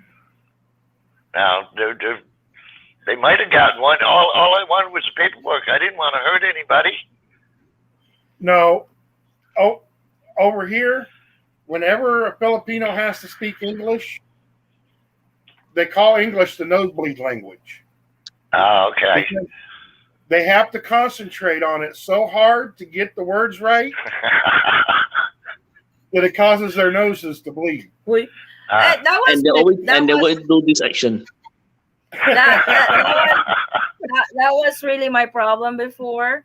Like he said, speak English. I was like, I'm speaking English already. No, you don't. That was early on to our marriage. Tell you, when I got to the States, I would literally memorize what I'm about to say, making sure that I'm saying it correctly. Because I'm not used to speaking English all the time. That's not our first language over here. We speak Tagalog, Cebuano. English Right. is just And- second or third. And what they teach in the schools over here is the Queen's English, not American English, which is completely different. So Yes. that was my adjustment when I went to the States. I was in the States for 7 years and it was hard. It's like, my God, what would I say next again? I would literally memorize what I need to say to him or to his mom or to his dad, making sure that I don't bluff and all that. Then a few years later they would tell me, "Oh my God, you're speaking Southern already. You got the twang. I was like, no, I don't have the twang. She does, Yeah, doesn't she, Boy, Mike? no, I don't have the twang. yeah. My little girl in Nueva Vizcaya. Her birthday was in April, Oh, and for her birthday, I sent her again the Queen's English. Okay, I sent her a new motor, a scooter, yeah. and blue roses and candy and a teddy bear, and she's like, well, all my friends are going to be jealous. I said, I didn't buy it for your friends. I bought it for you. That's not unusual over here. I get the same experience when you are married to an American, or if you're in a relationship with a foreigner. They get jealous of the luxury things that you get from your boyfriend or from your husband. And they don't even have to be luxury things. Hmm. You know, Oh, I mean, I found that out. I sent I went to Sam's Club and I got spam and corned beef and Vienna sausage, all kind of little treats. And she ended up sharing 2/3 of it with her neighbors to keep them calm. And that's fine. That's I mean, not I don't unusual. mind sharing. I don't mind sharing.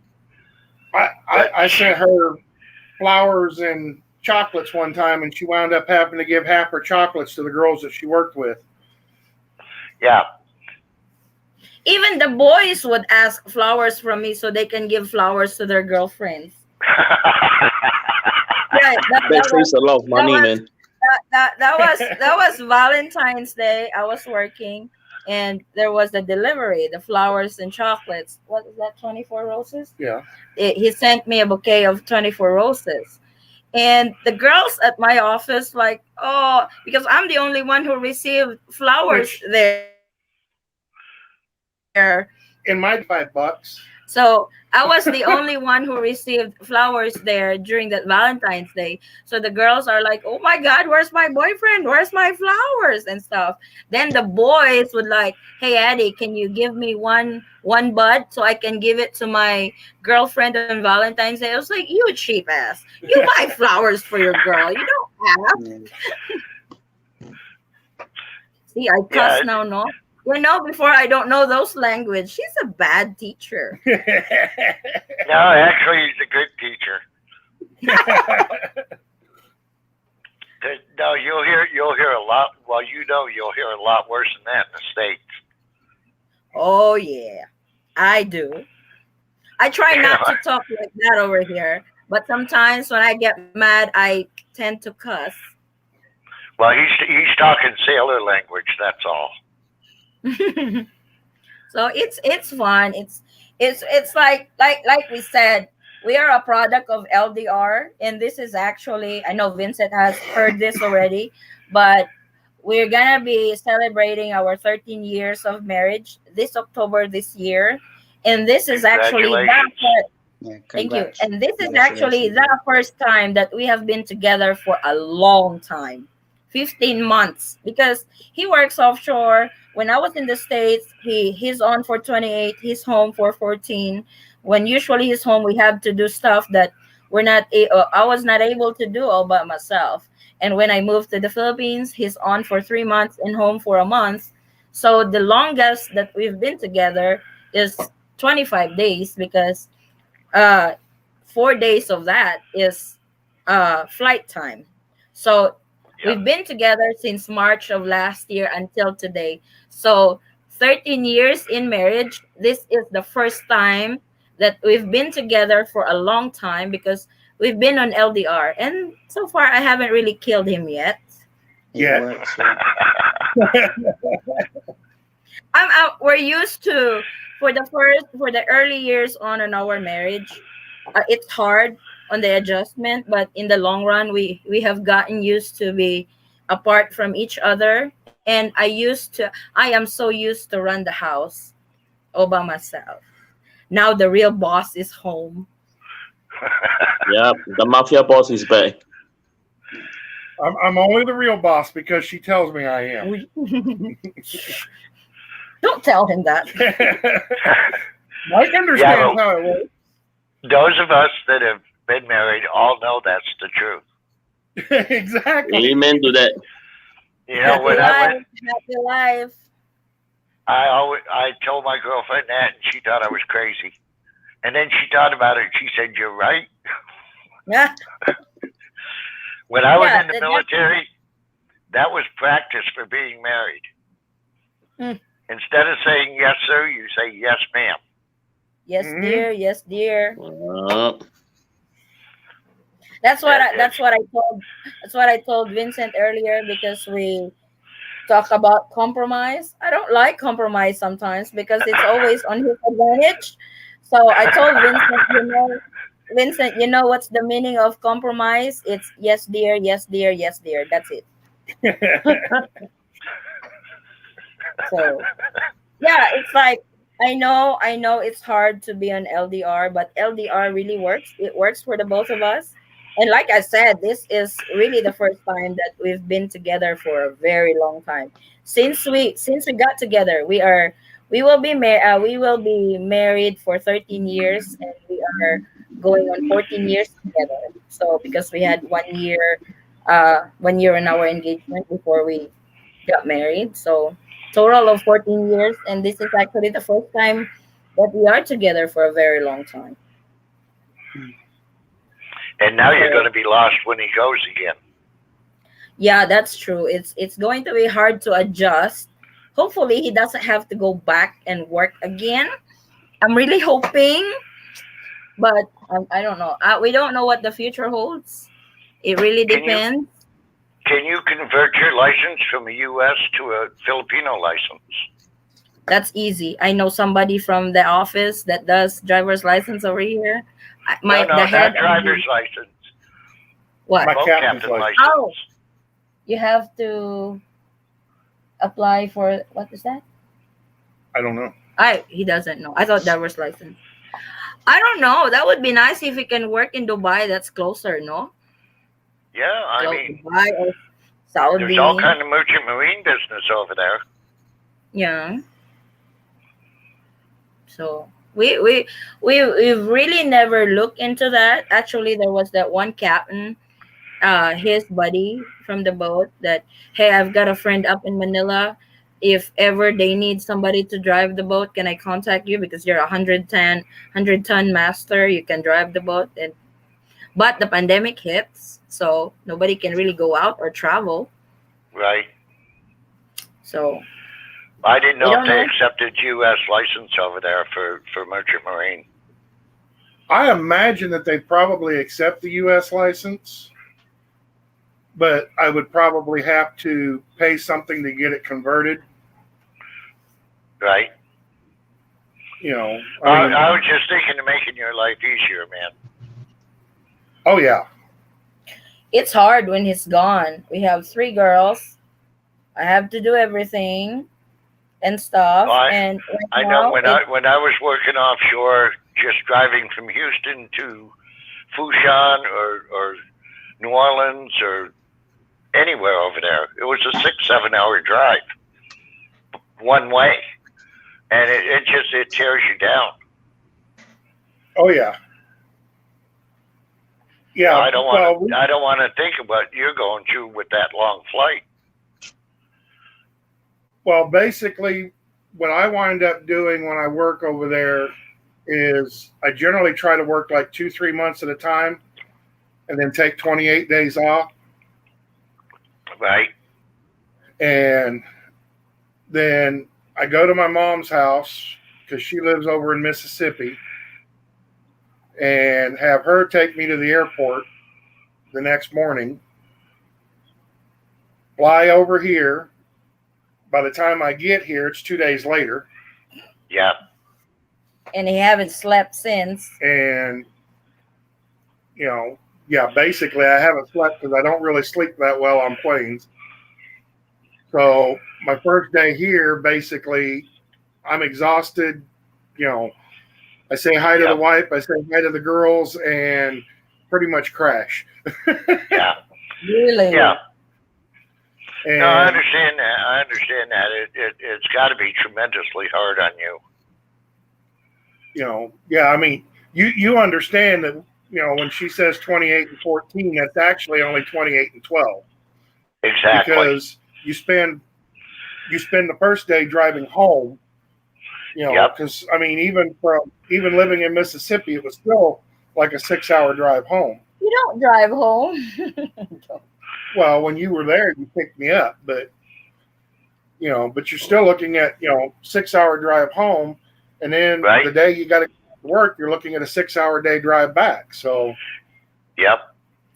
That's No, probably I, the I advice. understand it completely. It's that's why I'm kind of really awestruck as to how you can do it, flying from the States to the Philippines and back so frequently. That's probably what I want to advise all Filipinas who plans to live in the States. Don't learn how to drive, because if you learn how to drive, your husband will never drive anymore. Oh no, that was part of her birthday present. I told her I would get her scooter if she got a driver's license. She had to have a driver's license if she's going to have that scooter on the road. She got her license. Yeah, it's easy And to get a driver's license. Unlike in the Right. States, that you have to take an exam, do a test drive. Here in the Philippines, you don't have to do that Well, she to did. get a license, driver's license. She No, you had to just go have to to go school. down. She had to go to school for 3 days, and then she had to learn to drive, and then take a road test. Not for me. Well, but people in The head of the driver's license over here is my friend. So I just Oh go give wow! her my money. I just go give her my money. They take my picture, and she's like, "I'll call you when your driver's license is ready." It's like, okay, Yeah, well, you had a connection. yep, I do. That's a good. It's a good thing to have. That's good, man. Yep. So, That's and a also real good thing. when renewing the registration of your car, I also knows somebody that he's been a buddy of my dad in the police department, but now assigned in the DMV over here. So same as usual, I hand my registration and said, "Here, call me when it's ready." Okay. But of course, you have to give them something for doing that favor. It's not. Oh yeah, It's but not always. I don't think he's the mafia boss. I think you are. Oh my God. But my biggest fear in the States is when I get pulled over for the first time, because I do not have that connection that I have here in the Philippines. In the Philippines, when I get pulled over, I okay. I call my friend in this, because they report to DMV. I call her that you're pulling me over for something. Oh, okay. You're calling her. Here's your driver's license. You can go. They're even scared to pull Yeah, me wow. over. In the States, I don't have that connection.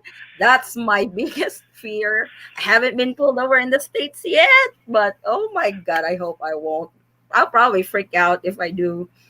Well, my girl wanted to drive over here. And I said, "That's all right. I'll show you how to drive here." We were doing a video call, and I was on Interstate 59, and it's an 8-lane highway. And she said, "Never mind. I don't want to drive there." Oh, that's what I said before. That's what I said before, because he usually take me to work in Louisiana, and you know how busy is in New Orleans area when that highway merges to 8 lanes. Yep. I was like, no, I will never drive on six. Is that on 610? 310. In 10, I 10. 310. Yeah, I 10 310. It's like I will never drive in this area. 2 Oh, years you were down after, near Butte. yeah, it's like 2 years after I've been going back and forth in that area. Yeah, you were down near Butte. I know that area well. I used to take him to work, drive 4 hours one way, 4 hours going back. So Oh, you got used to it. That's he never drove anymore. When I learned how to drive, he doesn't drive anymore. It's like, hey, dude, you need to drive.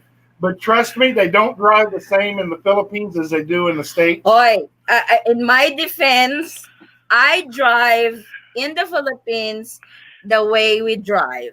I pass a red light, I pass somebody, I even pass an ambulance, which is normal over here. In the Really? States, I drive according to the law. I don't mess with traffic over there. I drive within the speed limit.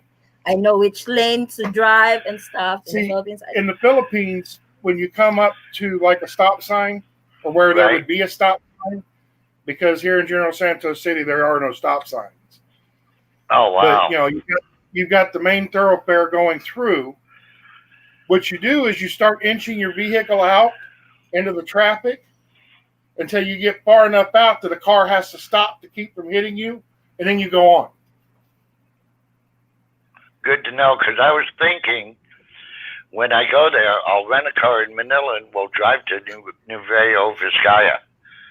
if you wait, you will never go through that next lane. If you wait, if you keep everybody just okay, you go first, you'll never gonna get through to the next lane. I don't do that here. Let's see who's brave enough to scratch their car, who can get in first to make a turn. That's what I do over here. But those people that have the shiny, shimmering, splendid vehicle don't want to do that. So, okay, then I'll go first. You wait. And usually, Well, once that's a case, better drive a tank, man. I almost gave him a heart attack when I was in an intersection and there was an ambulance and I was making a turn. He was so slow. So I passed him. It's like, baby, that's an ambulance. Like, so he was slow. I was in a hurry.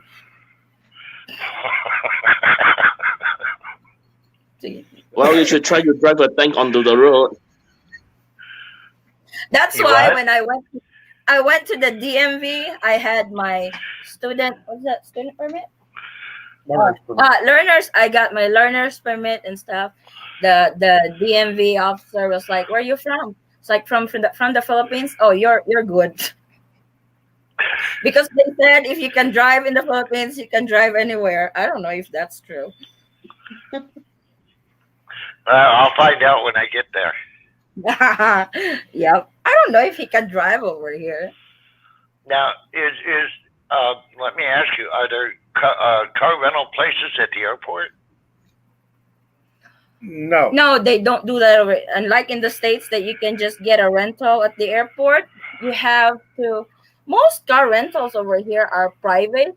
You can ask your partner about it because over here in Jensen, I know somebody that does car rental, and mostly over here, car rentals they provide a driver for you. Unlike in the Oh, States, really? you can drive it on your own. They don't trust you to drive it on your own because you might steal it. Well, where the hell are you going to go? It's an island.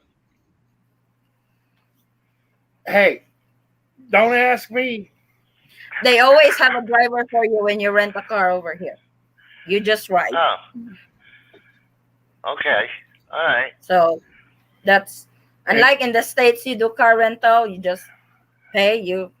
And usually, your driver will take you, drop you off, and You have to feed the driver too. yeah, you got to feed the driver. And like Jollibee. you would be trying to rent the Jollibee. car for like a week. You would probably be responsible for getting him a hotel room. Okay. It's So All right. it's probably actually better and cheaper to probably either hire an Uber or taxi or take general public transportation like a bus up there. Okay. It's good to know. You're saving me a lot of aggravation and frustration. So It- that's how rental works here. Well, it's strenuous. It's stressful enough to be in a country you've never been to. And I've been watching tons of YouTubes trying to learn the do's and don'ts. You know, just enjoy it. Don't stress too much. I was about Just ready to enjoy say, it. when you get here, Cap, just remember, relax and go with the flow. okay, There's such a thing called Filipino time. right? Oh, I they don't know got whether you- Trinidadi time too. I don't know whether you was listening to us earlier or not, but when I first came over here, we had a christening to go to. The christening was supposed to start at 10 o'clock. We didn't even start taking our baths until 9:45. Oh wow. We didn't show up at the christening until like about 10:30, 10:45. The father of the child didn't show up until like 11:30, 12 o'clock. The priest that was doing the christening didn't even show up until about 1 o'clock. Oh wow. That's called Filipino time. Okay. Yeah, when I worked in Trinidad, they had Trinidadi time. Later, man. You know. Yeah. So No, I'm talking. I've been watching because I don't want any legal problems when I get there. I don't want any problems trust me. with.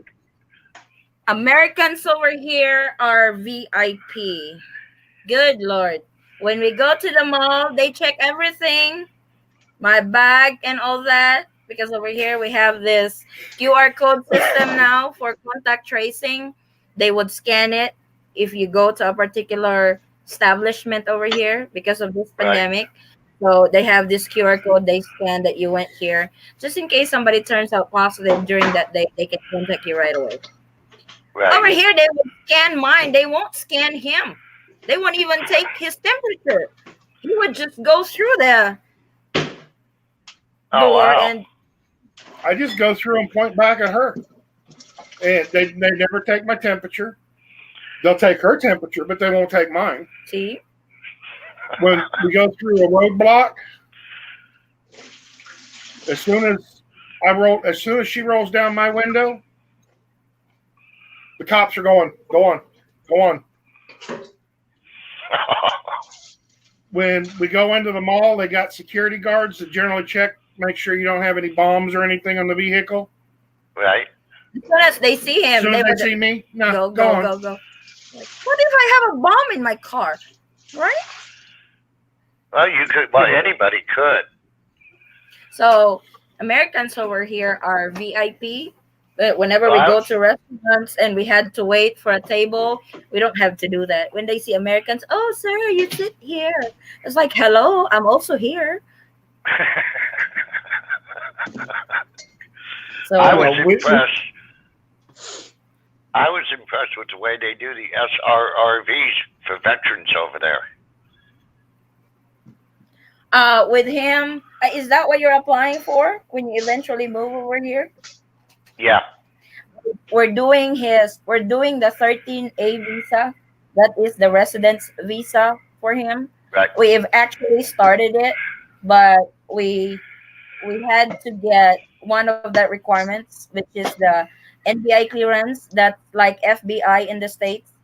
So they Right. have to be cleared if they don't have criminal records and Background stuff. check. Yeah, so that's Right. taking forever. We applied for it like back in April. This is June, and we haven't really received anything yet. So But she hasn't followed up on it yet yeah, either. true. I got busy. So that's the only document that we have been waiting on, so we can proceed with his permanent Well, resident here. I started checking in on the permanent, retirement resident visa. Yeah. And if I had not been a veteran, you had to deposit $20,000 in a Philippine bank Mm-hmm. or get a long-term lease, or there were several options. Being Yeah. a veteran, I only have to deposit $1,450 in the bank. Oh, we did not know that. Yes.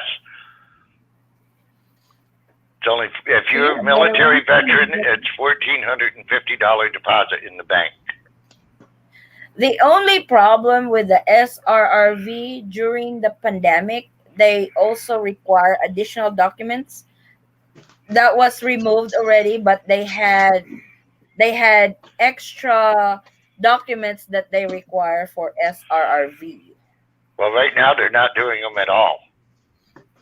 Yeah, they haven't resumed the process yet because of the pandemic.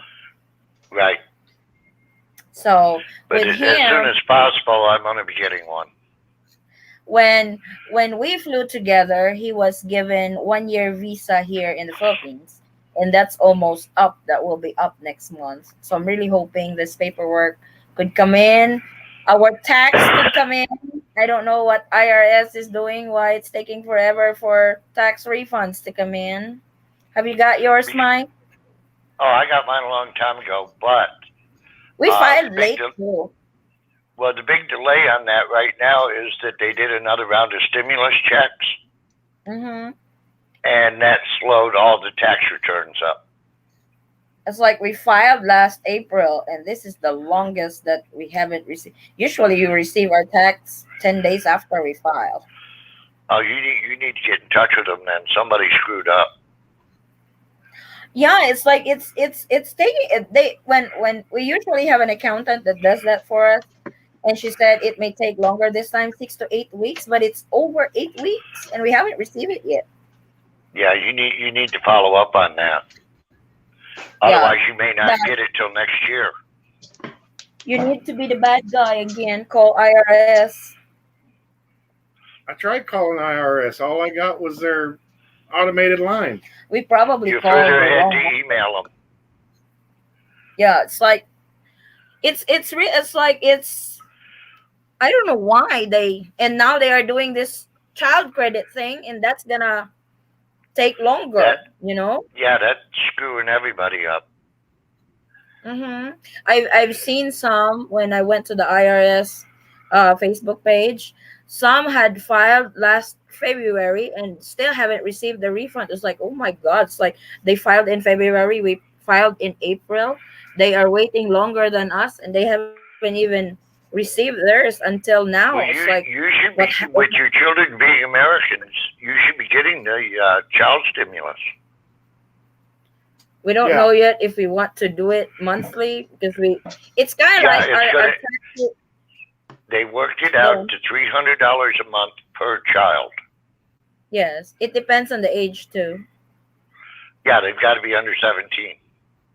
Yeah, ours is under 17, but I think 5, 6 years old or 7 years old and up, they're only receiving 250 a month. 7 years old below or six below, they get 300. No, you got it backwards.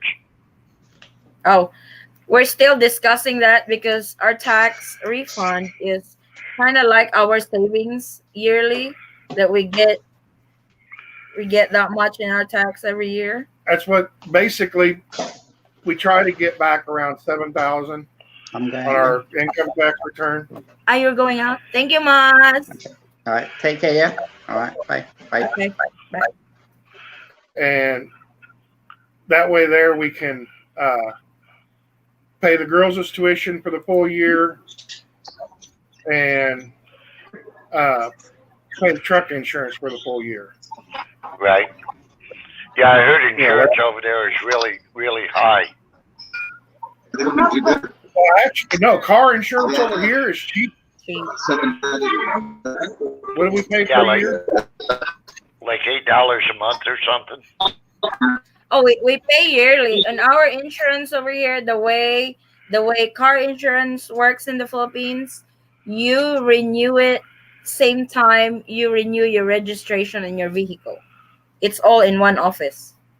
Because you can't renew your vehicle if you don't get insurance for it. So, Yeah, it's the same way here. Hang on, I'm just getting a message from somebody. oh, I'll be right there. I'll be right there. So I'm really hoping you guys are able to fly already in the Philippines pretty soon. I know you guys have been waiting for so long. Sometimes I can't wait to film that, giving the good news that you guys can finally fly to the Philippines. Well, I hope you do it before September 8th. I would do it tomorrow, Mike, if the news is already there. I I'll would. do it right now. I would I go hear on you. live. It's like whenever there's new update, I usually film, but I've already have a plan set up on that. I was like, when the Philippine government has finally opened the tourism, I would go live and tell the good news to everybody. I'm not gonna waste my time filming, editing, and uploading. Yeah. If you send me some way where I can send you some pictures, I'll be happy to send you some pictures. Hello, Ati Verge. You can message if you want to send pictures. We have a Facebook page. It's the same handle, the Eaton Squad. So you Okay. can direct message me there. Oh, cool. Cool. Yeah, I'll send you Just pictures of her birthday gift. cool. Oh my God, he doesn't want me to. I've been trying to get him into buying a motorcycle, and I Right. don't want scooter. I want the dirt bike. Oh, come on, Suicide serious? machine. Hey, I know how to drive a motorcycle since I'm 9 years old, and I'm not the type who drives the scooter motorcycle. I want the big bike, the dirt bike, that kind of stuff. How about I Harley offered to get her a Davidson? regular motorcycle, and she said her legs weren't long enough to hold it up. Oh, I can work on that. We have this dirt bike one time. My dad's dirt bike. It was too tall that I couldn't reach the ground. So what I do Right. is take the stand, turn it on, then go. See, my height was not a problem. Okay. In the states, I drive a Dodge, so I look like a kindergarten inside my truck. I'm so small driving a big because I love big trucks. Oh, I that's guess funny. I guess I love big things. So I need to get going for now. We'll talk yeah, again later. yeah, I'll send you a friend invite on Facebook. yeah, sure, yeah. Uh, we'll probably gotta get going too. It's wee hours here in the morning in the Philippines. It's Yeah. 2 o'clock in the morning. Yeah. We Y'all we take gotta go. care, and y'all take care, and we'll talk again later. Sure, we'll have another round again next weekend. Always Sunday Oh, morning in the cool. States. Yeah, we usually do LDR discussion just to give a break from travel restrictions to the Philippines, the stress that all this pandemic stuff is doing. So Yeah. we do this every Sunday. So it's cool. So Yeah, we'll it probably is. have another round again. Cool deal. Ju- We'll talk Just to you give us a later. timing. Thank you. Thank you for joining us. Thank you for having me. I appreciate it. Thank you so much, Vincent. Thank you so much, Maria, for joining us. I'll see you guys next time, next weekend again. But if you guys have questions with travel updates and stuff, I usually can't answer right away on the comment section because it gets so many I can't answer one by one. You can message Right. me on Facebook or on Instagram, same handle, the Eaton Squad, if you really need answers right away. So you can direct message me there. Vincent Cool. keeps direct messaging me on Facebook. Cool deal. We need- Thank you. Thank you. You guys take care, okay? You guys have a Okay. good Bye bye. day. Bye. Bye.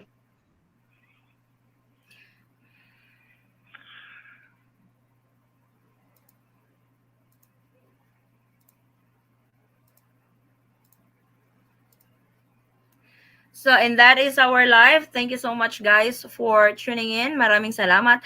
Ate Verge, pasensya na, hindi kita nakita agad, ha? Medyo late ang aking feed. So, tapos, hindi ko na kwentong forever. Alam ko si Ate Verge talaga itong kwentong forever. So sorry, Ate Verge. Hindi kita nakita agad, but Thank you guys so much for joining us tonight. Join us again next time on our LDR discussion. That's every Sunday night, 9 p.m. here in the Philippines.